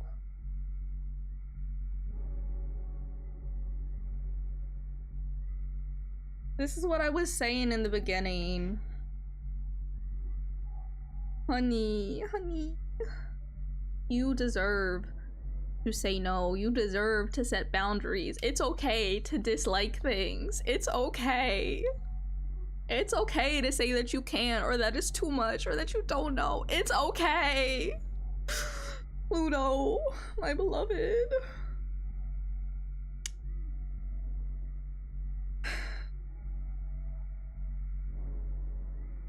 I just couldn't ever say the words.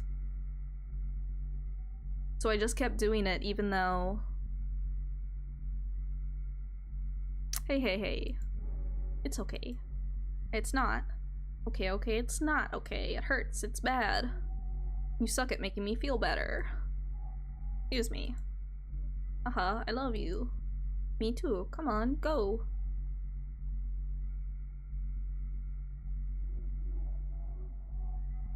We're doing Cradle's Graces because we're trying to go for 50-50-50. So we have seen this one before. So I might skip through this one a little bit, a wee little bit. Mainly because my voice is running out.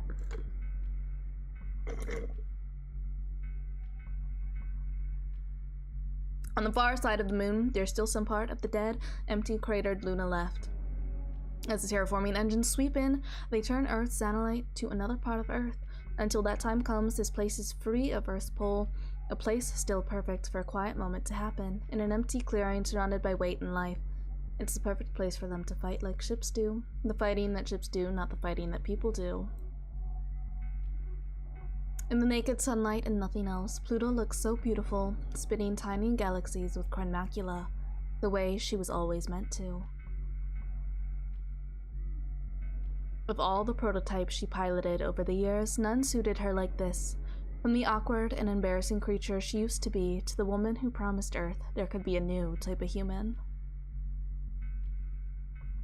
No longer the priceless tool of selfish adults, the pawn of space's dreamers, the princess who can remake her body out of tidal forces and stardust, she's just Pluto. In the naked sunlight and nothing else, even in this worn and wounded ship, Lunaterra shines like she always has. Even with the hurt she has, one way or another, someday or another, every girl bleeds. And her mare Chrysium suffers alongside her. The drip of her wound spins like a red constellation in 0G. She's rusted, but some parts of her will never rust. The two of them have fought so much, so this shouldn't be a fight. With nothing and no one else to think about, there's no reason to fight. In the naked sunlight, for once, don't fight. Instead of fighting like people do, fight like ships do. Fight like plastic toys do. Fight like you don't have a body, like you don't hate your body. Fight your way into a new body. Fight like we used to without trying to win. Fight like we did a long time ago when they were training us to fight and all we wanted to do was play. Fight like we did when we didn't have any other way of touching each other.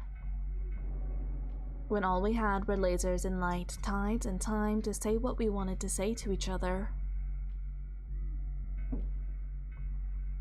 I'm not going to go easy. You better not. Since we're not fighting, I really don't want you to hold back. Lunaterra knows a thing or two about fighting in space. Lunaterra wrote the book.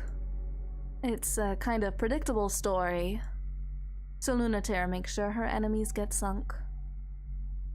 You know this trick, don't you? You've seen Lunaterra pull it so many times. Fire off something to test the waters. Lead the target until they walk right into the shot. You can play that game forever until they make the first move. Don't let them make that move until you know they won't be expecting what you do next. What you do next can be anything, as long as it's what they're not going to see coming. After you do it, disengage, like passing a secret. You know this one really well, the message in a bottle slipped between the bullets of hard light. She was the person who taught you how to blow a kiss. But Pluto is the one who learned how to make out. Her ship's so big it makes Lunaterra look like a toy, but Pluto is even bigger than that. You have to measure in density, not mass. Then you'll understand. Pluto is the center. Lunaterra revolves around Pluto. Like she always has. Lunaterra is too close when she tries to pull back from Pluto, and too far when she's trying to close in. She's on a leash that extends through space-time however Pluto wants. Lunaterra's gravity is the tug that makes the tides go in and out. Pluto's gravity is strong enough to turn Lunaterra into a new shape. Lunaterra didn't invent this, but she loves to struggle through it. She loves to see what she can do, how close she can come. And she comes in so fast. Does so well but goes too far, when Pluto isn't expecting. It's too fast. Way too fast. Pluto's more off guard than Lunaterra expects. Lunaterra's moon of a spear crescents right into Pluto's chest. Lunaterra wants to scream, but she doesn't say anything. feels deep enough to be scary, and Lunaterra only meant to nick her. What's wrong? We were having so much fun, and you look so scared. Why didn't you block it? Luna, I'm fine, see? You can't hurt me that easy. You're not that strong. I'll always be alright.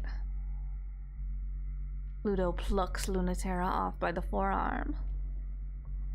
Gently with 2 fingers. Like detaching a kitten. Or a bug.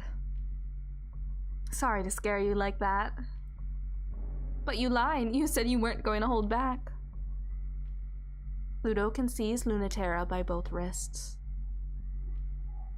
And she does that. And Lunaterra is quite awestruck by how safe and helpless she feels. The gravity pulling at her from Pluto is gentle but firm.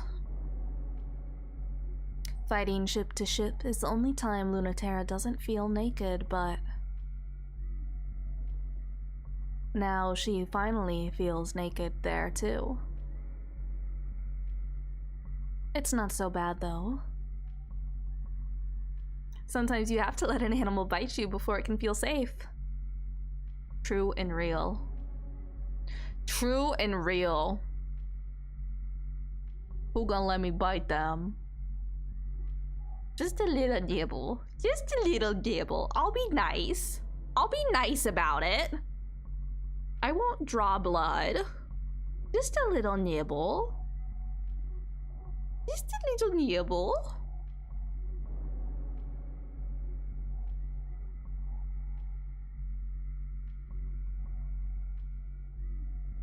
Let me bite you. I'll be so good. I'll be so good. I won't be mean. I won't be mean. I promise.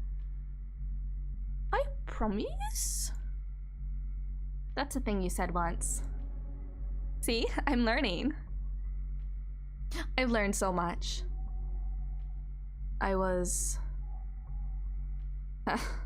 When I said that, I was talking about Mars.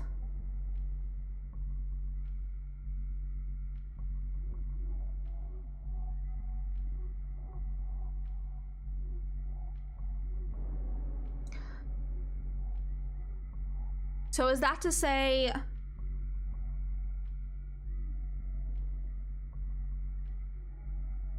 who's doing the biting here? Lunaterra or Mars?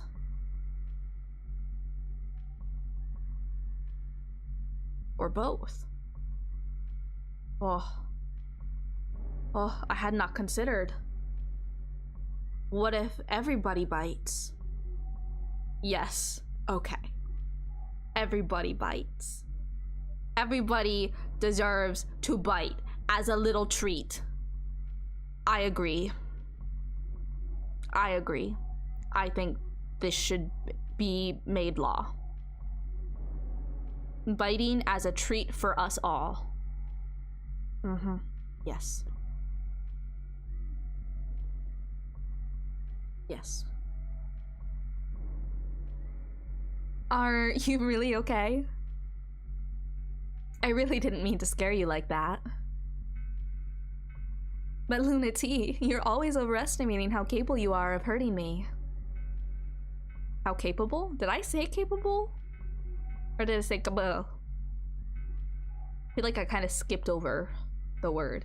Does your brain ever do that where like you're speaking and then it just like right over a word? Like it just like you like start the word, but then somewhere in the middle, your brain just like fizzes out.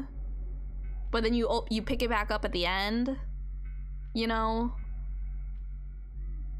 But maybe you did say the word, but your brain like wasn't conscious or like coherent enough to like have fully processed that you said the word. So then you just kind of sit there and you're like, did I skip over this word entirely?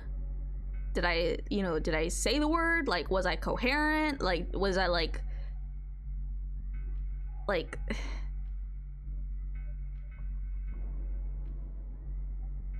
you know?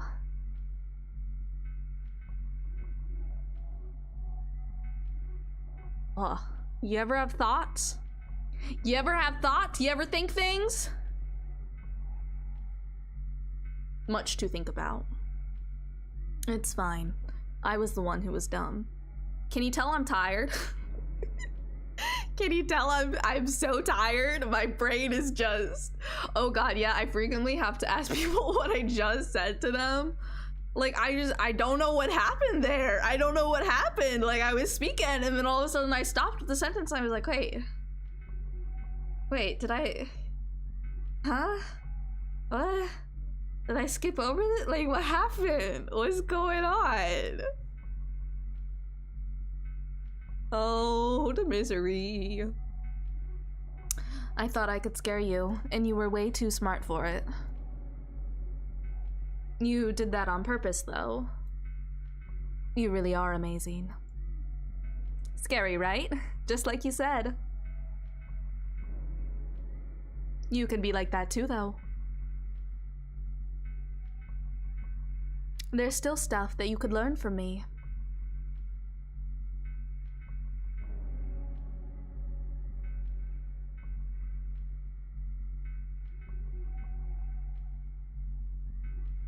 Here, I'm holding you. Can you feel this? I'm trying. Haha, you don't have to try. You feel like you're trying, it's either easy or it's nothing.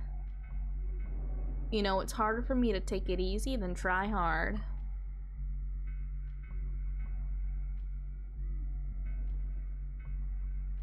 Ease. Then why are you so good at everything? I'm not. You are. I'm not, but I can't make you see it no matter how hard I try. Can you tell it's past my bedtime? Like, I just looked at the clock and I'm like, oh, 10:30. Wow. Man, that's late. Wow. I need to go sleep. Holy moly. Holy mackerel. What in the flying fish? It's my bedtime. Past my bedtime.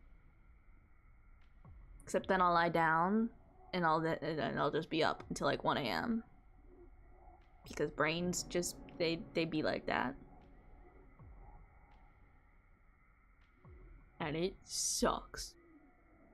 I don't recommend it. Oh, please, be sure I noticed too. Of course I care, I love you. ... Can you feel it now? ... I really didn't think I would, but I do. Tell me what it feels like. Feels like you're holding me. What's it like when I hold you? I don't know. Am I imagining it? But I can't be. Still feels like metal. I didn't think it would. But it also feels tender, exactly like it would if you held me on Earth.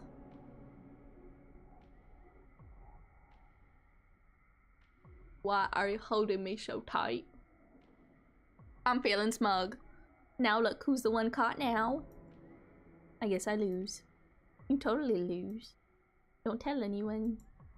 Are you kidding? I'm going to brag about this for the rest of my life. Wahoo! Day 9. The ending we choose is... ...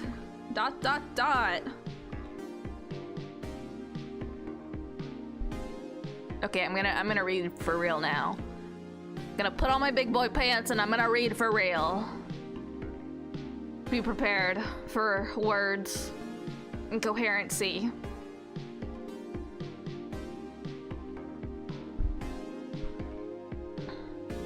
Everything hangs in the balance. Oh, it's not that bad. Yeah, let's just flip a coin or something. Don't you think it's still a kind of important decision? It's not the fate of everything, but it's the fate of a lot of things. It's the future of human beings in space.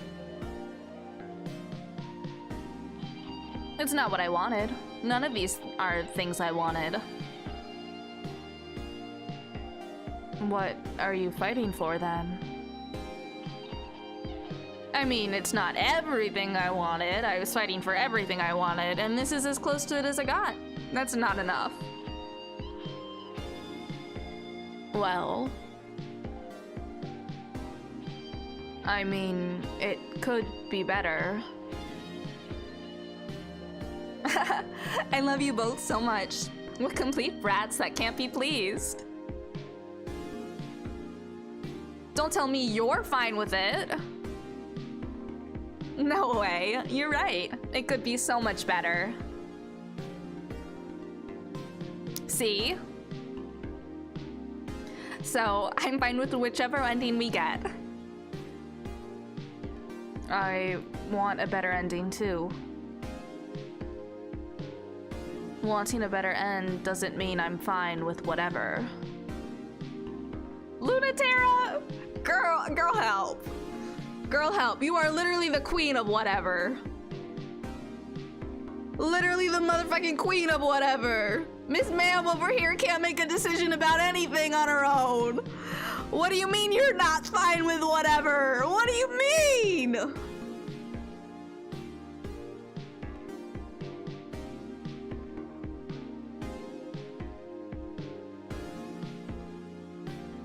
Why not?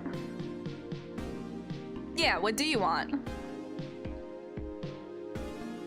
That's what I thought! That's what I fucking thought! I want... what we want. One who can't commit at heart at least commits to not committing. I loved that line. It was such a good line. It was so good. Us too. That's why it's fine either way. Lunatera, I think you haven't understood something. This isn't the ending. We don't need one ending. No matter how the future turns out, no matter who wins, we can take whatever ending we get and make the ending we really want out of it. It's not like it doesn't matter. But no matter what future we get, can't we make it the one we wanted? Just like we did before the ending. Okay, sure. Let's pick our favorite. We don't need a true ending.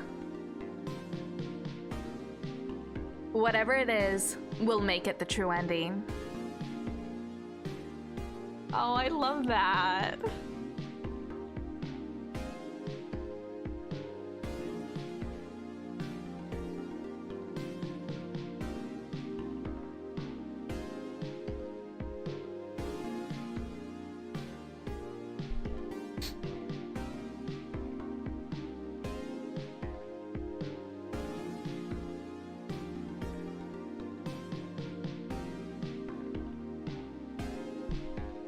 So if I choose Cradle Graces now,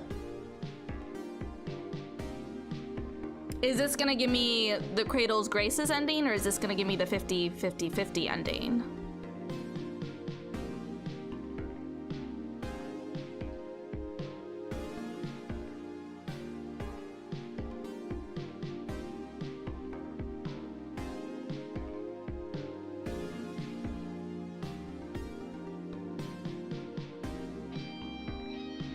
Cause like, is the 50-50-50 ending like its own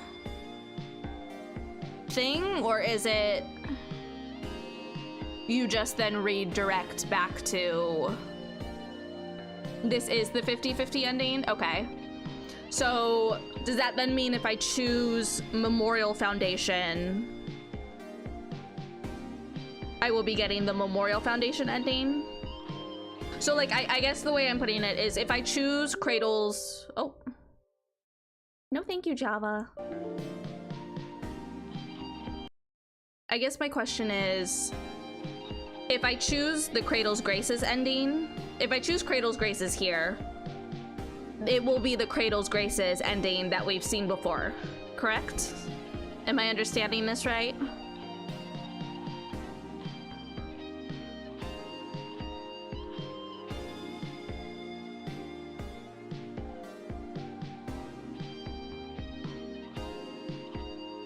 Because if that's the case, then let's choose Memorial Foundation, because we haven't seen Memorial Foundation yet. Okay, okay. I just wanted to double check. So we're doing the 50-50 and the 50-50-50 and Memorial Foundation in one go. Okay, I understand. I got it. Okay.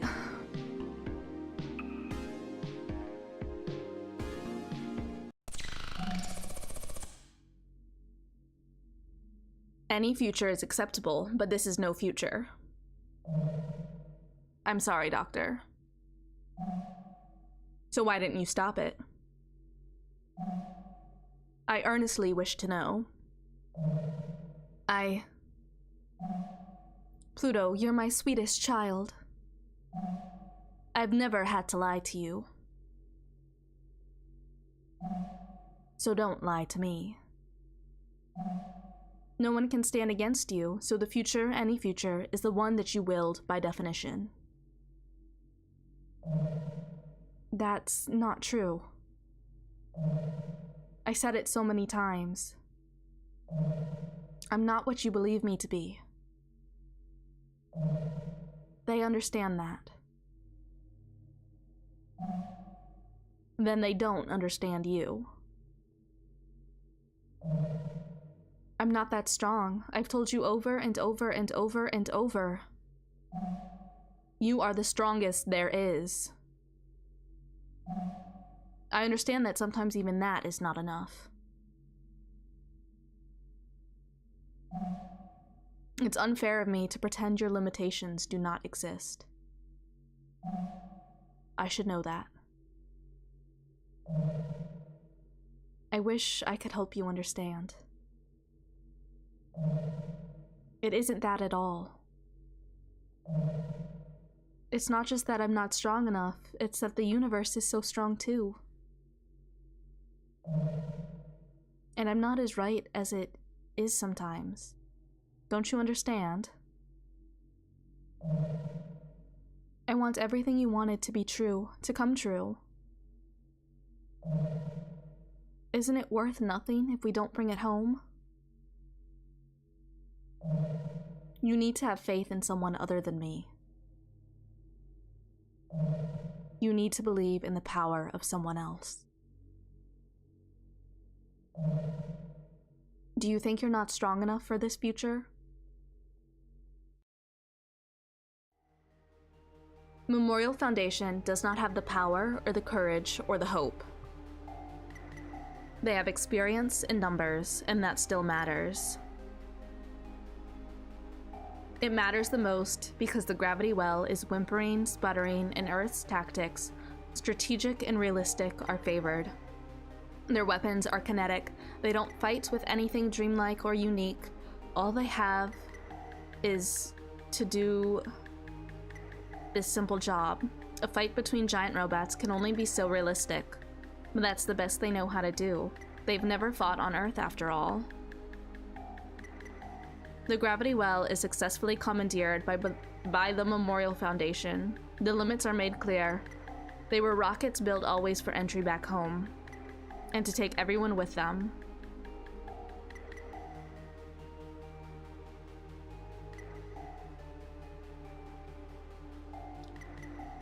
Oh, this is my first time seeing Halamede.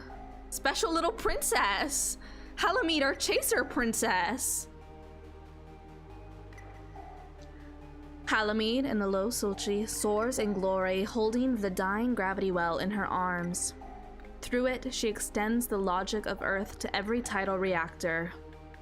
The exact gravitational constant that determines human to be human.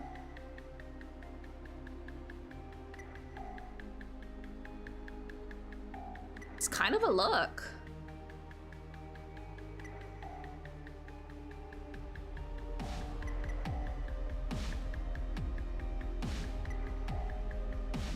Okay. Lunatera, you have done so well. You've been so good.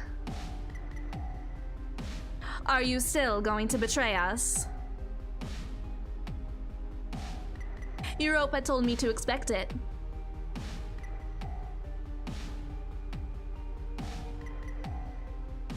Lo Solchi is so pretty and also canonically has a spreader bar just out of frame.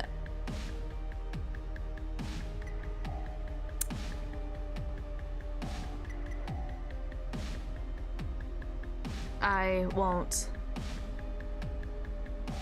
Like I promised. Even if the rest of the pilots may not forgive me, they're coming home now too.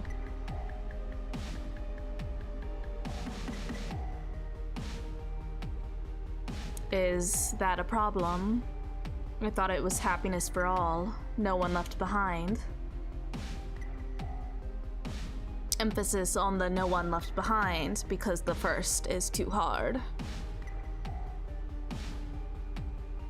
We have to be careful, you know that.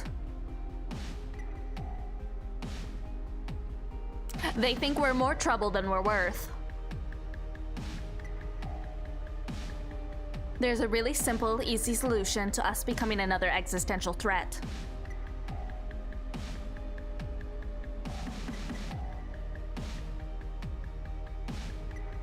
A simple way to defeat it and prevent it.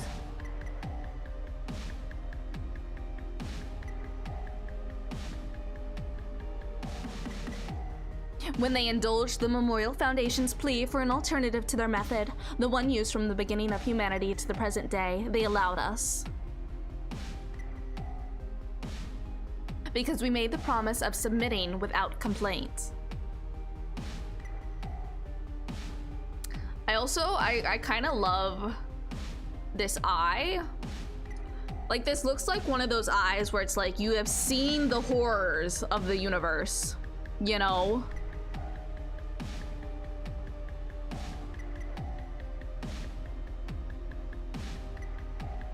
That's true. Europa never failed to remind me the Earth could just decide to kill us. The Earth cannot be divided. We're meant to be one. Earth is an anchor in space-time for us. It wasn't always like that. We started from zero. We have to carve out our place in the universe bit by bit. We have to move ever forward, marching in progress. As culture marches forward, so does our gravity increase. We need each other, and we need this culture, this gravity, to make us together.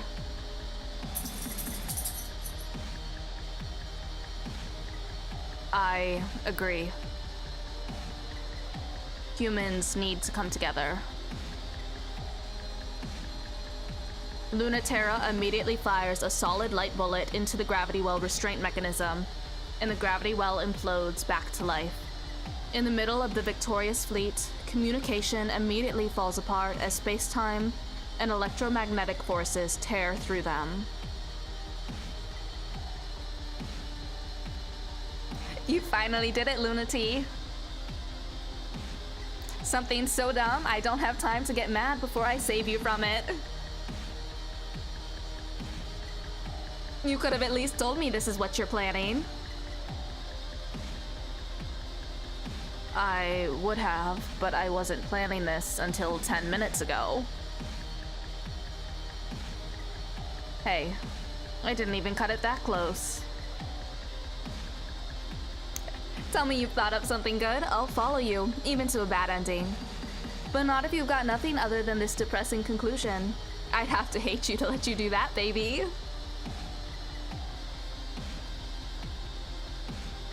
Hands reach from behind her and hold the well gently, easily as Halamine's fingers shatter. What? Traitor!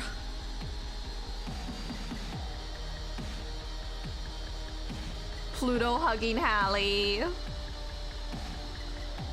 Sorry, I'm just borrowing it. You're not sorry now, and you weren't sorry then! I think you might really wish you were sorry. I want to believe you want to be sorry, but that's not good enough. It's certainly much too late for it. I wish, instead of wanting to be sorry, you just wouldn't be able to be happy again.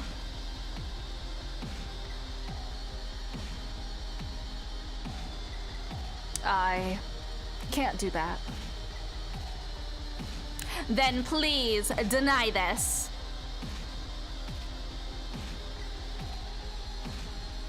Low Sultry is made almost entirely of constantly refracting hard light. It emits from every angle at light speed a drowning torrent, a reversed vacuum, a void of energy, an unignorable, undeniable deluge, light with substance and pressure and weight of water. The heaviness is unbearable, to Lunaterra especially, yet it's so familiar, it's impossible to escape. Automatically, she falls right in.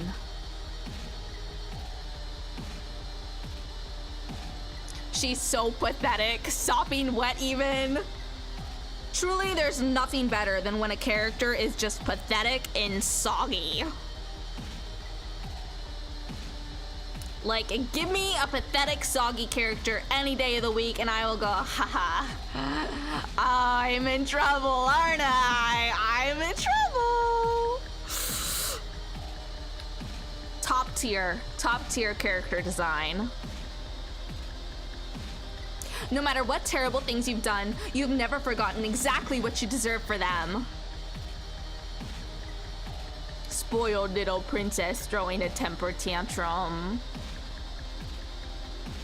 That's how you can make it up. That's how you should make it up. At least not in the same way. Which I know now. I thought I would die before. But the nice thing is if you don't die from this, you grow up. Even if it feels unfair. Are you suffering? Tell me, Will, are you suffering?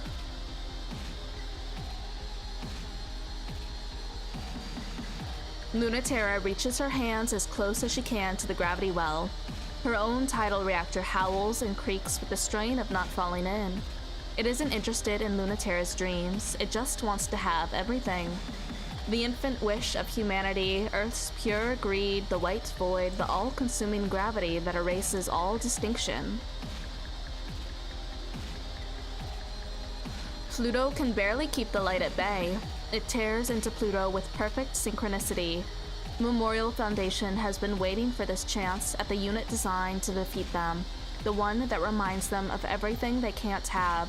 She's drowning, but her fingers are still reaching, still holding the dying gravity well. The true enemy are the fast-approaching autonomous defense units. Unlike a ship self, they are designed with war in mind. As Halamede said, the easiest option is just to kill us, the option they're always most eager to take. No wonder they felt the ship self program was just a fanciful indulgence. Thinking of one of my favorite Halamede tweets, it's fine to leave a butch out in the rain actually. Like, you shouldn't overdo it, but if you don't answer the door for a few minutes so her hair gets dripping wet and she visibly loses about half her body mass like a wet dog, that's normal and nobody will blame you. She was so right, actually. So real, so true. Real and true and valid and fair and everything I have ever wanted and needed and more, and yeah.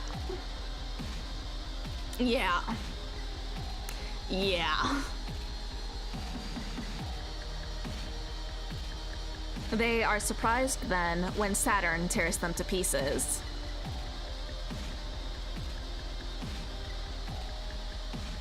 Huh, I guess you were right. Hallie posts so many bangers. Alas, I am not on Twitter. I am not on Twitter anymore. The misery. From how unsure you were, you made it sound like it was going to be a lot harder. Pluto, you've been a good influence on her. Like how I've been a bad one. We're really suited for a hopeless woman like that, aren't we? Thanks, Saturn. It'll just be a little longer. Don't ignore my nonsense. When this is over, I'm not going to forget it. Sure. You can tease me all you want if you win. You're not very inspiring. It'll be super inspiring if we win, so let's do that first. Saturn poisons the waters. She corrupts the information. What washes over Pluto is muddy, pink, toxic, and definitely bad for you. But at least it doesn't want to eat you alive in the name of love. It just wants to mess you up in a good way and let you mess it up too. The destabilization has gone successfully so far, and the gravity well is diminished and weak and dying fast. That's okay though. It's enough for a little wish. The greatest trick is to just move 1 inch forward. The only trick. Change the physics by a decimal point in a secret place where they won't notice. Equivalent to inventing a new Earth is changing the acceleration due to gravity by 0.01 meters per second squared. That is something that is impossible, even with the gravity well. The Earth is the Earth and it will bind everything to it. Except there is a nearby body in perfect sync, inseparable and distinct, and through its orbit, its tides influence in subtle ways the life of Earth. I understand now. This is something I want too. You coming up with this idea is just the worst. Why couldn't you just be a bad person with bad ideas and wicked dreams? And it's impossible now. Who would want to give up the moon for the Earth? If we lose, we'll really look like idiots, and we'll live alone on a lifeless moon. So let's make sure that doesn't happen. The moon is to be abandoned too, unless you can bring it into such inseparable closeness. No, stop convincing me! This sucks! I still hate you, but fine. Live on the moon, away from me, forever! Losochi shuts the valve. Earth rips around inside her. The gravity well, already compromised, begins to glow to life again. For a little bit longer, the Earth can't touch it, can't shut it down. Left to its own devices, the gravity well will bring all things together. Of all the fabulous dream tech of the Memorial Foundation International Space Program, the gravity well, which brings together matter, light, and culture, is the strongest execution of their dream. That fade? Nice. Real nice.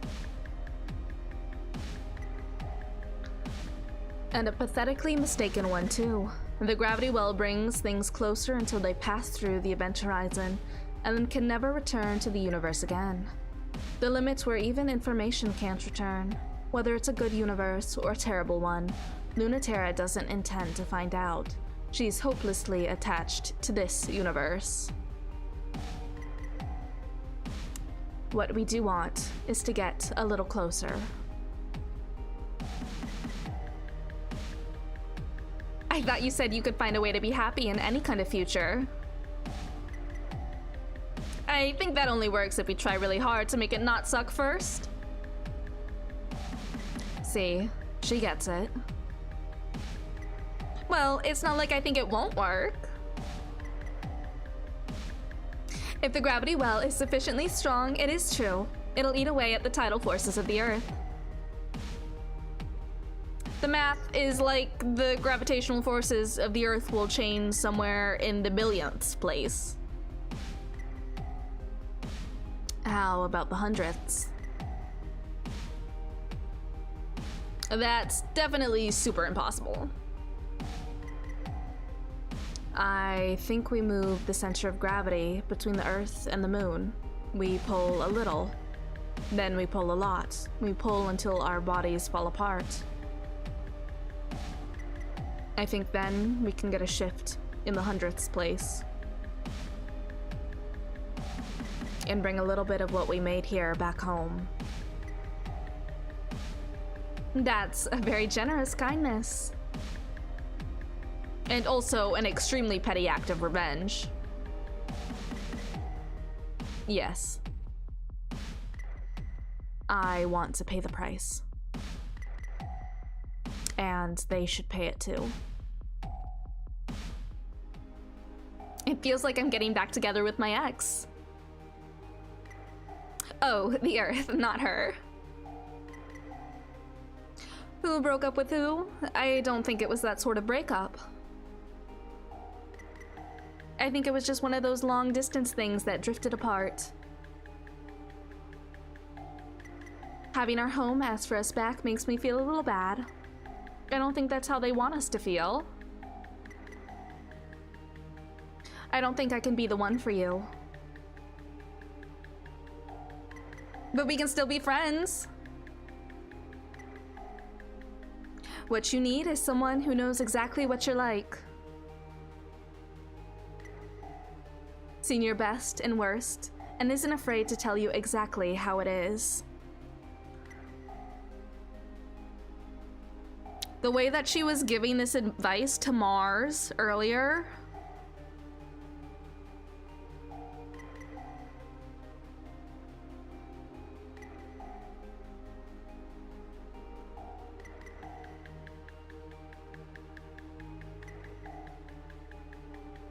You have a way of always tricking yourself, you know? I hope that will be harder in the light of the green moon.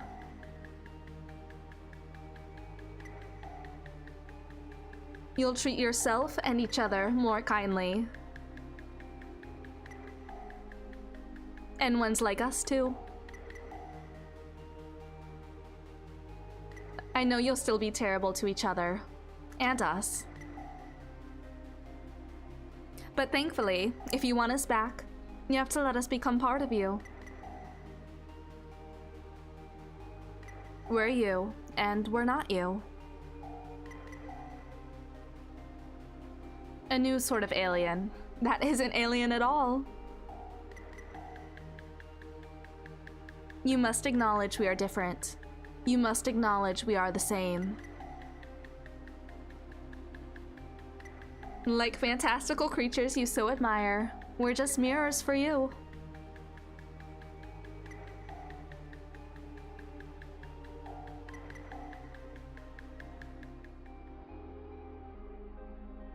Lunaterra doesn't hear the alarm. Her body knows exactly when it's supposed to wake up. And she does. She doesn't have to wake up this early anymore, but her body has a hard time letting her go back to sleep. She wakes up, tries to focus her eyes, her head hurts, just a little, so she thinks she'll go ahead and make coffee, except Saturn's arm is tugging at her shirt and Pluto's legs are tangled up in hers.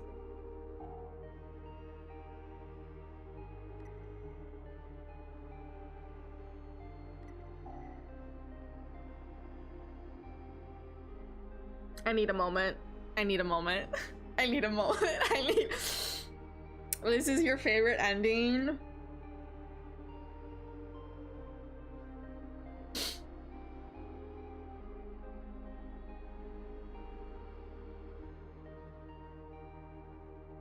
I don't know, like I do still think the first ending I got is my favorite, but there's some, like, I don't know, I feel like I wasn't expecting this ending to be hitting me the way that it is so far.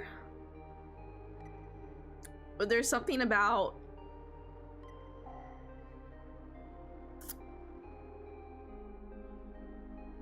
I don't know, like it's just So maybe she can't make coffee just yet. She worms out of the comforter as much as she can. The apartment's summer air conditioning keeps things nice and cool, but the summers here are hot and so are the girls.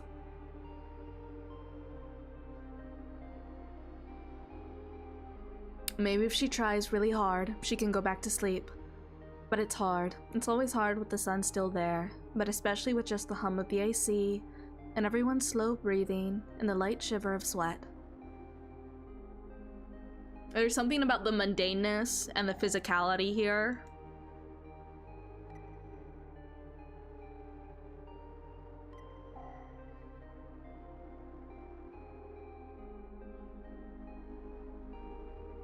Like, Celestial Mechanics is really close to my heart, and Cradle's Graces is the most hopeful, but this one is just so real. Really, really bittersweet, but real. Yeah.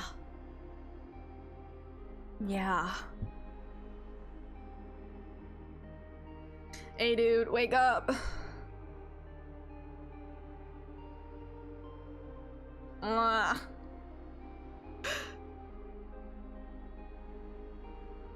Hey, don't pull me back into bed. Pluto's daughter. But I want to see who wins.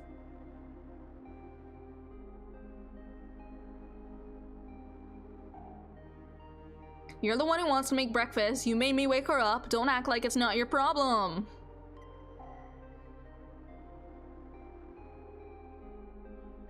None of you were up when I was up, so it's time to sleep forever.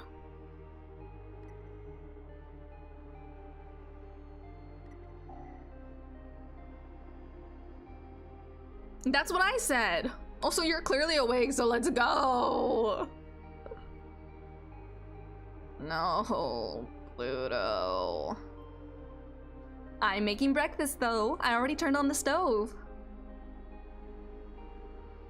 It's fine. It'll just burn the house down. Help me stop Saturn. Okay. I love the art here. It's just so...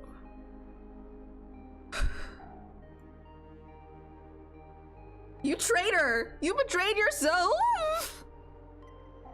And that's enough out of you. Come get some coffee, Lunati, before you get a headache over it.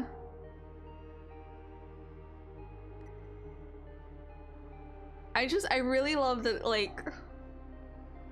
There's just something about seeing Lunati so, like, rumpled here. I don't know, like, it's just so...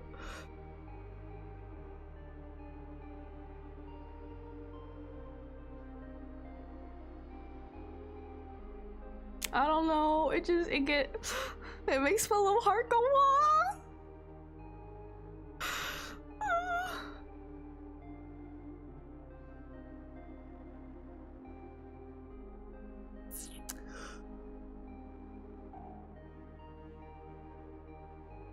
Zzz. You're really such a fake. It's for serious. Lunati Def just said Z there. She's doing the fake ass like Hongshu me Hongshu me. You too. You switch sides really easily. So do you. Up again. All right, you're helping me make breakfast. What? How come she gets to sleep in? She'll be right behind us.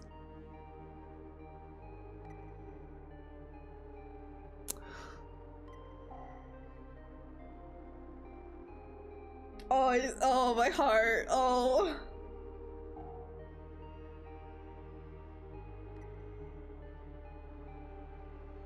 The portraits here are so nice.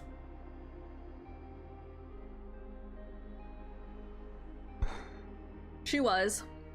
Lunatera shivered for a second, bare under the AC, and then she got up. She turned the light canceling off on the windows, and the day, which will last for the rest of the month, poured in, which she can feel a minute of before she wants to go get breakfast too. On the near side of the moon, the earth will always be visible. Without the hands of her old body, she won't ever be able to fly or feel the view as anything but a picture ever again. Even the memories are fading.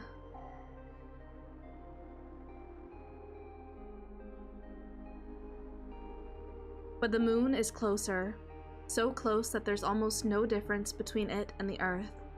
It's another country, a strange country, and the Earth is too.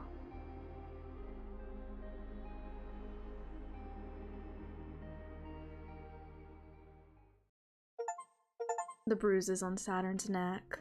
Moving the decimal place, that which is strong will not triumph. The eye of the underworld, our true ending. Wow. Wow.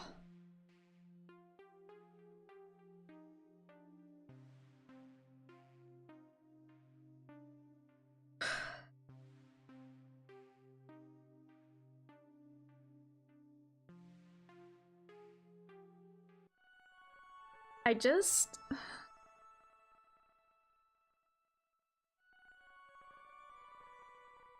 don't know. Like, so bittersweet. I did like getting to see Halamede. I did enjoy that. And there is something so... I don't know, I feel so torn. I feel so torn. I feel like there's one part of me that's like... the physicality and the mundaneness of this makes it so incredibly fucking special and like meaningful and poignant, you know?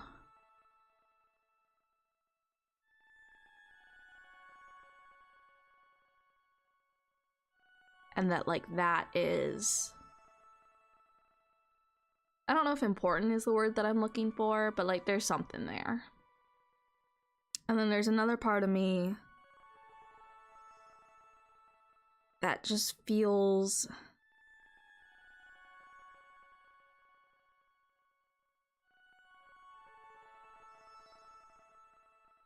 man, I don't know, like devastated, I guess.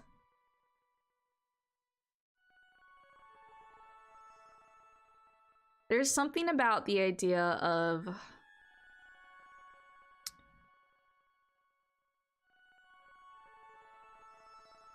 being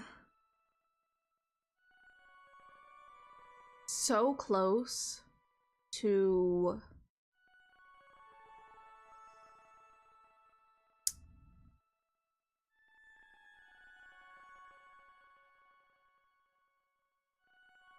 there's like levels of transcendence here almost, you know? And there's the like very obvious level that is still at play at this ending, which is just like being trans, you know? Then there's like the transcendence from beyond like the like flesh, I guess, into the ship selves. And you have the blending of that, and then with the first ending, the celestial mechanics ending, you have the transcendence from even that into right, like the immaterial, which is still material, but like you know what I mean, you know? So like there's these levels here, and there's something about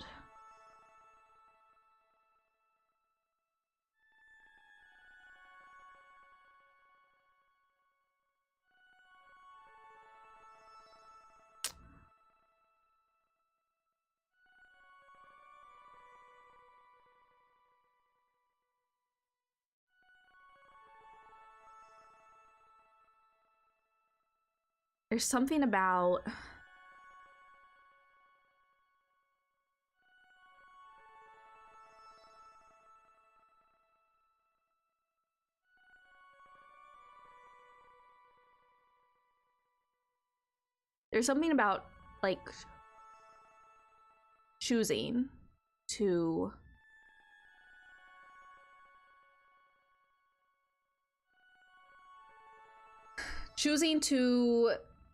defy the limits placed onto you of who you are expected to be. whether that's with regards to gender or flesh or being like corporeal.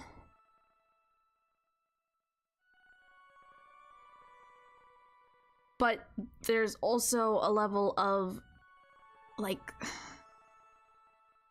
especially with the ship selves, like, to what extent did they choose that?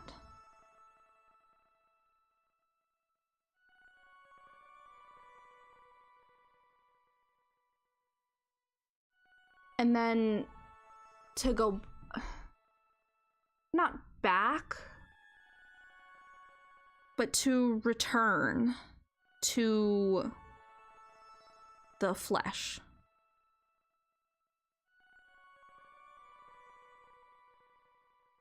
That is both really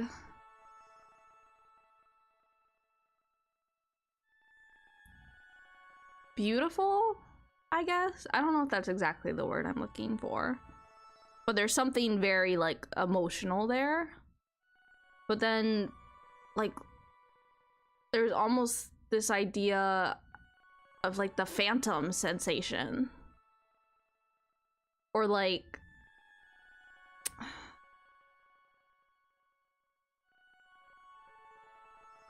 she'll only ever see, what was it, the earth or the moon, like, as a picture. She'll never, like, be able to experience in the same way.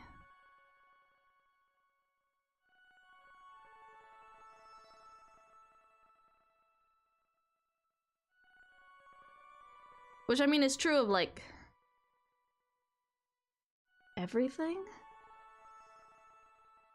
We'll never experience things the same.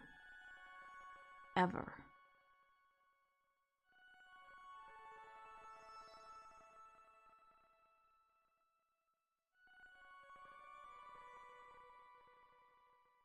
And that's, like,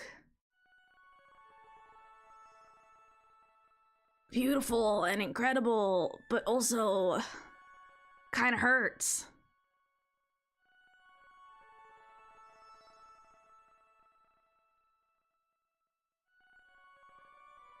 You know?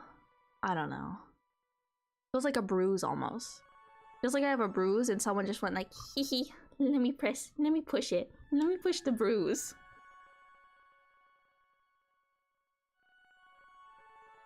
You can never go backward. You can only go forward. There's so much going on in the tension between them all getting a life they never thought they'd have the opportunity to have. And how much possibility they had to give up to get there. Yes, yes. Exactly. And it's like there's something living in the space between reality and possibility.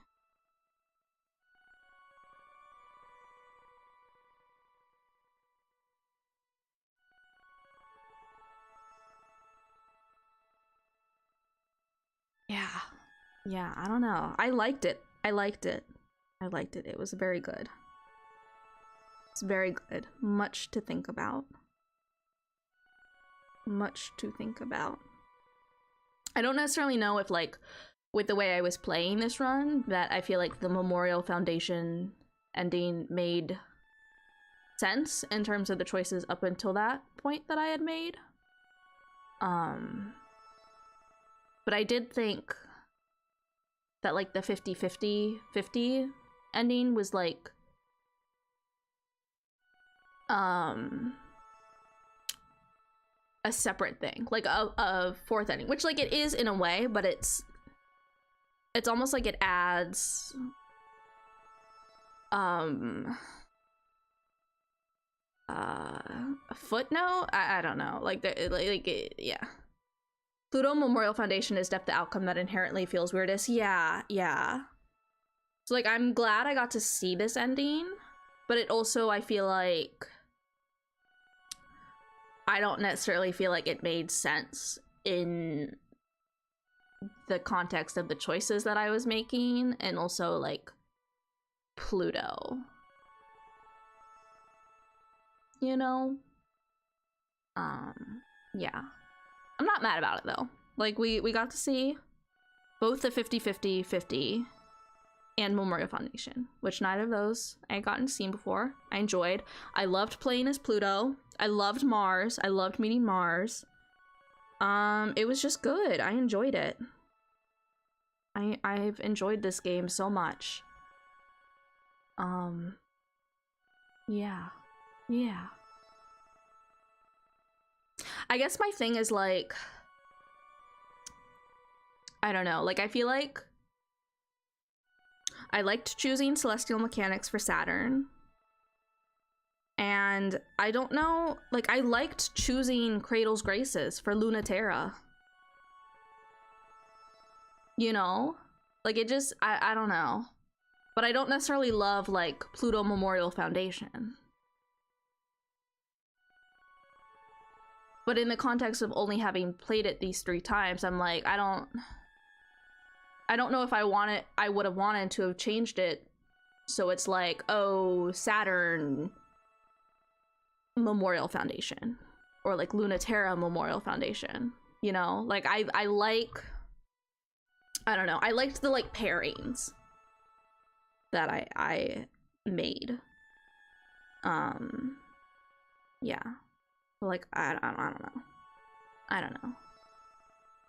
I really love this game though. So very much. So very much. Such a wonderful game. I'm excited to go through and play this game off stream now that we've done not everything. There's been like a few things that, because I've been like going for like one ending or another, that I think there's some probably like story choices that I haven't seen, but like I'm excited to go through and like see all those and play through this game off stream. Should send you the links for holding it for Halloween, and so you want to date Lunaterra. A warning. Oh, what is that? What are they? Oh, yes, please do. Please do. Yeah, but this has been Heaven Will Be Mine. I've really, really loved it. Like, I can't even begin to describe the way this game has rewired my brain. Like, I'm gonna be real with y'all. I don't know if there is ever another game, another television show, another movie, another book, another poem, another like any piece of art that will like just have had such an effect on me. Yeah. Yeah. I mean, like, I hope there will be. I hope there will be plenty of other, you know, but like just this, I've not stopped thinking about it a single day since playing it. Yes, exactly. Like, it's just so, I don't know. I feel so spoiled by having gotten the Celestial Mechanics ending the first time, because it truly just, like, it's so,